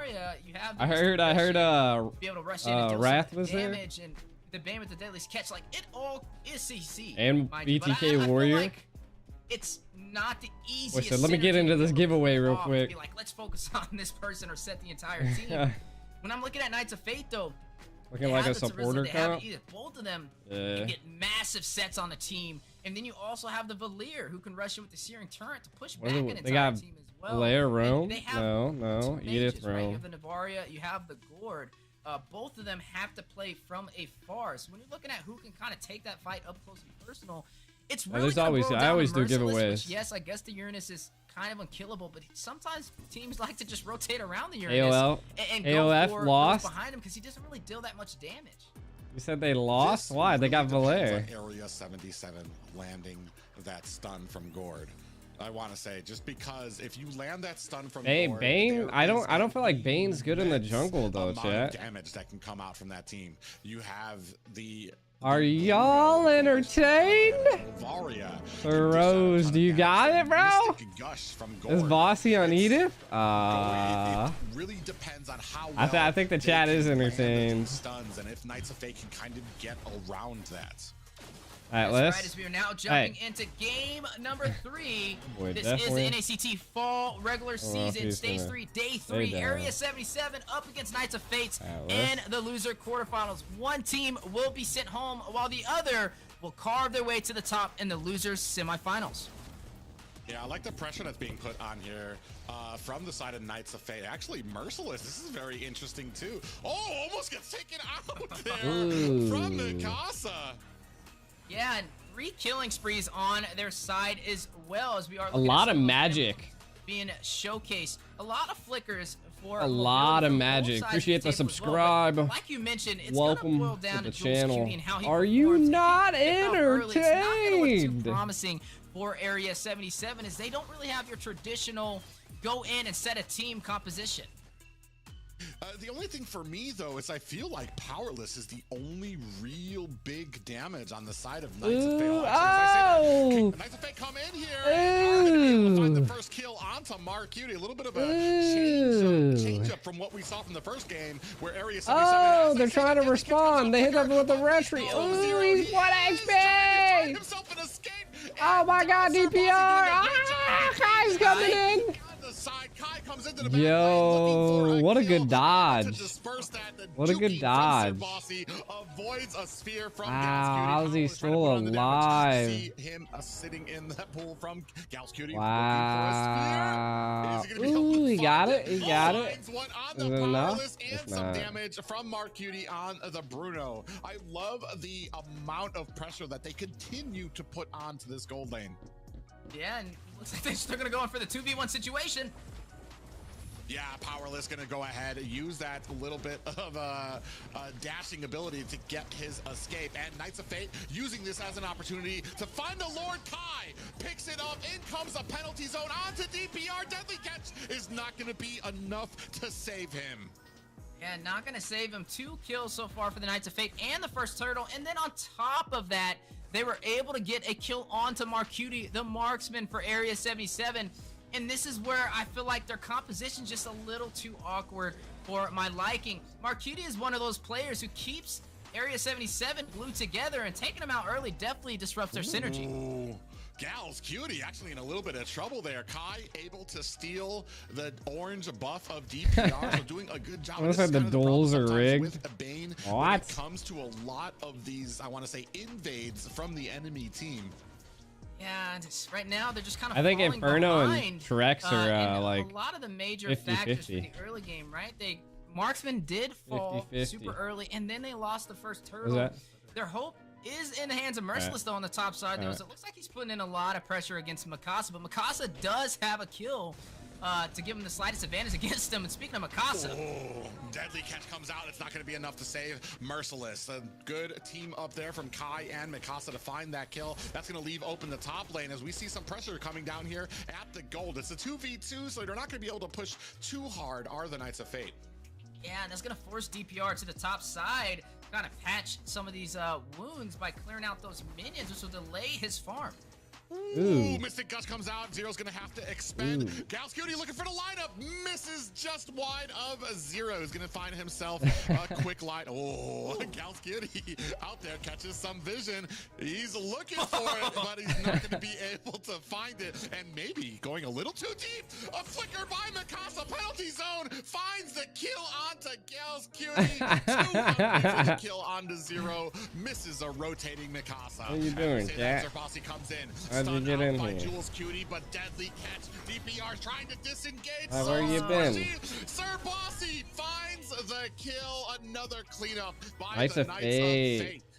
Yeah, that one definitely hurt. Ooh, Or here's a 77 more cutie though. Ooh. Yeah, Marcuti is going to have to expend that flicker. He was trying to get out of there. I like that he waited for Sir Bossy to activate that ability before he used the flicker. Sir Bossy in a little bit of trouble here. Kai picks up the turtle. Shades of the first game where the pressure was on the gold and Knights of Fate used it to take the turtle. And now focusing to the objective in the mid lane, may be able to seize this turret as the deadliest catch. Dude, Mikasa does just go well walked to do right some damage, around but the not in sharks. time. Ooh. Ooh. Yeah, Mikasa comes into the back line with a penalty zone. That's going to find a kill onto Galscuity and to DPR. Jules Area and 77. alone here to try to defend. They're trying to protect this purple buff, but that's going to be I thought you said they Look at how he's chunking that KOF sold this, Inferno. Getting chunked down there. I thought you said they sold you it. know, right now, Knights of Fate making the most out of the draft. Again, Area 77 having a hard time getting online. The knockup on the Marcuti and the shutdown from Sir Bossy. That was like an alley-oop from the Knights of Fate for that kill right there. And they are going to be able to claim that turret on the bottom side. This is now 8-0, 6 minutes in, and no answer for Area 77. Oh, it's just all luck, man. All luck, chat. Uh-oh. Uh-oh.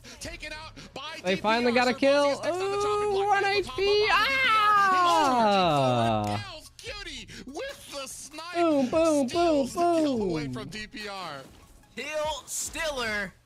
You Dude, everybody is like on the edge of their seats right now, bro. Their kill score to 2. Everybody is on the edge of their seats. And you definitely can tell they're comfortable right now pushing forward. I mean, looking at the gold difference, let's just look at the marksman.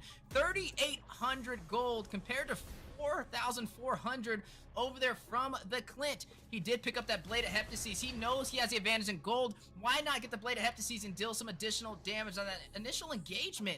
Whereas you're looking at the Bruno picking up that Hawes Claws instead. But now, speaking of Bruno, speaking of Marcuti, dealing some damage on a Marcuti, and Area 77 may be able to rotate around for the kill.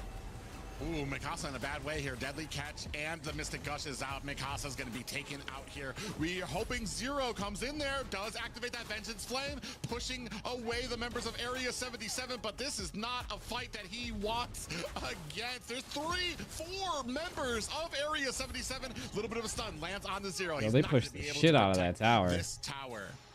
Yeah, that tower will fall. Good play from Area 77, taking their first turret so far of this game. Whole family to kill Bossy. And also 1 turret ahead of them and leading. Hey, sometimes you gotta call the fam and then you gotta stomp them in. This is not traditionally what we see from Marcuti. He's been having a little bit of a harder time getting online. Currently sitting at 0-2-1, but Powerless getting a little bit comfortable running the Clinton, having the advantage from his team profiting on these neutral objectives. Could be the difference. This is game number 3. You just gotta bring the whole fam to the one will be able to push forward. The other one will be sent home. I want to say there's a little bit of frustration from Marcuti. There was a point where he got baited into trying to attack Powerless, and you had Sir Bossy waiting in the bush to go ahead and CC him into a coma. So, I mean, they just need to get their kind of wits back about them. A good early push for the Knights of Fate. Like you said, it's about 3K gold lead for them, and they're doing a good job. They're still kind of getting caught when it comes. Oh, I don't know what just happened to my left light. Oh, my cat turned it off. I was like, yo, what happened to my light? She like turned it off. In trouble between 3 members of Area 77. That's gonna be a wrap for the Knights of Fate jungler. Yeah, This is 2 members rigged. falling, none on the side of Area 77. Definitely able to profit from that engagement without losing much from it. And these are the kind of plays they need to close the gap. I don't control it. That Knights of Fate has, and also the 3 KOF, turrets that no they have throwing. up against them, as well as the turtles. Now, I mean, it's a 4K it's gold still lead. anybody's matchup. If Area 77 can continue to play passive and wait What was for I Knights of saying? Fate to overextend, like What they were have you been doing for saying? the last 2 minutes, it will tip back in their favor in terms of scales. But speaking of scales, Area 77 Yeah, jumping Paul on was in him. trouble here, got caught in the wrong Shuggy side. Duggy Deadly now, Catch Sir is out. Bossy. Alone against 3 members again. It's going to get taken out. This does not bode well for this next Lord of Fight. And not able to make I don't Area know, 77 bro. pay for the Knights of Fate. They're going to have to step I away don't from this Lord, know. possibly give it away for free. You can see on the back and Kai looking for his orange buff. So I don't think this know, is actually gonna Afnan, be man. contested. yeah, definitely won't be contested. And Area Still 77 on the edge of my somehow seat. found a way to turn this in their favor. An unorthodox composition, but what looked like it wasn't gonna work is now working in their favor. Can't With get this Lord on Jerome's their avatar. side, may be able You to open up the crazy. map and claim You some of crazy these turrets buffoon. that they were struggling getting so far in the past 10 minutes. I'm wondering with Knights of Fates, they need to play a little bit more passive and regroup on their synergy, as it's definitely a little shaky right now. Maybe the pressure is what's getting to them. Yeah, you can see they're I am looking for a push entertained. at bottom, Lord at top, so they're trying to split What up is the going priorities on for Knights here? of Fate here. Bottom tower goes down. 3 members of Knights of Fate here trying to protect against it. Deadly Catch comes out. The damage onto the turret. You see Mark Cutie lobbing balls at it, and down goes 2 more towers for the side of Knights of Fate. Area 77 doing a great job of macroing up. Still got this. Her mid tower Gladiator merciless 2 coming might back come lane out? That's for us. so Pushes random. out for Kai. And they're starting to defend. They still got the They're mid holding turret on to though this for mid tower KOF, so amazingly. they're pretty This is getting strong scary here. for Knights Who do of you Fate. got, I mean, They Afnan? have way more Who damage are than you was on the side voting of Area for? 77, and if they can tip the scales, which they already are starting to, in their favor, the damage is what's going to be a problem for the Knights of Fate, especially as we get closer to that late game, just now passing the 10-minute mark into the mid game, and now the siege for the mid turret. Oh, that's I forgot about that. Oh Jesus, they're pushing the tower. They got Mark Cutie though. Can still play. Like Sir Bossy out of there, bro. Sir Bossy says, "See ya, boys." The line there. 2 members left at 0. You go with Area 77? Oh, Powerless comes in from the flank, trying to put the damage on. Deadly Catch is out. Powerless narrowly avoids it. You can see the damage coming out. 0 tried to protect it. That Oh, they mid finally got tower that mid is turret. No longer with Ooh. us. Powerless trying to do his job. Flickers out. All Hey, the incredible Area damage. The 77 has a zoning lot of ability magic, from Jules though. on this Novaria is keeping Knights of Fate marksmen at Right? bay. I mean, every Yeah, person and also but rotation Bro from Bruno. Merciless on the Uranus as well, proxying those minions from even making it to the mid lane to allow Area 77 to open up this map in their favor. You're definitely telling this is a boil of shot calling from Area 77 on these small things, and that is what's going to make them go the extra distance. Speaking of extra distance and extra things in the game, as we are now seeing the gold populate on the screen. Right now, Mark Cutie now finding a way to turn this back around in his Bane favor. did We go said it physical didn't though. look Interesting. really profitable for him in the early, but now able to kind of Look at outfarm he's got War Powerless. Axe, Definitely leading the way in the Underbelt. lane, and it's also the He's got damage that we're gonna be Radiant, kind of keeping an and eye then on. You're Brute looking at Force. 2 Ice Queen Wands Radiant picked up to on the Gore and the counter Varia for the Brute additional Force to slow, and a counter lot of CDR Mikasa. from those magic shoes. He doesn't have to Dominance Ice be yet able to though, provide which is even More interesting. CC against the Knights of Fate. Yes, it's an unorthodox I guess maybe composition, it's, but it's also overwhelming for the Knights yeah, of he's Fate to deal tanky with. now. Yeah, and DPR right now is running a super tanky. Look at how fast he's chunking down this with Mark Cutie. That's another Lord, uncontested. Yeah, the for War Area Axe, I was also a 77. Knights of little- Fate, they're gonna need to find a plan a here little because eh, running eh. in with the penalty zone seems like a problem when that deadly Hey, comes out from DPR. He's like I appreciate said, he the doesn't really sub. have that great a Welcome damage, to the but he GTA does crew. have a huge tanking ability and that deadly catch to kind of offset those gank attempts by Knights of Fate. And we are Area gonna see the 77 Lord now net. spawn So if in, the wager making his is way up 1,000, the top challenger side for wins. Area 77 to be able to possibly That's crazy. take one of the inhibitors if they can pull it off. Just and don't ever do you a are seeing 1,000. them prepare exactly for that, trying to get a little bit of sinkers Like and lane down hugging the my bottom. pillow, bro. Will need to be cleared out. It looks like it is going to be cleared just in time to be able to match up with this Luminous. Validate. Knights of Fate put with their backs against the wall, need to be able to defend. Area 77, bro. Merciless. This is the problem now. Look at how quickly they're able to take Oh my down God, that yo. mid tower. There needs to be a gank onto somebody here. Zero does take Area 77 got it? from Gal's Cutie. Lord Inferno. looking for the Inferno charge. was correct. Charges up into the top tower, and now they're putting the damage on. Minions coming in to all lanes. Can Knights of Fate fight this off, or are their playoff contentions and hopes here at the hands of Area 77?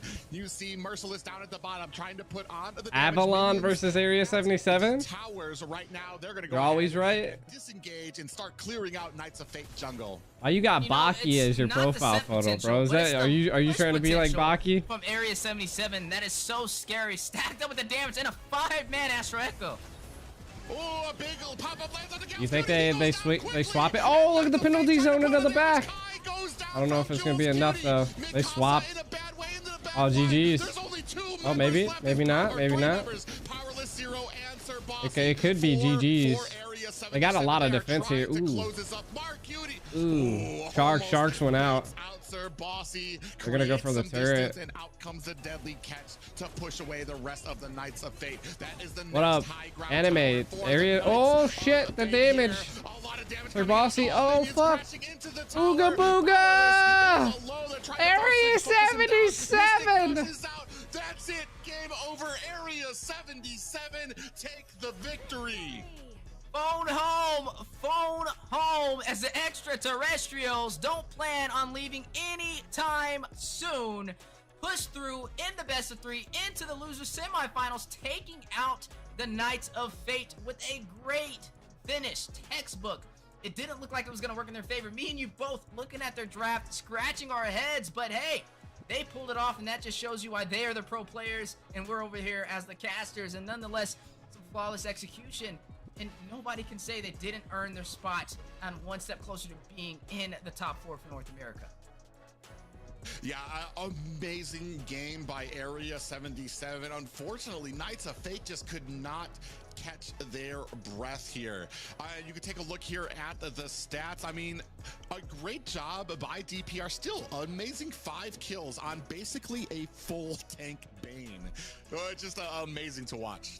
Yeah, 11-11 on the scoreboard. Both teams tied up in terms of kills. A 15-minute finish. And, I mean, even if you look at the items, right? A lot of magic damage over there from Area 77. And then the Bane to kind of keep them on their toes. Not something I would have even expected to really profit on. And somehow Area 77 able to make it work in their favor. Knights of Fate, 2 losses back-to-back after they had the first game in their favor. Hard defeat, but yeah, I help manage Area 77 for NACT. NACT. But now with Area 77 moving forward, they are definitely looking like a problem. It could possibly be one of the top 4 teams in North America. Yeah, it's actually really interesting because Area 77 has to beat Avalon to make it to we're looking to end LA, this I think. series.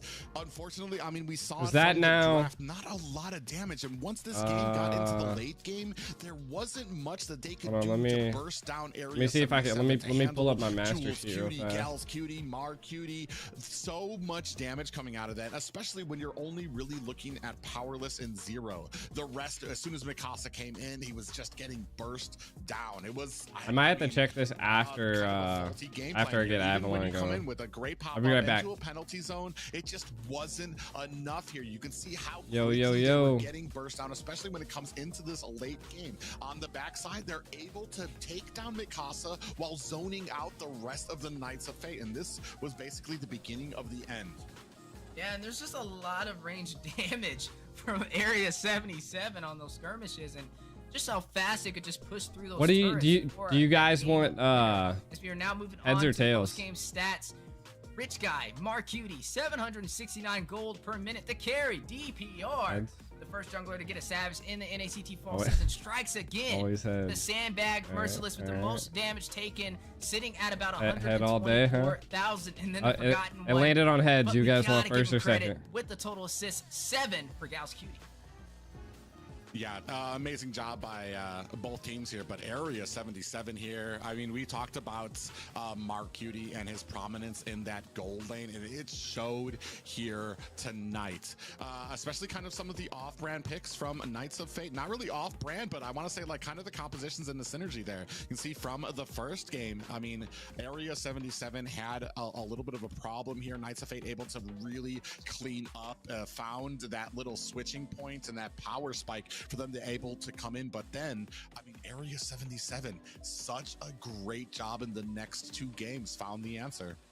Yeah, and speaking of answers, there's always one hero that stands out. Let's go ahead and figure out who that is as we swing on over to the MVP.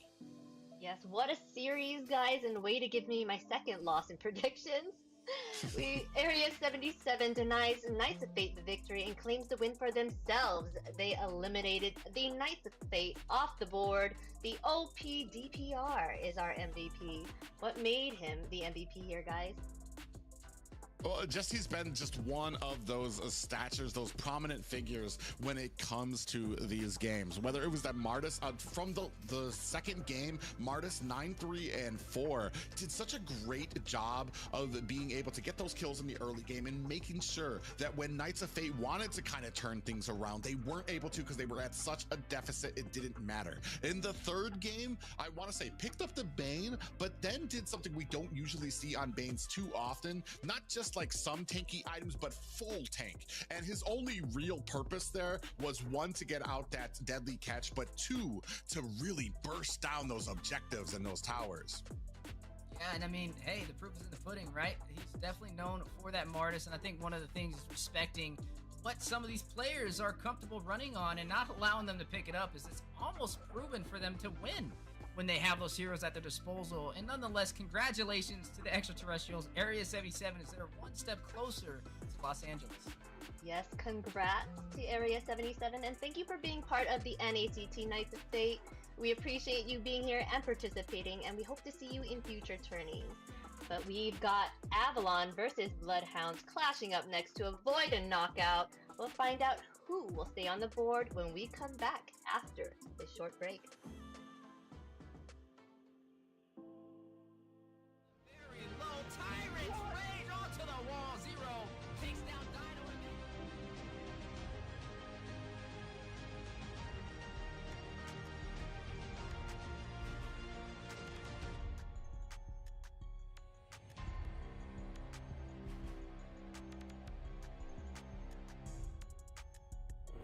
All right, chat, I'm back.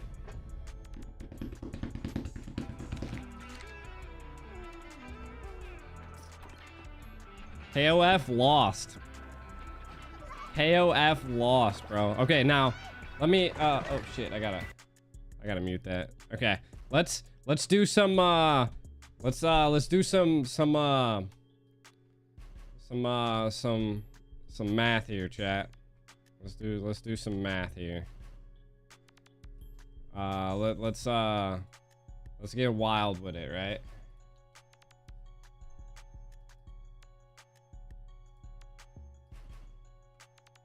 Let's get wild with it.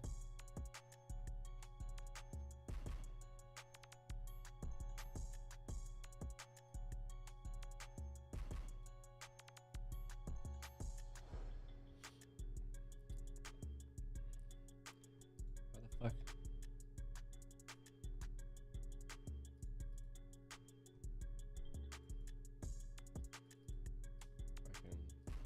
Move this shit.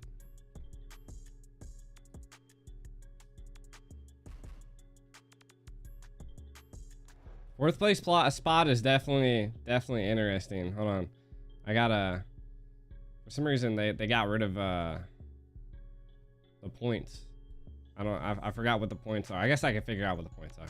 That should be easy. All right. Window. XL. Okay, right? Let's do some craziness here, right? So while we got 10 minutes, I think the teams are ready. They're just. Let me double check on that as well. I got Avalon's getting in the lobby.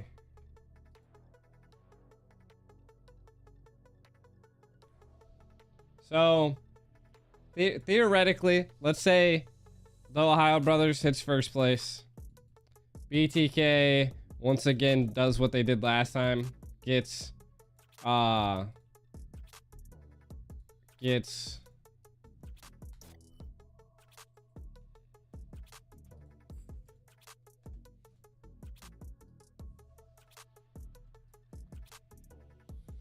let's say,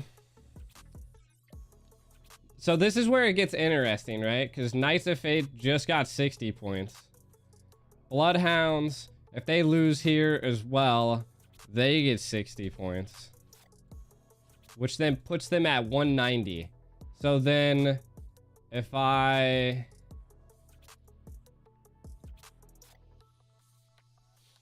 so then that puts Bloodhounds in there. But then if Avalon... So that's 50, 50, 60. So we got 70 and 80 left. Say if Area 77 gets 70 and they get 80.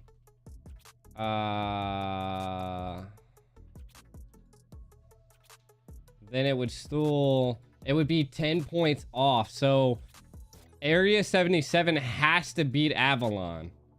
Area 77 has to beat Avalon. So Avalon would have to come into the 70 and then 80 for this. And then Knights of Fate and Area 77 are tied. If they can get past Avalon, they're tied.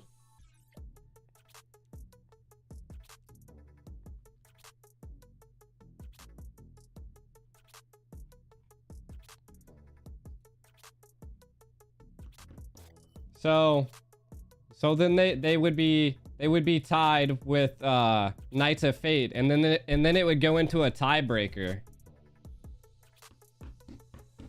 The tiebreaker is based upon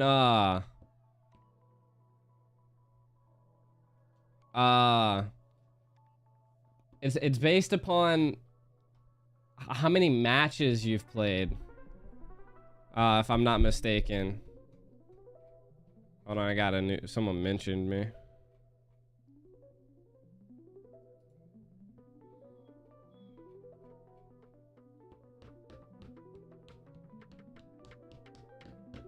I also think that's Spirit. I think that's exactly it too. I think it's on series wins. And then I think to figure that out, we'd end up having to go to star.gg.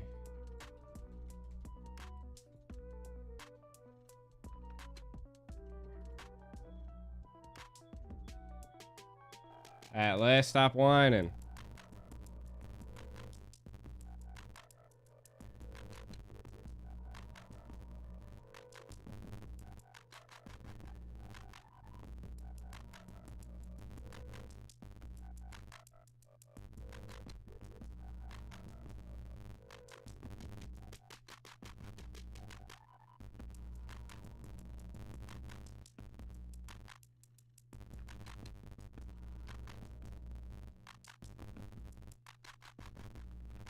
Which is overall kills.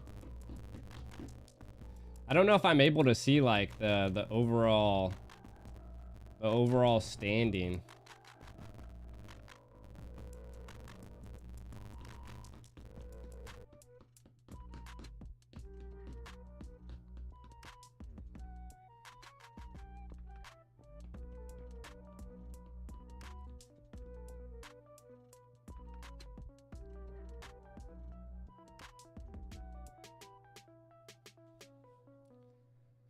We still gotta really look at, because like if I don't think this is right. That's not it. I don't know where it went.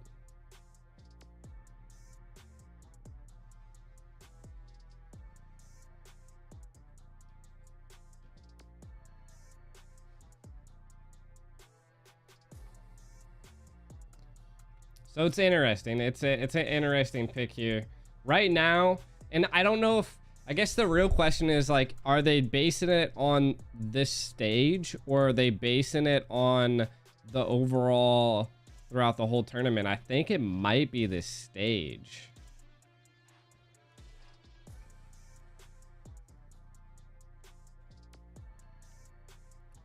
Overall season? Yeah, see? If it's overall season, or is it, so it's not just based upon one stage. Yeah. I'm trying to, I don't know why it's not showing this this page. It shows it on this one though. That's weird. But yeah, so we can see the bracket.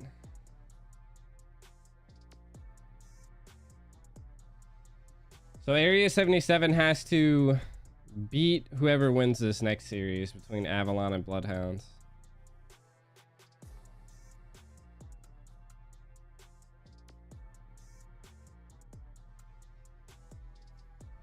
I think in order to see that, we have to go back.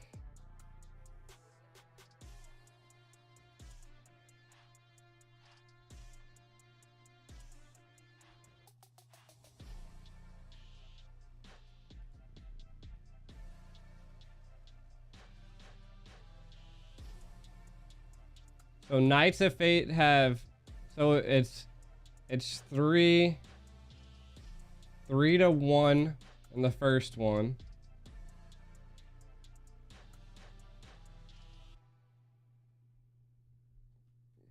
What the, why is this one so much? What is this? Oh, this is season 1. What the?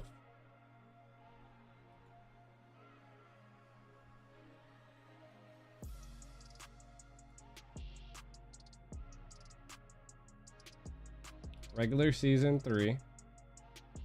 That's fall. That's fall. Regular season 2. I don't know. I don't know how to view this shit.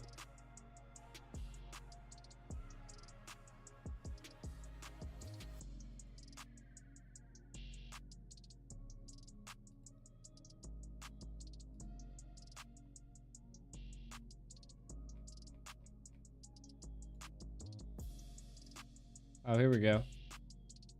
I think.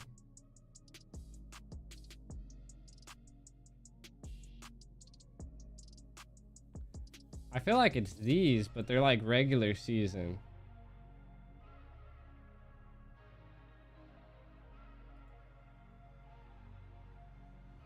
I think that one's not done. No, the games are still going on. We're just on a break right now. All right, so I'm pretty sure it's this. It has to be, so this is 1. So this would be 1. This would be season 1 if I had to guess. Let's take a look at the bracket.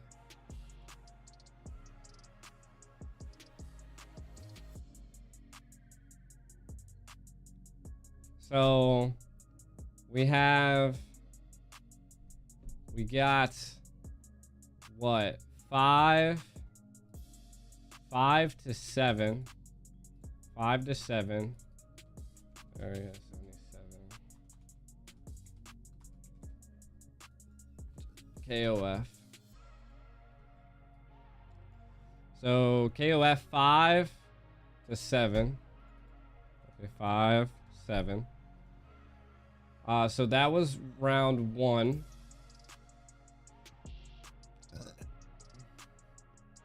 Round 2, which would be this one. Look at the standings here. It was 3 to 1. 3 to 1. 3 to 1. And then the one right now would be, which would be 1 to 2.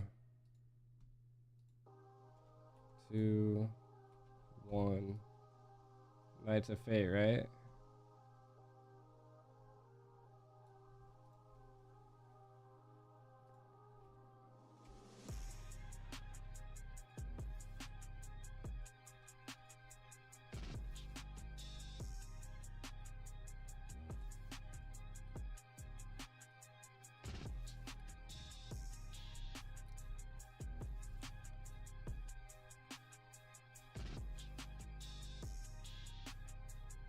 So if I had to speculate,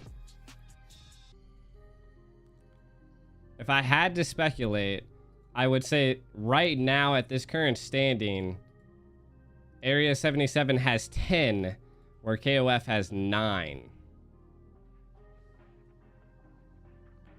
Which means that if Area 77 made it, if Area 77 made it past Avalon, they would have a chance. If they tied it up.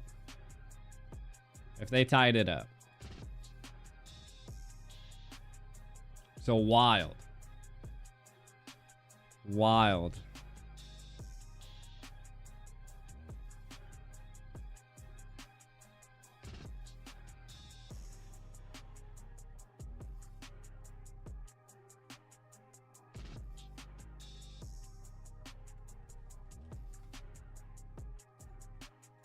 They definitely got to give it their all. They got to give it their all, man.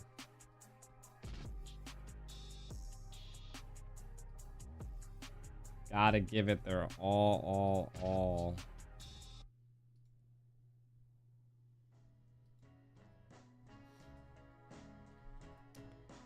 If they give it their all, they could make it.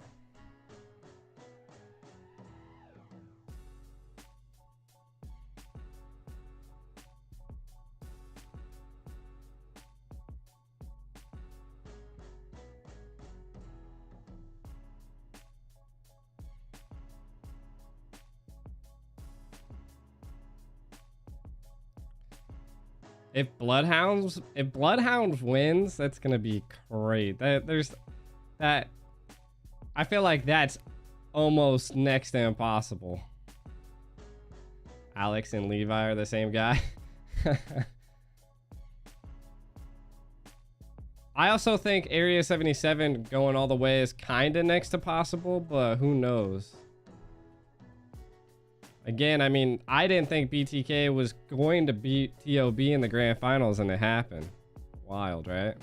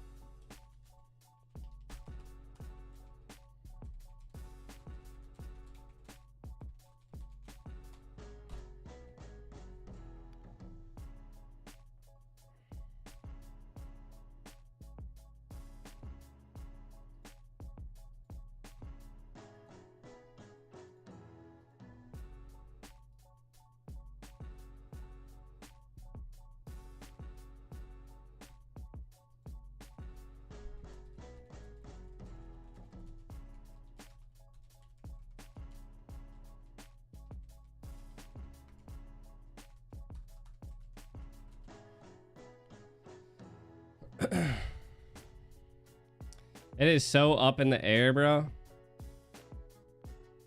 It is so up in the air.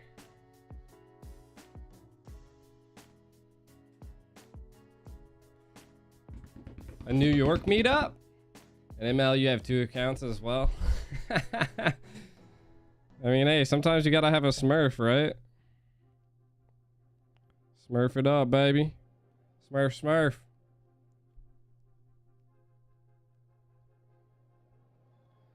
Area 77 will be tomorrow.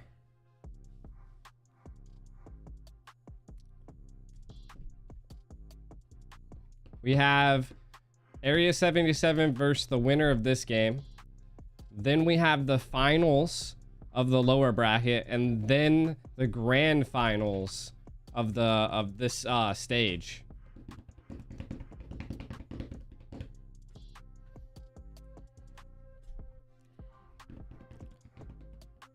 Crazy. Crazy.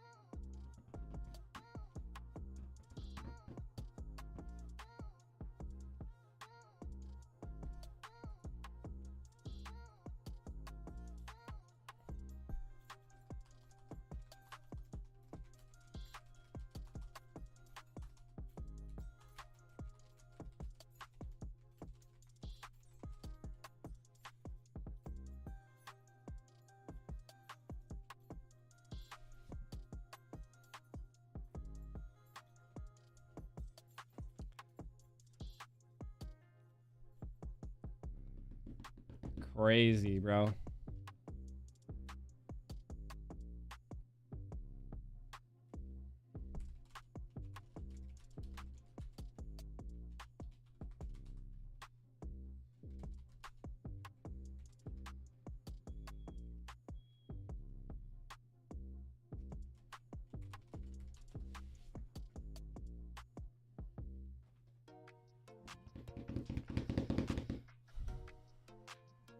Ba-da-da-da-da-da. Oh, let me unmute myself. This got finished with the Knights of Fate versus Area 77, and Area 77 took that win. Next up, we got Avalon versus Bloodhounds. Who do our casters think will avoid a loss this time? Let's check it out. My choice here was my choice here was Avalon because they were higher up in the leaderboard. This one's like 50-50 chance, so she's like, my choice was Avalon, but I know for me personally, go Avalon. Just Victor. Of the spiciness it's gonna add to it. Them winning Tarzan. Guapo. Initially it was gonna create basically a three-way tie for third and fourth place. That's no longer the case here now. But I feel like with the jumbling around of the rosters, Bloodhounds have a good chance of kind of taking advantage of that. Yeah, and you know, we're kind of split down the middle with this one. As I'm going for Avalon on this, but it's a close and hard decision to really make. I mean, both of them have been showing promising things so far. Yeah, they make a few mistakes, but they make up for it with their execution, and this is really going to be a flip of the coin on who can pull this one off. Nonetheless, like Private stated, anything is still up for grabs for a top 4 position. Yes, anything is where the fuck my XL go? Oh, it's over here. No, because in the last match, I thought the Knights of Fate had it in the bag, and next thing you know, Area 77 came back and was like, nope, that's our, this is our win, you know? So I love how it can go either way. You never know who can take the win. Yeah, and a little bit of information. I'm going to try to explain it as clearly as I can here. A little bit of an update on the standings. Knights of Fate took a very surprising loss, and there was a scramble for us to do all the math here. Knights of Fate here right now, basically this match between Avalon and the Bloodhounds could possibly decide if Knights of Fate are still in it. Bloodhounds need to... Private. They're ready to fight now. I'm gonna have to cut you off here because I know what the viewers are here for, and they're here to watch a battle. And right now, let the final battle begin of the night, and it'll be Avalon versus Bloodhounds. Fight. Yeah, like I was saying, Bloodhounds need to win here to tie with the Knights of Fate. If they win the next series too, they go ahead and they steal away that spot from the Knights of Fate. So there's a lot on the shoulders of Bloodhounds here and Avalon during this game, Wheezy. Yeah, Avalon a little bit more safer sitting at that number 3 position, but Bloodhounds, like you stated, if Avalon it's all up in the air here. In their growth in the North American scene. It's all up in the air. Let me start.gg. getting to this moment where they have a chance to make top 4. They gotta jump through. Let me do the calculation on games the for Avalon, the tiebreaker for teams that have made it to the champion stage before. A or lot of members actually. They have over there Basic, you know, Victor. You also I both don't those members have played again. I don't internationally, right? anticipate Avalon losing to any of these inside teams, of, the World but Series, and I can't wait to see where this goes. But nonetheless, between these two teams, high caliber gameplay. Bloodhounds is known for their synergy time and time again, but Avalon is known for some of their household names and also some of the things they bring to the table. It's not a secret on why they're sitting at that top 3 position. so Bloodhounds, the biggest challenge that Bloodhounds has had yet, and like you stated, the difference in what can send them home. Yeah, and that's the amazing thing here right now. Avalon, very secure. If they beat Bloodhounds here, that's going to be the end of the night and the end of the season for the Bloodhounds. If Bloodhounds win here, there might be a huge shakeup with some of these standings and who makes it into 4th place. Avalon does have those household names. A lot of those people that, a lot of those names that people recognize. Basic, Victor, Toinks was on Ackerman last season as well. Tarzan has been around too. While some of them might not have made the world stage, a lot of them do have a ton of experience as well. Bloodhounds are kind of new. They're not new to the scene, new to the top 8 of North America, but they've kind of shined here where others may have faltered at the top 8 or top 4 of North America. Bloodhounds have really shined and really made a huge amount of progress from what we saw from last year.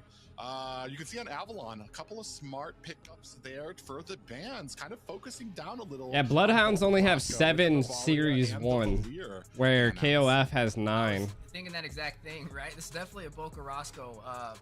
And if they win this, then it's essentially it's essentially Stool only. It goes 7 to 8, which Stool wouldn't. Oh yeah, but if Bloodhounds wins this, then you're up by 2. So I guess we're both hoping for different things on this one. I'm still going for that caster predictions, right? I just went for the spicy one this time. Just wanted to see a couple of tiebreakers come out there. We are going to go ahead. We ban out the Valentina. We're going to see where this first pick. If we're banning out kind of a lot of those mages, I'm wondering if this first pick is going to go ahead and focus down on that XP lane, especially with somebody as strong as Victor there. Yeah, we've seen Victor and just how much he can dominate with the Uranus, and I mean it's still available for grabs. Bloodhounds may be able to want to slot that up. All right, let me end this. Profits on, and he you guys definitely voted KOF, but Area 77 took it. Bloodhounds is gonna go ahead and take that up, and honestly, that is a good option, right? You put that in the hands of Victor, and that just increases the success rate of Avalon tenfold. Well, there is sometimes that problem sometimes too. If you try to pick something, Cardi! you better be able to play it to a crazy degree, especially against somebody who mains that pick, because of course they already know all the weaknesses of their favorite hero. So hoping that Dino or that the side of Bloodhounds can definitely make up for it. And then a big early game, easy peasy, another person that coincidentally has a Savage on that Martis as well. I'll tell you what, Bloodhound so far, they're very explosive with these first picks. You can tell they know everything's on the line and they're not risking it. We're not seeing something that's out of the ordinary right now. We're seeing like pure probability on success with these options that they slotted in, right? They go in for the Martyrs. You mentioned easy peasy, one of the only junglers outside of a DPR to get that Savage with them, and then Dino picking up that Uranus, you know, for their team. They better be able to execute it to its full maximum potential, especially going up against Cardi or Victor, mind you, who is running in the XP lane now for Avalon, which may be the difference in what they needed to keep them in that 3rd position. But I really want to see how Victor responds to this. We normally see plenty of these XP laners have an issue up against the Uranus and not really ever having a direct answer. The one that we did see was that Dyroth matchup, which did okay, and now looking at what we're seeing so far, it looks like he is going to go in for the Paquito to go toe-to-toe against him. Yeah, and that's going to be the interesting thing, because what you can do with the Paquito against the Uranus, while you're not going to have that lane matchup, you do trade that in for an ability to move around the map, put on a lot of damage on somebody, and then get back to your lane as well. So it's kind of an inadvertent trying to counter Uranus out by attacking different Vegeta, angles of the team. Martis, Uranus. We go ahead and see the Boca Roscoe. Oh Jesus! I'm actually not sure if that's going to be Boca Roscoe on the Kadita. Hit the like could button. very well be a Roam Kadita as well. Yeah, I was going to say the same thing. It's still a flexible pick, keeping Avalon on their toes. It does provide some additional CC, but also some damage. Right now, Bloodhounds is going to need something to kind of bridge their way toward the late game if the game does go there. For Avalon, though, they do have this Eve. It is going to provide that zoner's pressure with manipulation, but there is some answers, right? Easy peasy on the Martyrs, has a Mortal Coil, so he won't really be slowed too much from Demon, but that's just it. We're talking about Demon here, one of the more aggressive mages, and usually profits when it comes to their opponents. I can't wait to see what happens. I think Boca Roscoe is one of the few mages that can keep him on his toes in the mid lane, so like you said, it's going to be a little bit of that extra spice, and I can see why you would vote for the Bloodhounds and why I would vote for Avalon. It's definitely a spicy match on the way. Yeah, it's going to be very interesting. We do take out the Kufra from Bloodhounds as well. Coppola, I mean, like you said, he's gotten the MVP from the Bloodhounds as well. A great roam for them. And one of the things that kind of shines for the Bloodhounds right now is they've kept the same roster that they had before our break. So that synergy is still there. That growth is still there. While Avalon may have some weaknesses that can be exploited that come along with some of the synergy and some of the rotations. We do know both of these teams put in some heavy games when it comes to scrims, when it comes to practicing, so it might not be as big of a factor, but I mean, it's something to think about when we come in here. You mentioned already Boca Roscoe, easy peasy. I want to say Kadita and Martis. Good picks when it comes to the Eve, because once that real world manipulation comes out, these two have some good and easy ways to get out of that. Uranus, you're not really worried about until he's like really low to really kind of get caught up in there. So it's going to be very interesting to see what Avalon picked to kind of round out this composition to kind of set the tone for those real world manipulations. Yeah, and right now, Bloodhounds is fresh off of a sweep up against the NightHorde, so they do have a little bit of that momentum boost that's been going for them today. Whereas Avalon, this is their first appearance today, so hopefully they're warmed up and they've been practicing behind the scenes. As Bloodhounds, they're ready to go. I mean, you see Sleep picking up that marksman, is going to go in for that Claude, that late game damage with survivability, and then pair it up against Basic, one of the most famous, if not the most famous marksman in North America, running in with that carry for late game damage also, but he will lack in the mobility department. And then finish off the missing piece of the puzzle for Avalon. Edith will be slotted in to finalize their draft. Yeah, really interesting there. I do like Avalon. I feel like they've checked a lot of boxes when it comes here. I think the only thing that they don't really have is poke. I mean, you do kind of have it with Demon on the Eve, but you've got setting potential from Demon on the Eve. You've got the tankiness in the form of Toinks and Tarzan on these picks, and then Paquito. And Paquito has that early game damage while Carry has that late game damage. So I want to say a well-rounded composition from Avalon, including all the CC that you have from them. Now, speaking of CC, the Conal CC in effect with the Nubian Blast from Bloodhounds, as Coppola is going to go ahead and lock in this little now, that can work in their favor. You drop down that shield and negate the speedy light wheels from Basic. A possible counter was their option. You know, it's funny enough, we haven't seen too many Lolitas recently picked up. We've been seeing more of the Grok and things of that nature, Akaja here and there, but I haven't actually seen a good Lolita game in a while, so this is going to be a pretty intense matchup between Bloodhounds and Avalon, but like we mentioned, Bloodhounds has a shot to make it into Los Angeles, but they have to jump through a couple more hurdles, and one of them is going to be Avalon, who is sitting at that number 3 position, definitely very comfortable with their footing in the point system, as we are now jumping into game number 1 between both of these amazing teams. Bloodhounds going head to head against their opponents. Will they be able to take down Avalon? Yeah, like we said, Bloodhounds' future in this season of NACT lie in their performance here tonight. Avalon a little bit more comfortable, going to go ahead and start. Typical start for both junglers here, and as you see, both roam and mages at mid. Yeah, and right now both junglers starting at the same side, which means they will clash on the bottom side of the map near the gold lane, as we are seeing the emblems pop up on the board. Tenacity, a double tenacity for Avalon. That is going to be for the Boxia jungle and the Edith Rome. Triple tenacity, though, on the opposing side for the Bloodhounds. Definitely trying to be a little bit more sustainable when it comes to damage, but this is going to boil down to execution. Can the Wizard in the mid lane Demon outfarm the once supreme title holder and leader for the Bloodhounds, Bocarasco? Yeah, it's going to be very amazing to see here. Big rotation coming down here from the Bloodhounds. 3 members, but you saw a little bit of vision there given by Tarzan. So basically, chat, I'll shoot my camera in the way. Where still before this first That's right, and both teams have an international I'm doing calculations players, here. with that experience on the table. You've got Basic over there for Avalon. You have Victor as well. I guess actually one team has 2 internationals. Bloodhounds has those who are eager to go that extra mile and may be able to possibly do it. Ooh. Yeah, a lot of damage going on. Trying to pull up the handbook. The decimation. Easy peasy finds the kill. He's going to have to go back to base. Might actually be back in time for this first turtle. Yeah, but not back in time for the amount of gold that Sleeps is going to strip off of that turret. Already about 25% left, which is going to give him the advantage in terms of the economy and also the level. We are seeing both teams getting ready for that level 4 to fight it out on this turtle. Tarzan already in position for the retribution. Nobody there to contest. His Easy Peasy is still rotating around his orange buff.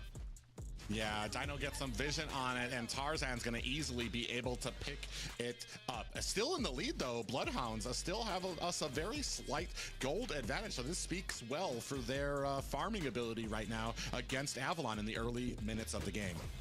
Yeah, I mean, I'm keeping my eyes on a couple of things in this match, right? First of all, what's going to happen in the gold lane? Basic already took a death with under 2 minutes, which will give him a little bit of a disadvantage, especially running on this carry who kind of leads the way toward that mid to late game, bursting down the tankier opponents with the speedy light wheels. Well, speaking of bursting down, another thing that I'm interested in is the battle on the top side.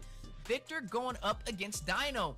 Can Victor keep up with the unkillable Uranus? Yeah, and that's going to be the question here, because everybody has been having their eyes on Victor and his joining of Avalon. Big pop up there on to Tarzan's going to activate that Tortoise Puissance to kind of offset a lot of the damage and activate a little bit of that anti-healing. Both teams go ahead. Lethal Wanderer captured and then quickly taken down by Tarzan. Yeah, and speaking of junglers, Easy Peasy running on the Martis. You can't deny the factor that he is a threat, especially with that in his hands. One of the few junglers to pull off that Savage nice and early in the NACT fall, and given the opportunity again, could be a possible problem that Avalon has to watch out for. You're looking at the first turtle, though, going into the hands of Avalon, which means they have the XP boost to work in their advantage. Ooh, very interesting positioning by both teams. Both members, both XP laners were in kind of dangerous positions on each side of the enemy's jungle there. 3 members down here. Avalon looking for a gank. They think twice about it. I love how fast they make the decision. No, we can't make something happen here. Rotate back. Yeah, Corrosion Scythe was picked up from Basic, getting ready for those core items. Even though he did have a slight delay by being bursted down in the 2v1 matchup on the bottom side, he's still able to kind of find his footing. Bloodhounds needs to continue to put some pressure on there to kind of increase the lead, as we are now going to see the second turtle spawn in. Bloodhounds already in position to take control of the turtle pit, but here goes Avalon for the contest. Victor on the wrong side of the map gets popped up and taken out by Easy Peasy. Now he's chasing onto Tarzan, set his sights. Mortal Coil is out, big pop up. Is he going to be able to find the decimation? He does. That's 2 kills for Easy Peasy to set the tone for this next turtle. And there it goes again, the line for today, setting the tone. The Martis has just been such a problem, already picking up 2 kills and a turtle, showing you he can bridge the way for the early game when in the right hands. First to his DPR, and now we may be seeing Easy Peasy. Dominant size was picked up from Dino on the top side. Victor doing what he can, trying to hold him off, but the gold has already been stripped off. Now the gold from all turrets has fallen. 3 kills left unanswered, and a turtle for the Bloodhounds. With as much as going on with the Bloodhounds, we still have not seen them take like a tower just yet. So they've gotten 3 kills, but they haven't been able to transition that into these good objectives that you usually look for here. 4 members here. Bocarosco on the back end. They find him there. Toinks comes in with a big pop-up. You can see Bocarosco with a pop-up of his own. Rough Waves is out. Easy peasy looking for another decimation. Is he going to be able to find it? Tarzan getting away, and on the back end sleeps with that blazing duet. Coppola finds a kill onto Toinks, and down goes a basic. 2 more kills for the side of Bloodhounds, and just as I say that, Demon gets caught as well, and a flicker out to safety for Bloodhounds. And with that additional golden kill, Sleeps will be able to pick up that golden staff and have even more of an advantage in the gold lane against Basic, who found his 2nd death so far in the last 6 minutes. Avalon having a very hard time protecting their ADC. Sleeps making the most out of the situation. Looks like he will have enough time to take down that turret, which will open up the map even more in their favor. It is now 6-2-0, 6 minutes in, and Bloodhounds leading the way against Avalon. Yeah, and this is what I was talking about. If ever there was an opportunity for Bloodhounds to get the advantage over Avalon, this would be it. Big pop-up onto Dino, who's going to activate that consecration to get himself out of harm's way. Still trying to put the damage onto Toinks. Easy peasy on the side. Looking for an opportunity. Doesn't see it just yet. Immediately rotating back to mid. Yeah, Coppola is going to pick up that Radiant Armor. Worried about some of that long magic damage from Demon. Yo, and also Bloodhounds. Battle on the way in the jungle. What's going on here, yo? Oh, big a Numenon blast comes out. Victor! On the Ooh, he's in there. The blazing duet. Ooh, oh! He was like, should I go? Should I not? Commit suicide. Turned around, and it looks like What is going on here, chat? And 7 right now in favor of the Bloodhounds. Yeah, easy peasy having 3 kills. Sleeps picking up his 3rd as well, and a turtle in their favor. Request for a pause, though, from Basic on the side of Avalon. Right now, in a huge deficit, a hole that they need to find a way to climb out of. 7 minutes in, we're looking at 1 turtle advantage and also 1 turret advantage for the Bloodhounds on top of the 7 kills that they've stacked up. And these kills aren't just going to anybody. They're going to who it matters, the marksman and the jungler. But speaking of things going to who it matters, a giveaway code on the screen right now. Claim the code in game. I don't know if Avalon's trolling right now. Bloodhounds is looking crazy. Maybe like Bloodhounds is like pushed back against a wall, right? Yeah, and like you they're like a ravaged animal, and now they're just attacking. 3 kills on Sleeps, 3 kills on Easy Peasy. So it's going on who it matters. And Bocarosco doing such a great job when it comes to giving vision for his team for that marksman lane. And Sleeps, I mean, you already know that Claude does have a little bit of a slow start to the game. He does need those items, that Demon Hunter sword. That's what I'm saying, you know? Maybe they're like really kind of ravaged animals, you know? Push back against the wall. They really want this LA. For him. Not to mention, you're up about 2K on a team like Avalon. A very good start for the Bloodhounds. All of Avalon must and be right now, you know, Bloodhounds is trying to make their way into that 4th position. I'm gonna use the restroom while we're on a pause. Avalon is in the 3rd position right now, and it's just showing you if they can do this to them, they definitely have what it takes to hold a spot in the playoffs, right? Now, Avalon, looking at what we're seeing so far, a little bit too early deaths for Basic, right? Focusing on that goal lane should definitely be one of their main priorities. We mentioned in the draft that running the carry, you lack the mobility. So Bloodhounds making the most, finding that vulnerability in their draft is going to focus in on him and get those early kills. And that's what happens. Not to mention, he doesn't have a flicker. He doesn't have any means of escape. All he has is a Purify. And that is where Bloodhounds is going to seize that opportunity. And that's what we're seeing so far, right? They took the turret down in the gold lane and forced Basic to rotate to the top side to try and hold off that lane. And maybe seeing Sleeps rotate up there as well. Don't really want to have Dino go up against the carry, so I kind of assume he's either going to rotate on top there or try and focus in on the mid lane to open up the map more in their favor. Yeah, and that's what I was going to talk about too, is that now that they've kind of switched lanes, but that depends on what you have going on in this lane here too. Like, I mean, are you going to, if you put Uranus and Paquito at the bottom as well, you've already got a tower down on that side, and you're kind of setting up Victor for a little bit of a problem down there. It's gonna take something from Avalon. If Bloodhounds can kind of maintain this, not make too many mistakes, they've been doing such a great job when it comes to their rotations when it comes to vision. The only thing that we're worried about is once you get to the mid game, once you get to the late game, a lot of dude, I teams can came get back a little right at a complacent. perfect We see time. how this kind of goes on. Tarzan, in a bad way, is going to be able to find a little bit of an escape there from the Bloodhounds. Yeah, now as we are resetting and back into the Land of Dawn after that pause, we are jumping back in at that 7-0 deficit. Bloodhounds leading the way in the early game against the number 3 team in the NACT fall season. Bloodhounds man, needs this victory to be I'm able to like on move the edge of my forward and seat. have I don't know another chance who's gonna be at this fourth claiming a place seat in Los spot, Angeles. man. Right now, Avalon still has a little bit of a safety net, but anything is still up for grabs for both of these teams, as you are going to see the turret on the top side fall in favor for Avalon as they take it down up against Dino.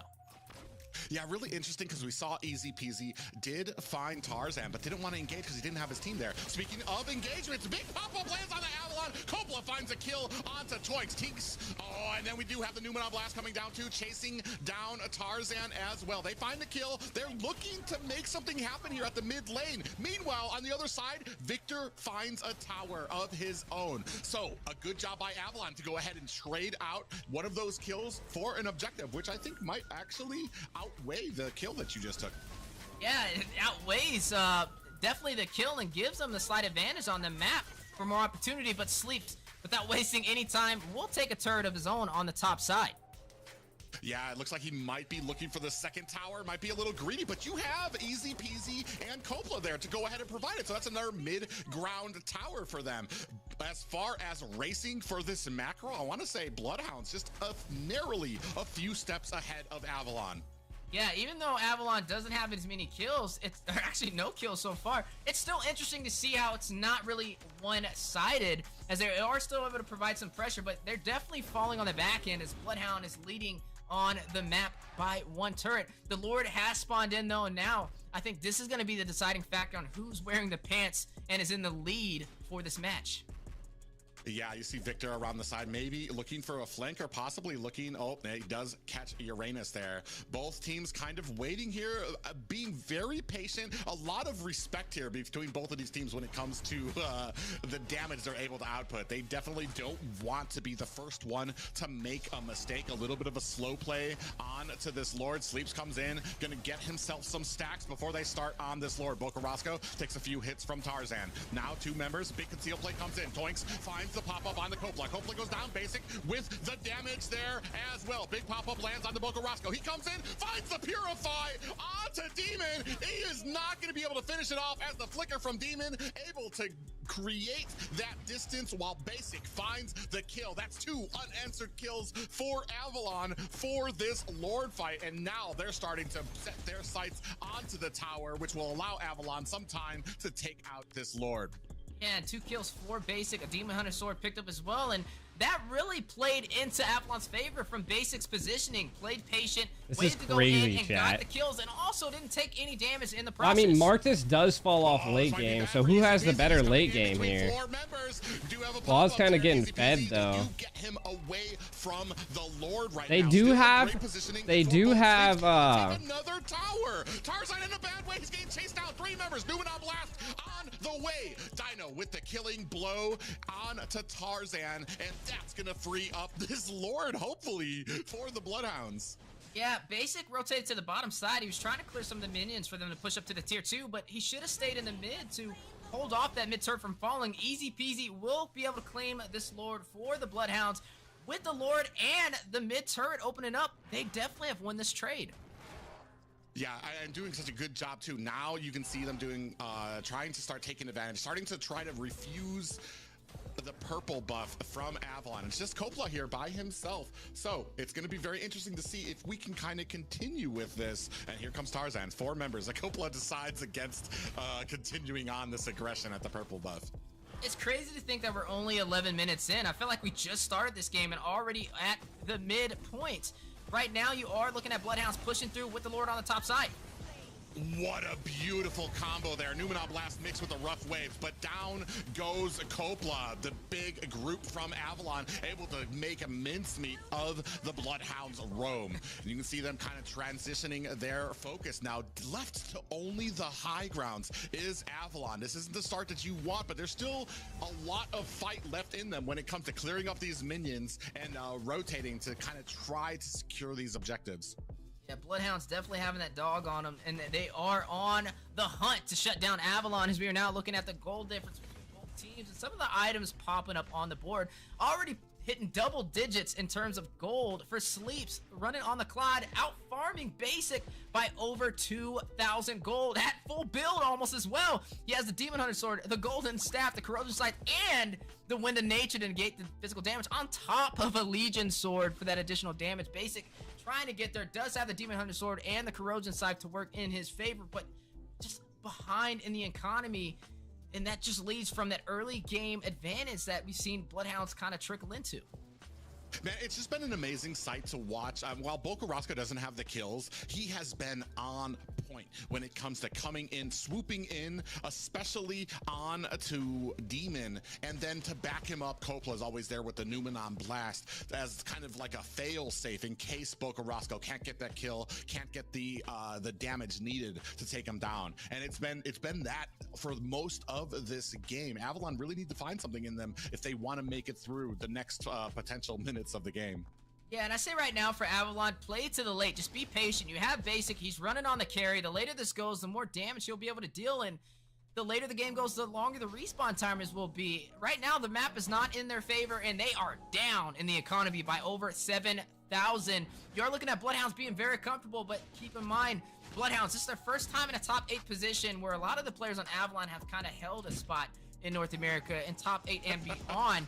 So, speaking of top 8 plays. Oh, yeah, big conceal play lands on the Dino. He's going to activate that Consecration. In comes PZ from the side lane, trying to push Victor into the tower. Still, nobody. Numenor Blast is out, and it catches 2 members of Avalon. Rough Waves comes out. Is it going to be enough? Down goes Toys. The rest of the team falling shortly behind like dominoes. Whoa. Demon and Basic fall. Tarzan is down as well. That's a complete team wipe for the Bloodhounds. And this might be game as they are starting to make their push the for fuck? the core. They have 21 seconds to make some magic happen. Dino taking the tower. This is gonna be the first game going to the Bloodhounds. Unbelievable.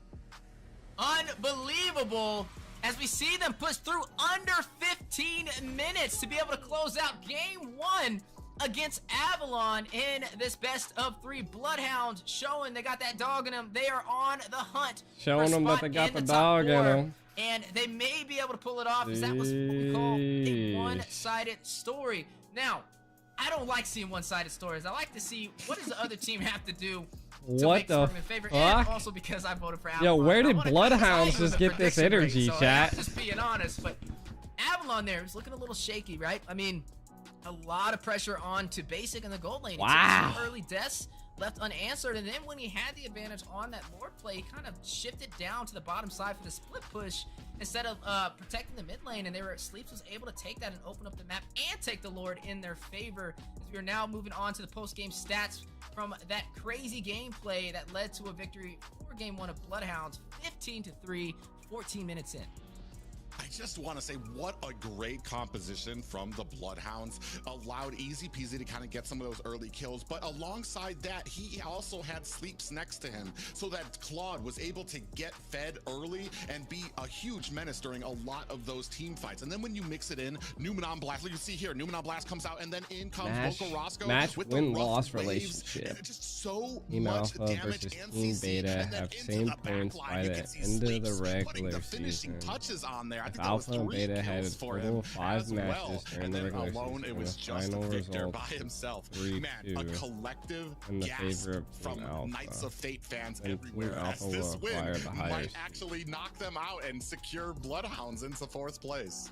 That's right, but they still got one more hurdle to jump. They need another victory to be able to close out this series. Was it a fluke, or can they do it again? Avalon, though, kind of scratching their heads and wondering where did they go wrong. Definitely have the IQ to be able to turn this around and keep Bloodhounds on their toes, as we are now looking at the post-game stats at that 14-minute finish. The rich guy going to sleep on that Claude, who's just so overly fed to make the difference. And also the carry as well with 43,000 damage dealt. The sandbag, most damage taken was Tarzan, and then the forgotten one, Coppola, sitting at 10 assists. Yeah, just a crazy game there too as well. That last engagement, possibly their undoing. You had Dino looming around there, and I feel like the frustration got to Avalon. They were camping a bush. Nobody was coming near there. Bloodhounds were doing their job, making sure they didn't go anywhere that wasn't clear. Eventually, Avalon, they bit down on the bullet, and they're like, okay, let's just go for Dino. Uranus is not the target you want, especially when he's ahead, because he can basically tank out an entire barrage from your team. That meant that all of your abilities were wasted. Dino still survived, and now you had the rest of the Bloodhounds in tow. Yeah, I mean, at that point, they needed to play for the late game, right? I mean, Basic did have the carry, so it definitely could have gave Dino a harder time the longer the match went, but Bloodhounds, they didn't plan on letting it go to the late. They finished it right before that was crazy minute mark, and overall a great execution. That was close it out. Honestly, I was a little crazy, surprised on how they're able to push through right there and close it out. You could definitely tell time was only what happened? Time for them to be able to push out. Someone like was saying it was an EXP and a gold gap. Island. They didn't waste it. They knew the opportunity was there and they dove for it. Those are the things you have to do to push from the top 8 to a top 4 position. But again, Avalon sitting strong in that 3rd seat. Bloodhounds still trying to find a way to climb that ladder. May be able to do it with one victory on their side. Yeah, it's gonna be very interesting here too as well. This is what I wanted from the series, you know. Say if Avalon and gets Bloodhounds 60, great teams, but the reason I Bloodhounds went gets for Bloodhounds is 'cause I wanted 70. to go against what the grain was, so that we could have it would be ourselves a nice they would be little fight here, 200. and that's exactly what we got with that Avalon's last still match. at 210, so Bloodhounds Avalon showing, still like I said, holds. the synergy. You're talking about 5 guys who have been together. Still since the holds beginning here now 3rd of the place, season. no matter They were offered the roster change. if They're they like, no, lose you know what? here. We haven't had the greatest season, but you know what? We're gonna stick with what we know, and we're just gonna practice and try to bring these guys up. And you can see the fruits of their labor here against Avalon. That would be crazy, Yeah, bro. and Bloodhounds. it's definitely showcasing today. And then if Bloodhounds beats, if Bloodhound caught beats my eye, and I really Avalon, found out about and this then team. beats Got him on Area Twitch. 77, Decent guy, great they go to streamer. LA. This team definitely has been putting in This a is lot crazy, of work behind the bro. scenes, not just compared to Avalon, but compared to a lot of the teams that we see in North America. They don't split up the group too often, right? They just build that synergy and continue to grow. And when they take a loss, they don't quit. They don't disband. They learn from it and they move forward. And those are the things that you have to do. And it just shows you through time, synergy can beat anything. But Avalon, again, can they turn this around? That's really where the question is going to start. I believe in the goal lane, they need to put a little bit more pressure. Basic falling twice early, I wouldn't say it was entirely his fault. It could have been just a difference in the tank mage synergy, beating them down there for that rotation could have been the difference. But then also, we got to pan over to what happened in the XP lane. You let the Uranus walk, and they put the Paquito against it. We were wondering what heroes can kind of profit in there. Did we really see Victor have a hard time in the XP lane? Was that something that could have weighed into it? Or was it, should they have just banned the Uranus overall and maybe not allowed that to even be a possible problem? Well, we're gonna find out those questions and more after a small break. Why are we going on a break?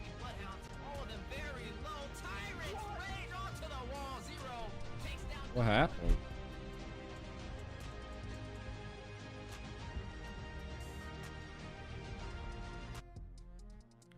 What happened, yo?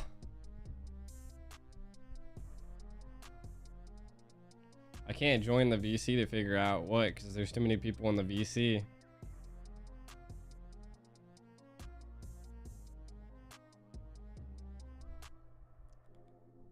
I don't know if they just needed like a timeout or something.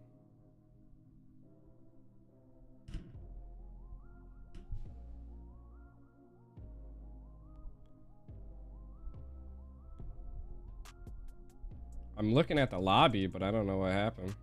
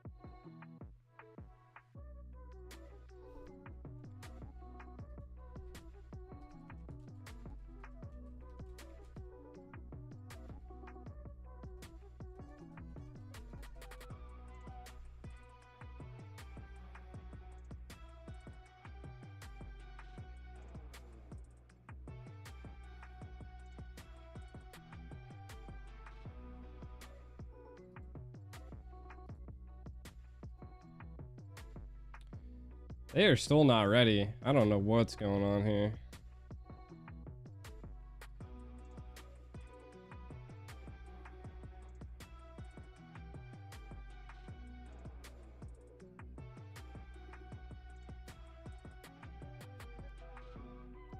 Yeah, what happened?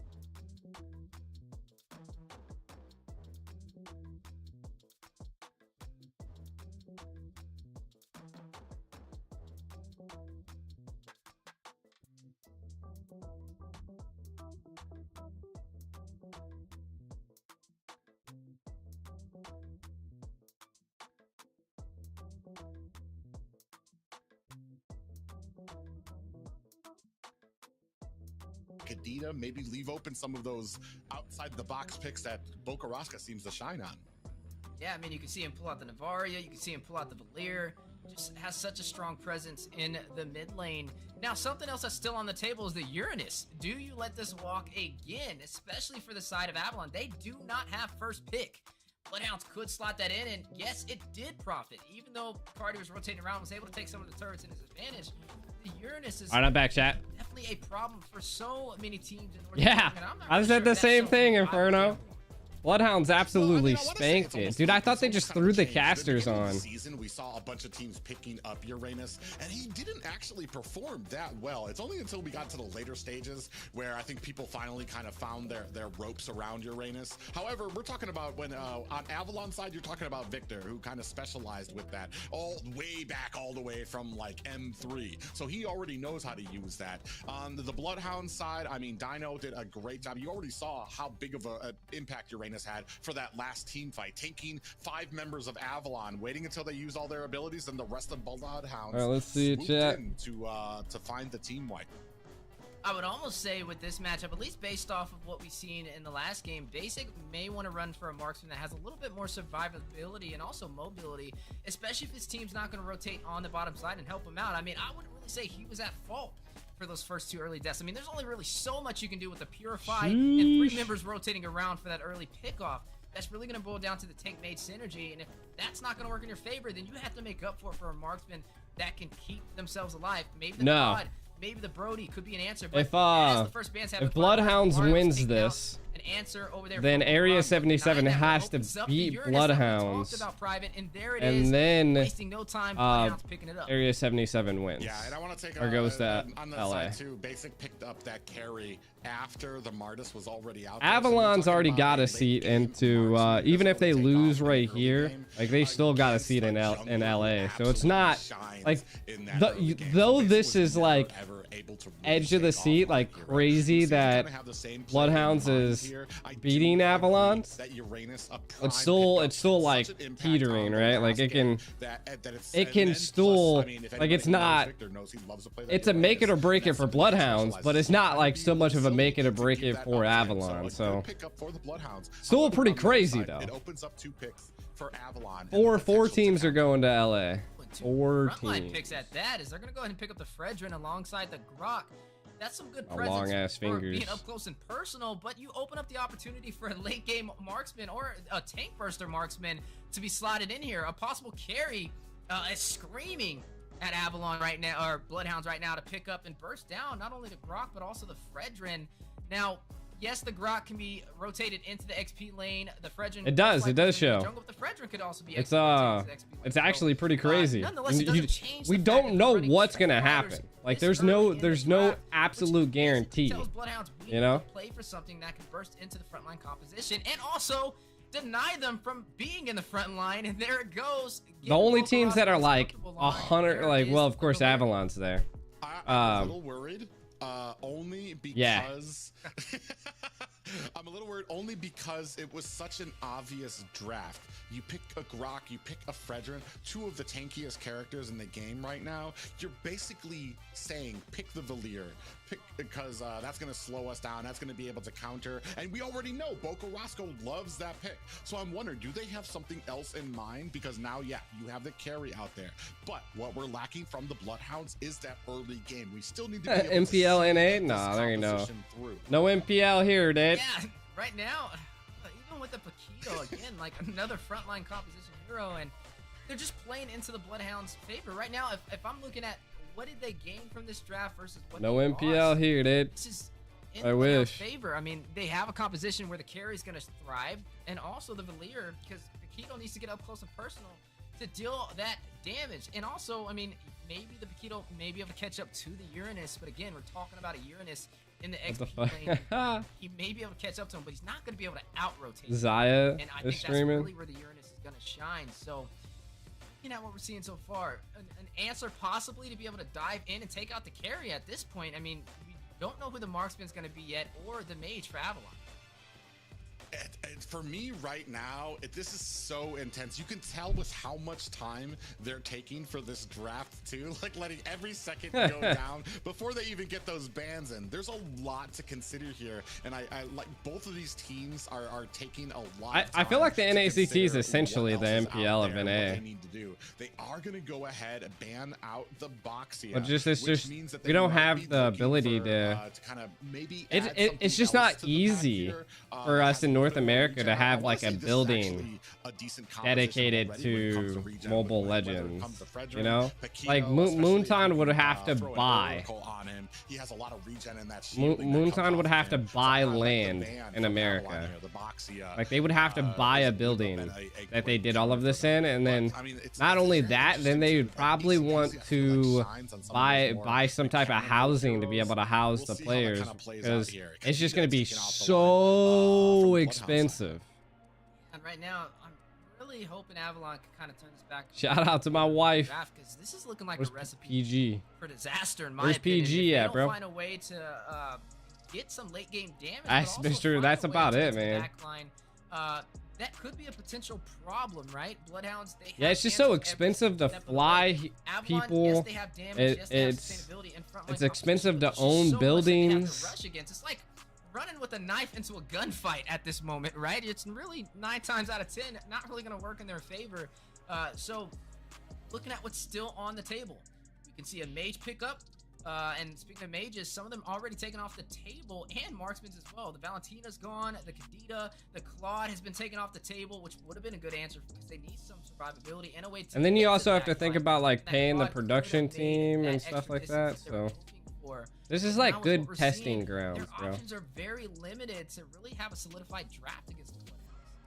Well, I do want to. This is looking like last draft. Picks here, especially when it comes to Uranus, especially when it comes to the early game.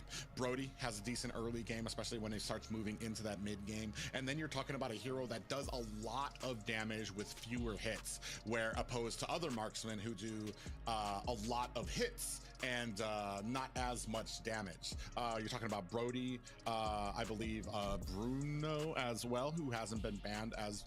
So you've got some heavy hitters, and that wouldn't be too bad. Like if Moonton had like a bus or something, or bought like a bus and picked up all the players, like that would be a little bit more doable, I would feel like. But like flying players are just so expensive, bro.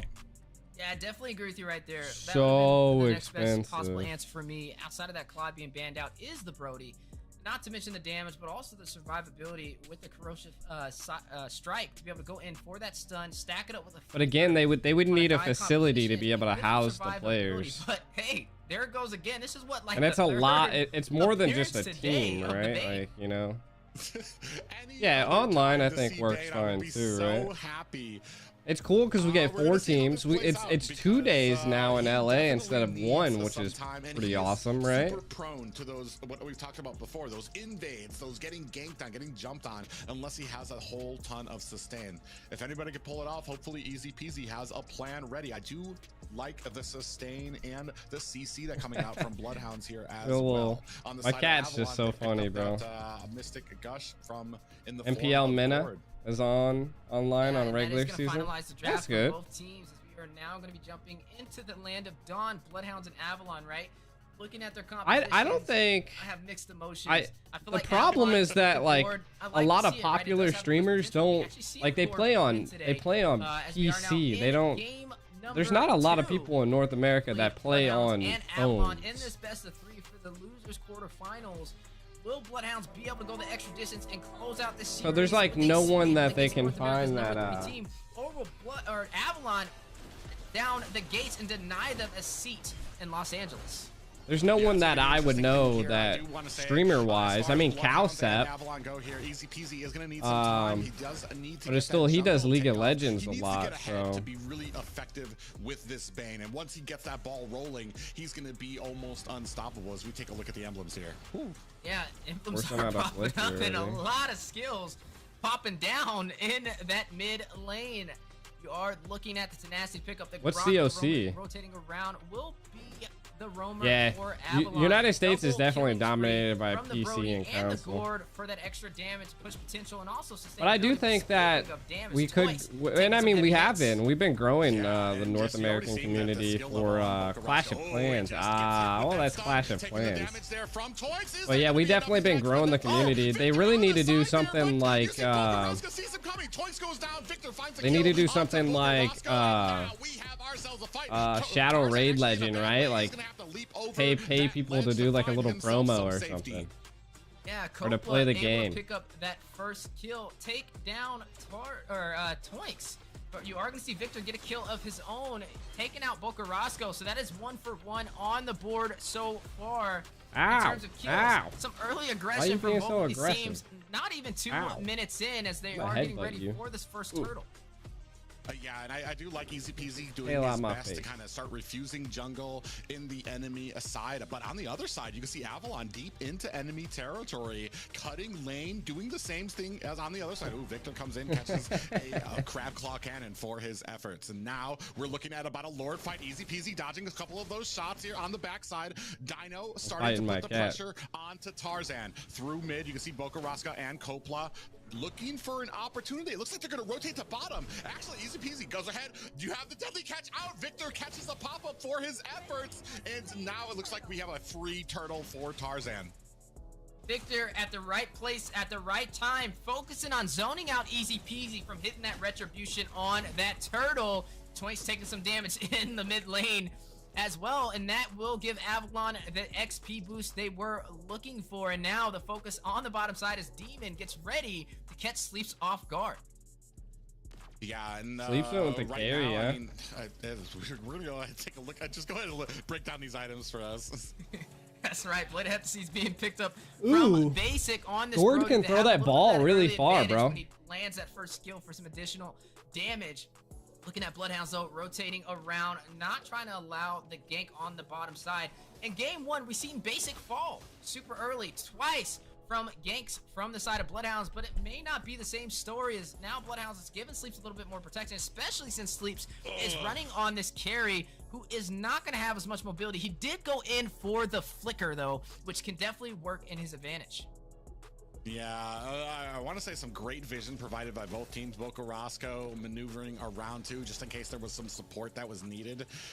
Both these teams, very similar to the first game in that there weren't too many kills in the early. There was a lot of respect paid by both of them, in both of these teams not trying to make a mistake. I want to say a heavy presence down here from Avalon, 4 members. Toinks checking bushes, Tarzan lying in wait, Copla and Sleeps. Oh, actually, Victor puts some, oh, actually, Victor actually taking a heap of damage there, halfway down. Yeah, and that's just the problem over there going up against the Uranus is he can sustain himself. He can stay in a lot longer. But if you get the Bloodless Axe, then it can make up for it from having additional spell vamp on that Paquito. I mean, Victor's doing an okay job though, right? He's trying to match the rotation from Dino, and so far it has been working out. But the later this game goes, can he maintain that pressure? Oh yeah, they put some damage onto Toinks. I mean, like I said, both teams are doing a great job when it comes to vision. They're not moving in places that they have not checked. They absolutely refuse to do it. You can see both XP laners. There might be a little bit of a race to see who can get here first. 3 members of Avalon trying to come in there, trying to put the damage on. 10% left. Demon finds the kill onto the turtle. You think TOB wins this, bro? This might be a or not TOB, fucking Bloodhounds. Backside Victor able to take out Boca Roscoe on that Valier. Boca Roscoe. Now able to go the extra distance, taking another turtle in their hands for Avalon and some kills alongside that, as you are seeing Dino taking some hits over there. The Uranus up against the Paquito may fall if he's not careful.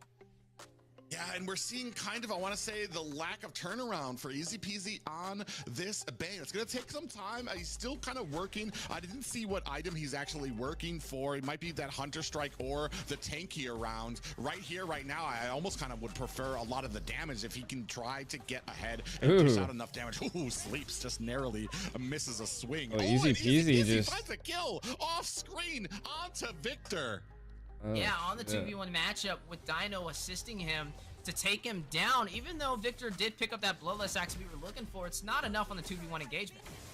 Ooh, great positioning by Sleeps and Copla, except Copla actually gets taken down, but he was able to protect his marksman. A tower trade for both teams here. Yeah, Anti-Hail did just get picked up from Basic, planning Crazy, to try and burst chat. down the Uranus once we get to the late game, if they can make it there. Oh, Boca Roscoe caught in a Okay, you guys are bad way. thinking they can't kill 3 Gord. members Avalon of wins. Avalon Okay. gonna go ahead and finish the job on him. They don't have that Avalon's still leading in backline kills, peel, sitting huh? at the I mean, they could 6-minute mark flicker in and with leading by a 2,000 gold. they Dino call on the 1v4 Dino. situation. Ooh, maybe, yeah. Ooh, a nice little capture over the wall, but it's not going to be able to escape the damage from Basic. And a little bit of a turning the tables right now, 3-6 in favor of Avalon. Definitely have the advantage. And like I said, this is usually a big problem when it comes to some of these picks, like Sleeps, like Easy Peasy on this Uranus, and especially for somebody like Uranus, who's going to start getting chopped down. Sleeps taking a heap of damage from Victor. Knockout punch comes out there. A beautiful flicker. Was it a flicker from Sleeps? Yeah, to dodge the knockout punch from Victor, and still dishes out the damage and takes the tower. This is going to go ahead and allow Avalon to pick up that turtle. It's like Well, that you just said, that bringing a just knife to closed a the gap. gunfight. Victor being bursted down from the marksman That just of closed the the gap. Bloodhounds, and now taking that turtle Ooh, for the did they XP just boost, wall and now charge? an engagement in What the the mid fuck? lane. Ooh, the middle's rage. Here, Basic Look at all the does find CC. tower. Down What the comes fuck? Why death Demon check. canceled We're gonna that? see some kills here. Basic on the backside, still delivering the damage. Dino comes in Ooh. there. Here come the torn apart memories. Does not find a kill, but Demon. What the able to fuck? find the kill Copla onto died? Copla. 4-7, Avalon's lead.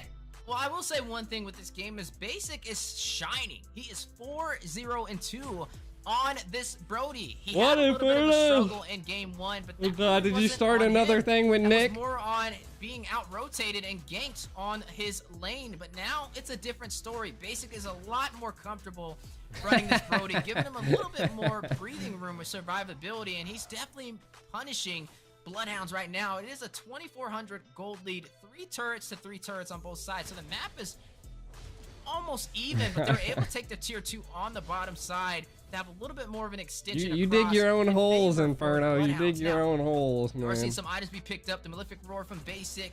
Also the Glowing Wand from Demon to deal some additional damage. But will that be able to take them the extra miles? Now we are going to see a siege on the tier 2 turret for the top side.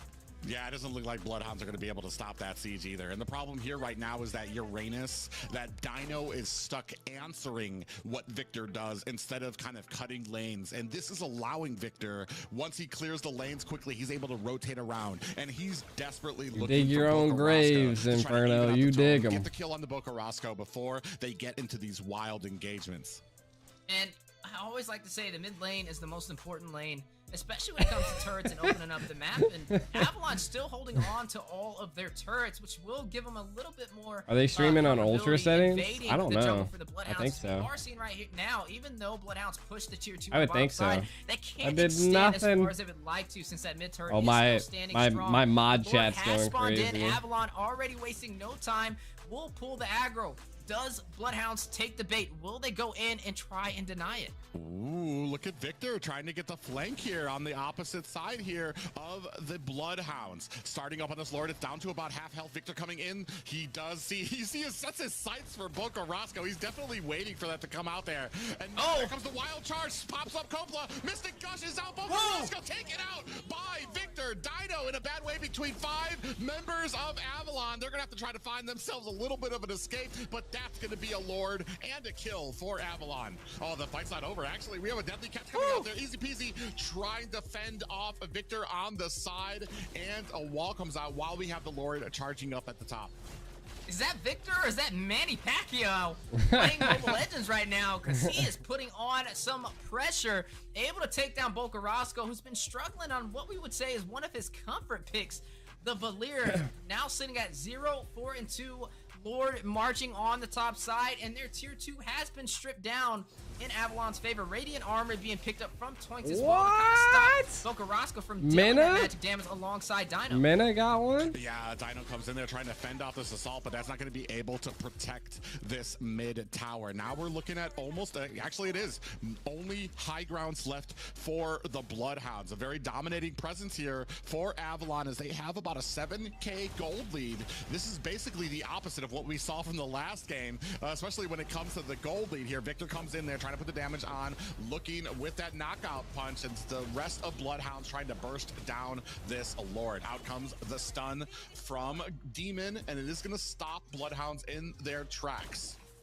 Blade armor was picked up from Tarzan, an answer for sleeps, especially with the speedy light wheels. Demon Hunter sword has been picked up from Basic, look at that gore as they are seeing them damage. trying to get some of these core items and work their way toward the late game. Now at the 11-minute mark, Avalon leading the way, stripping Bloodhounds down to 2 look at inhibitors the in the shattered basement memories there. Yeah, the basement open. Tarzan doing a great job. Have I seen the sitting in news? front, trying to take out the damage. Are you talking about the MPL Mena? It's these high ground towers. Sleeps. Ooh, almost got caught up by Victor Foxy there. said And that's gonna something be about it. Another high ground for Avalon. Only one left for Bloodhounds. They need to find an answer here within the next few minutes. He's so this from could be a wash Kentucky. for them.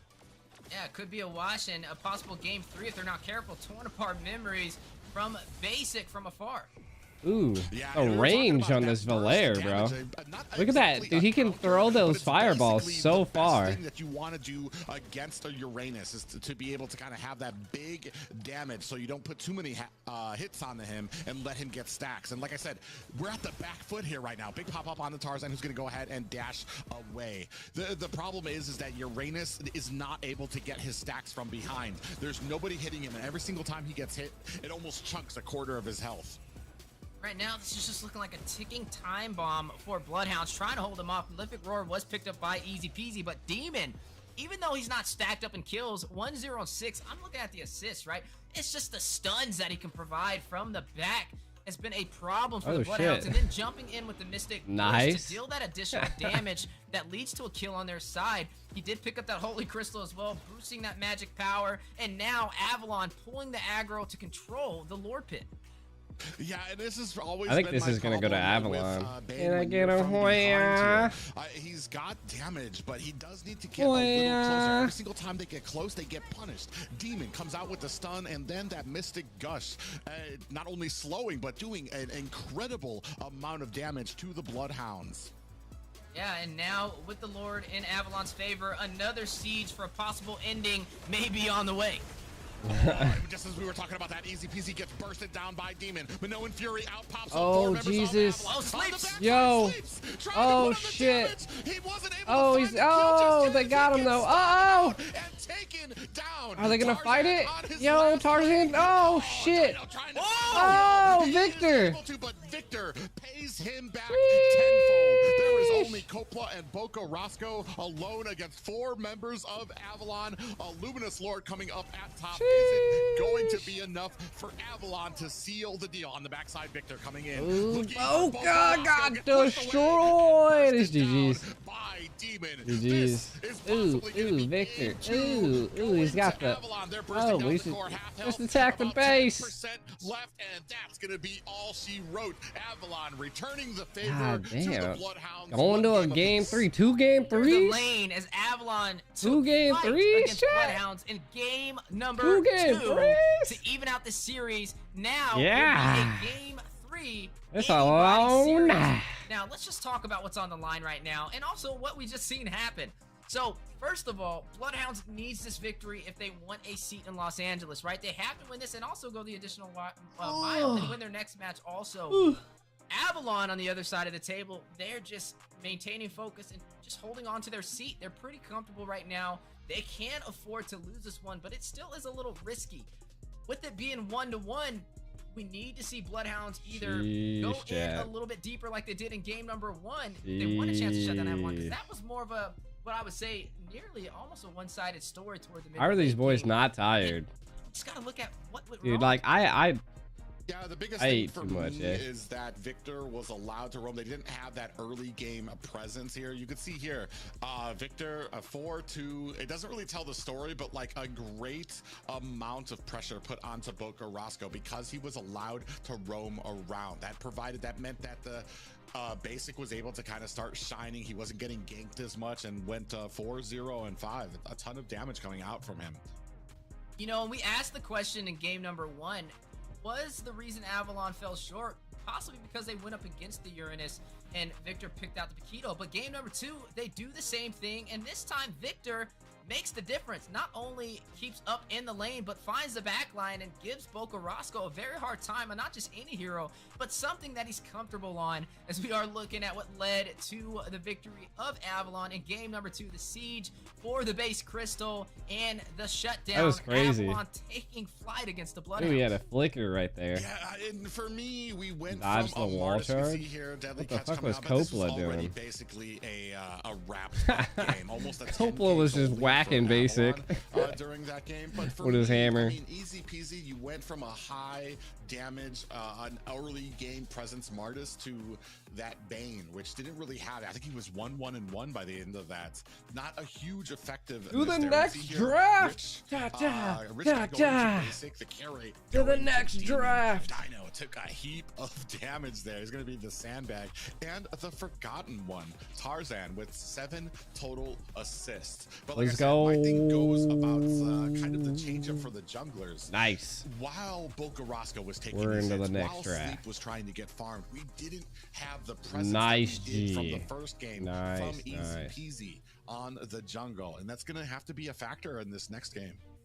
And you know, kind of to expand on that topic, Easy Peasy, we've seen him profit on the Martis, but the difference in game number 2, especially with the draft, was they banned the Martis out within the first phase. And like you said, that is one of those things that makes the difference. And they didn't want to overlook that twice. So credit to Avalon from making Bloodhounds a little bit more uncomfortable. And now Crazy. split down the middle. What is going to happen? Will we see Bloodhounds push through and have a chance still to fly out to Los Angeles, or will this be their final match? Yeah, we're going to find out here, especially, I mean, I'm wondering what we ban out. We definitely, I think we're still banning out that Martis. Valier, as we saw, if you're not ahead, you're not getting kills, if you don't have that presence. Boko Roscoe is going to be a huge... Valier, What was that? You're not getting if you don't have that presence. Boca Roscoe is going to be a huge target. Victor really excelled that game.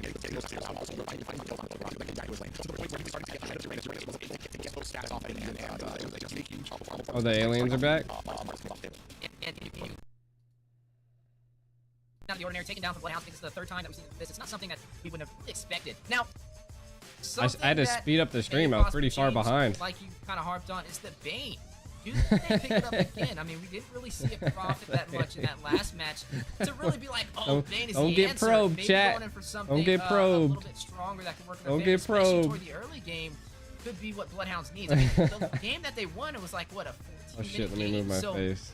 That pretty much means they won the early game and then took flight right after that first Lord, and then the enhanced Lord to close it out in an early finish. That means in order for them to beat Avalon, they have to win the early game. Don't play for the late, play for the early. If they don't, it could be checkmate. Avalon You think they're gonna take forever to ban and pick again? Well, that's the kind of the problem there. Is like I said, in the early game, you had both Carrasco. I felt like the I want to say the ban and pick phase is so long, man. For the team, even in their losses, usually doesn't take that many deaths. Once you had Victor, his sole job was to try to go ahead, find out Boca Roscoe, try to get those kills on him to shut him down. And that was one of the biggest, I want to say, pieces to this puzzle that allowed Avalon to kind of succeed, because then you were still getting the pushes, you were still getting that CC from Valier, but you weren't getting that immense amount of damage from him. And that's going to be something that needs to come into Bloodhound's mind. Do you keep rolling with the Valier? Do you go with another pick that maybe Boca Roscoe might be able to put more damage on, but then you're kind of falling off with the CC? Yeah, and right now Uranus is still walking on the table. It will not be banned out as Bloodhounds is going to go in for that X board, which means there is a chance that we will see the Uranus slotted in again for the first pick, but this time the difference is it is going to go to Victor, and we've seen what he's capable of in that XP lane. First of all, he was running the Paquito up against the Uranus and he was profiting. Now to put the Uranus in his hand could be a problem. No, they're going to go in for something entirely different. They're going to lock in the that Matrix, which means, hey, we're not worried about the Uranus. We beat him before. We can beat him again. Yeah, here's the thing is I think we're kind of going towards the same comp. I think this is what they want to run to kind of bait out that Valier pick from them, possibly bait out You go that the same carry. pick? Same comp, then, bro. Once you have Victor, who kind of shines out with trying to take out some of those squishier marksmen and mages. That's crazy. It's gonna be interesting. Like I said, I want to see how Bloodhounds adjust here. I'm assuming they're gonna take the Uranus again away from Victor, because you definitely don't want him to have it if you're not prepared for it. Oh, okay. We're gonna go for the an Akai pickup on the side of the Bloodhounds. My thought process on it is possibly just trying to keep the Fredrin at bay. Oh, they're gonna go for the okay, this is a little I would say risky, especially this early in the draft. I mean, yes, you have CC, but again, this screams a carry. This screams a marksman that could just soak through the beefier composition, and it screams a Valier on top of that. And this time, it's not gonna be Bloodhounds that gets a Valier. It's not gonna be Boca Roscoe. It will be Demon. Yeah, this is interesting too, because you're essentially taking one of Boca Roscoe's comfort picks, and we were just discussing it before. You better be able to play that to the upteenth degree, because you know Boca Roscoe knows how to counter it.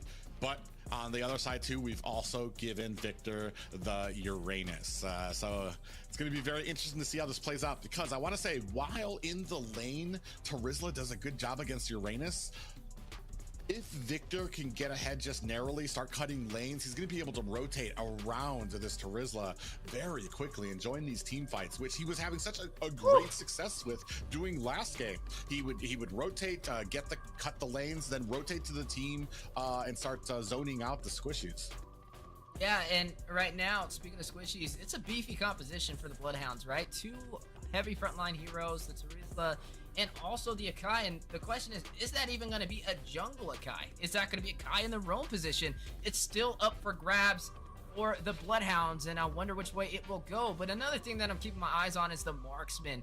Now, carry could work to burst them down, but it will lack survivability. You could pair up the flicker to do it. The Claude was kind of what? That's the wisest answer. Maybe even the Brody punished could work in this type of composition, especially when you're going up against an Akai who's heavily going to focus on diving into your lane. You need something that can survive, and I think that's one of the biggest things. Sleeps already has one of the highest survivability marksmen picking up that Claude, so I would have to say I would possibly go in for the Brody.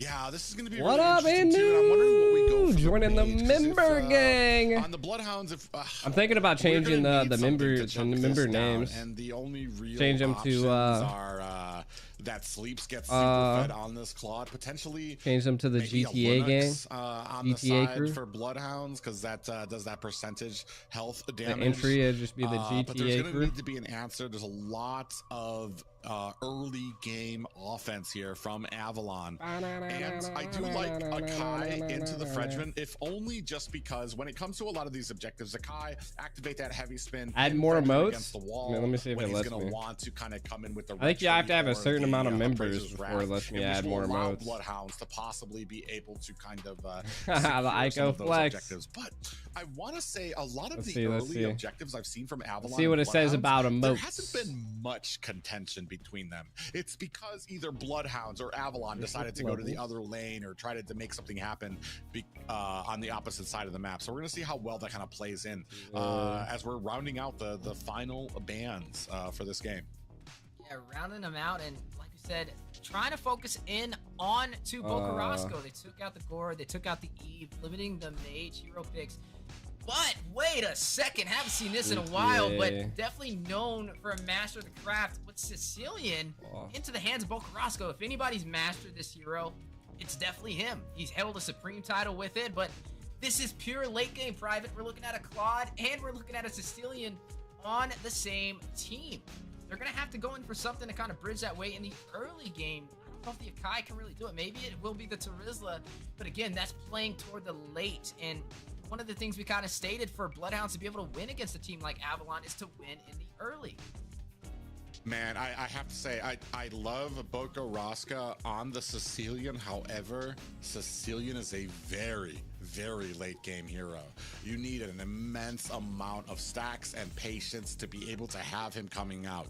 Toward the late game, maybe you can turn it around when you're clearing lanes because the enemy's pushed so far in your base, but it's a very huge risk for them, and hopefully this pays off, because on the other side too, you've got Sleeps. Claude isn't exactly an early game damage either, and that's what we're lacking here from Bloodhounds. You can set up for the late game all day if you want, but if you never make it to it, you're never going to be able to take off.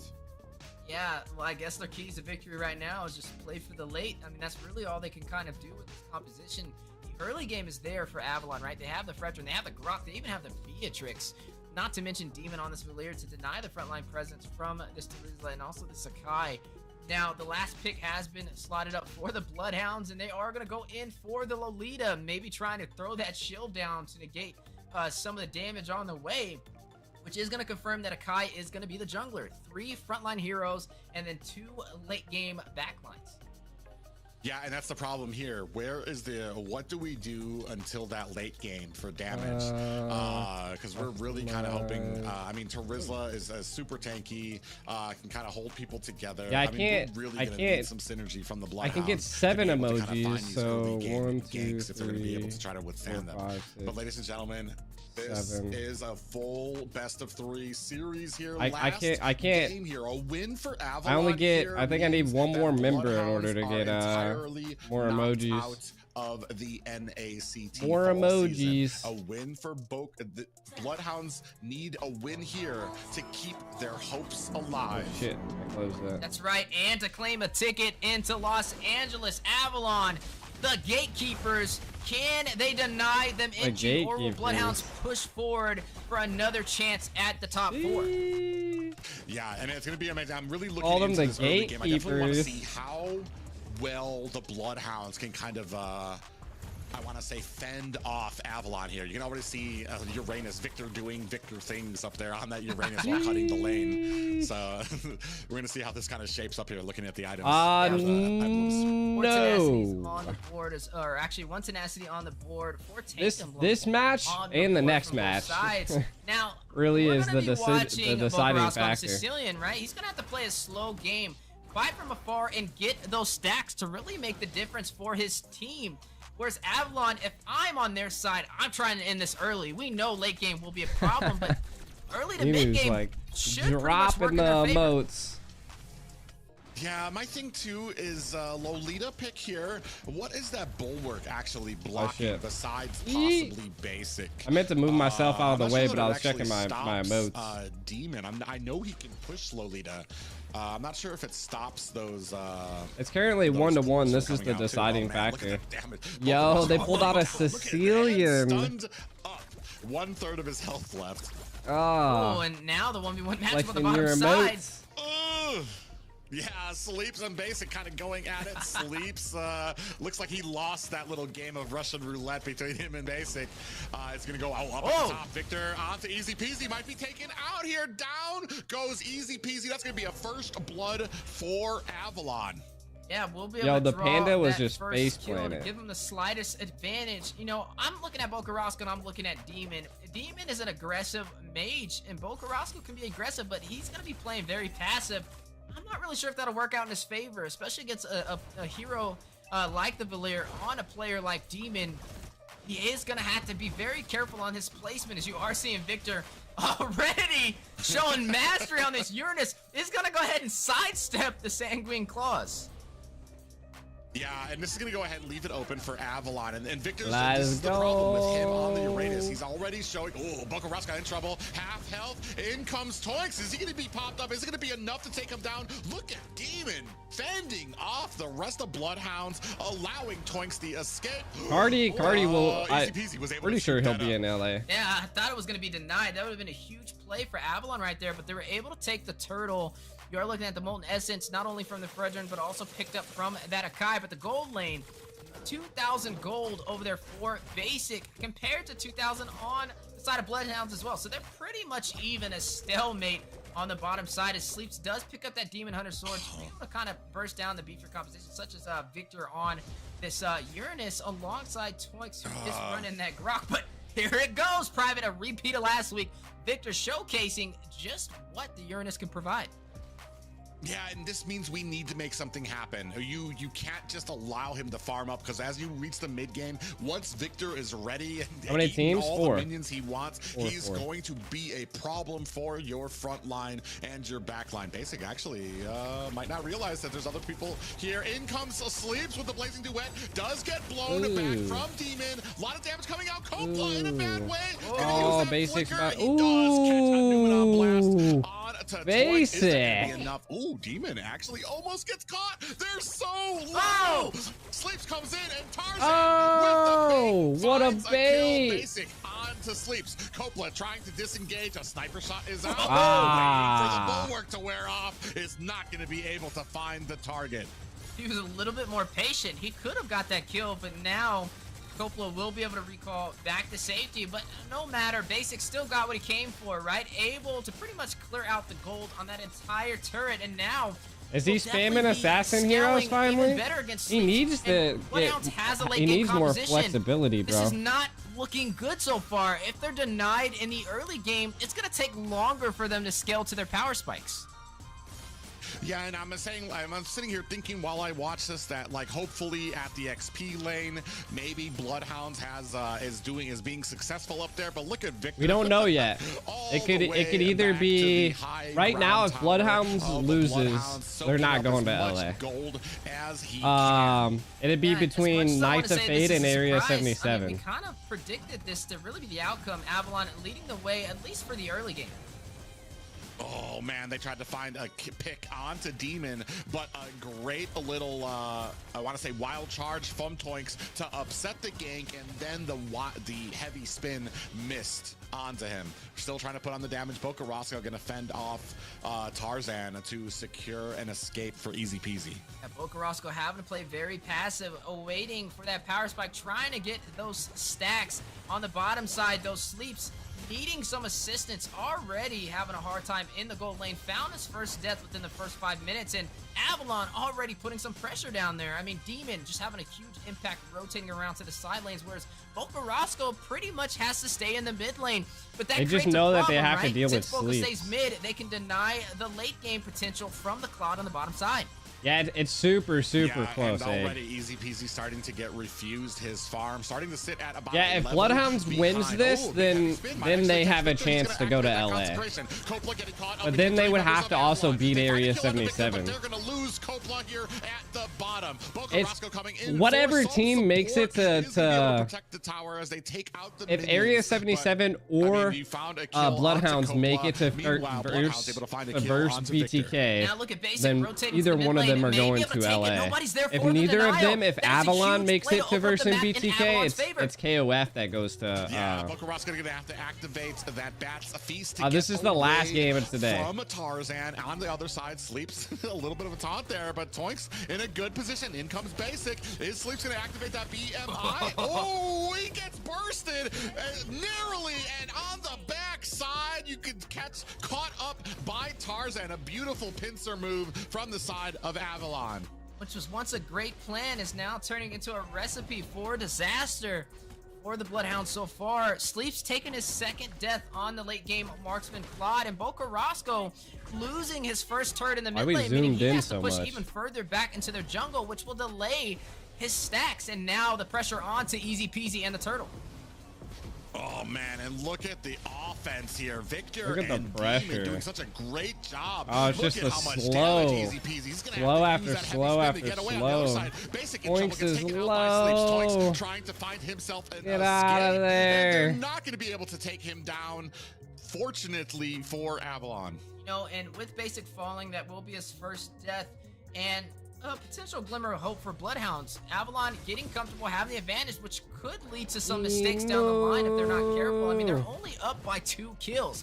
The later this game goes, the more mistakes they make, the better it'll profit for the Bloodhounds, since they do have the Claude and also the Sicilian.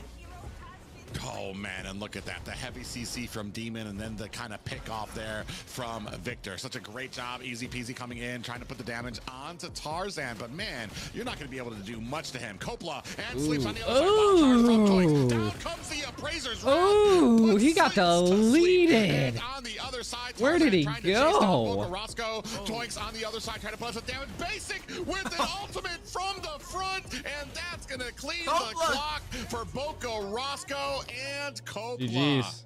Yeah, able to burst them both down, and just is that with the Lord coming down too? The Bloodhound so far, 8-2. Victor left alone, trying to deal some damage. Dude, Easy Peasy and Dino was gone. showcasing just what the Uranus can provide, even when he's outnumbered. Yeah, you see Tarzan coming in here, trying to put the focus onto Dino, who's sitting in a bed underneath his tower. Nowhere is safe from Avalon right now. Penalty zone with followed up by a flicker. Bokarosco finds a kill onto Tarzan. Oh goddamn! Look at the damage. Onto the back line. Man, this Victor might ate be the that shit. opportunity that they've been looking for. They decide against chasing. Smart move by the Bloodhounds, but that's starting to see Sicilian starting to come online. Now, hey, we're 9 minutes in, almost to the mid-game. We got, oh my goodness, Bokarosco! Sanguine Claws almost catches Basic and sends him up here to the caster's desk. Almost at that 10-minute mark, though. A ticking time bomb, right? Avalon is fighting against time. They need to close this out within the next 5 minutes. Who's doing? This is where Bloodhounds will start to shine. I mean, you're already seeing the damage starting I'm on to like pick the up edge from of my seat, Bokarosco, bro. and just what he did to Basic alone. As we are getting to the mid game, definitely Who's something gonna they win are it? gonna have to watch out for. Who's gonna but take it home, Avalon chat? definitely has some things working in their favor. Bloodhounds are stripped down to their inhibitor turrets. Not even 10 minutes in, right? We haven't even reached enhanced Lord yet, and the base is almost to a point where it could be cracked It's been a long open. day. Even with just this non-enhanced Lord, it's a possibility for Avalon to pull this off. Yeah, Victor doing a great job zoning out the rest of the Bloodhounds, while Avalon gonna go ahead and pick up this Lord. I need like an Victor, energy caught between drink. 2 members, is gonna go ahead, dive over the ledge to find himself. Oh, big conceal play coming in. Oh my god, the damage. Ooh, but Toinks. Toinks getting Stunned? shut down. Basic finds a kill to Dino. Toinks gonna get taken out by Bokarosco. Coppola gonna use that dash to get himself out of harm's way. Basic chunking down this next tower. Look at the health bars. Oh my god, Basic. He's just eating them alive. GG's. GG's. This might be all she wrote. And NT Bloodhounds. NT. Rome for the Bloodhounds. This might be a wrap. Dino coming in ACT, in. Waves and a minion at stages, and oh, maybe not. Maybe not. They're holding out. They're holding out. No. Avalon. Basic finds the kill off the easy peasy. That's gonna be all she wrote, and this is going to see Bloodhounds sent home a win for Avalon. Avalon taking flight even higher in the sky, up to outer space, shutting down Bloodhounds 2-1 in the losers quarterfinals and maintaining their spot in the top 3 position. BH is out of the game. To Los Angeles. A lot to break down from what we've seen right there, Private. First of all, it's Area 77 against Avalon now. A little too risky for what me and you would have liked, especially with a pick like the Sicilian. Like you said, no. So, okay, this is it. So, right now we'll be looking at Area 77 versus Avalon. Right here. If Area 77 beats Avalon, they secure their spot to LA. If Area 77 loses here, Knights of Fate go to LA. And that is essentially put to this graph right here. So if we take a look at this Excel I booked up here. So if this is if Area 77 does it, right? They'll largest okay. I'm confused. Oh yeah, because Bloodhounds didn't beat Avalon. So Bloodhounds got 60. Avalon now possibly a 70 if they get taken out here, right? So now if we sort this largest to smallest, right? So now we got we have a tie. We have a tie right here between Knights of Fate and Area 77. And Area 77 would win the tie.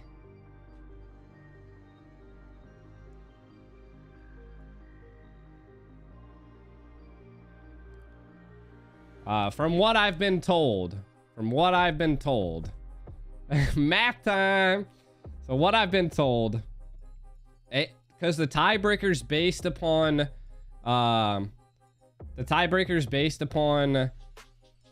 your series wins.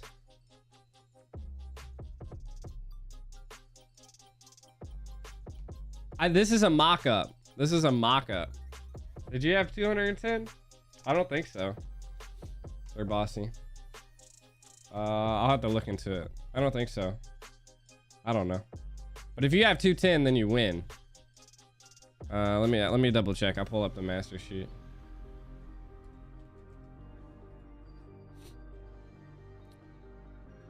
But if Area 77 doesn't beat Avalon, then KOF goes. Team standings.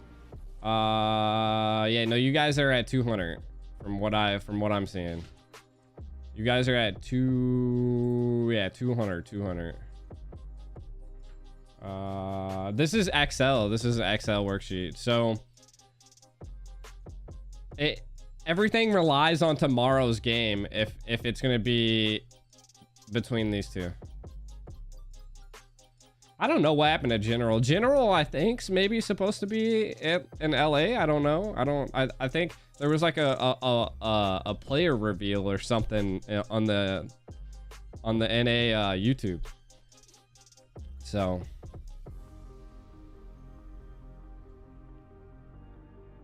yep, Area 77 controls their own destiny. If KOF would have won, then I think they would have been in a better position.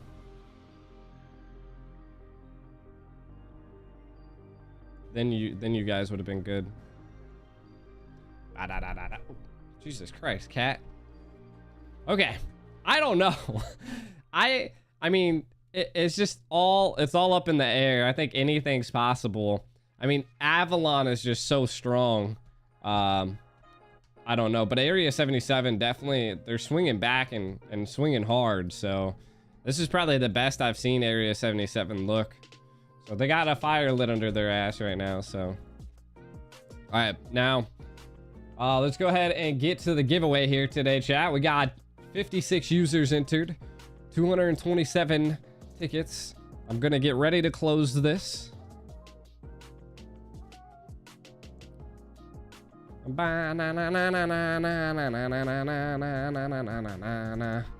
Close. All right.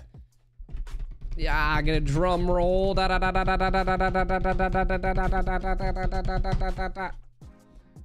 Boom. First winner.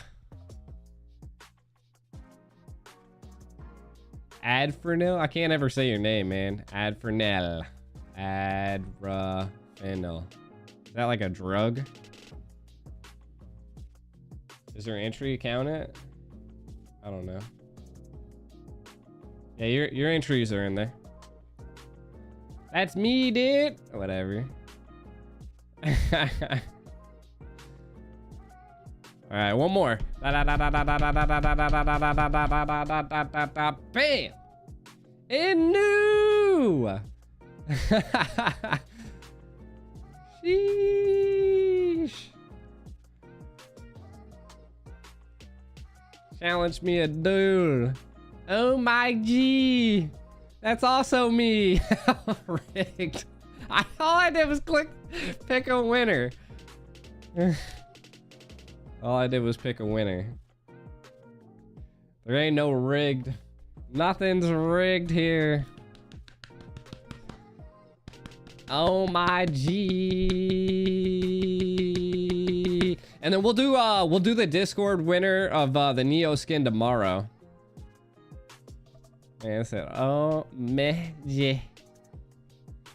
Oh my G. Oh my G. What are top hours? Dang, you lost your flex coins. Gamble wall.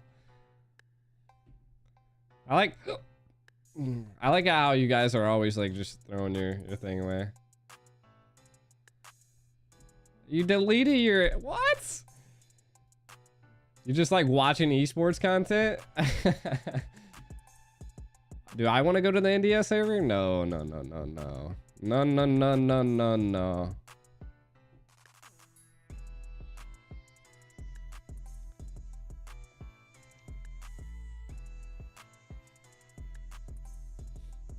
Oh, you're on break from ML? Well, you can save it. You can save it for later, right?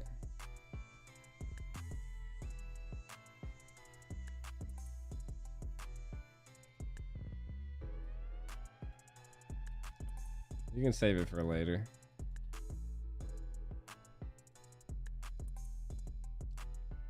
I wonder if I can paste this little like... Oh, yo, it actually pastes it inside of XL. That's crazy. Well, just hit me up with your Mobile Legend ID and we'll see how it goes. We'll see how it goes. But all right, chat. That's the end tonight. Hit me up, Inu, in the DMs if you want to, if you want to grab the giveaway or whatever you want to do. But we'll be tomorrow. How about a free meal giveaway? All right, sounds good. Sounds good. I'll see you guys later tomorrow. I go out, fam. GG's.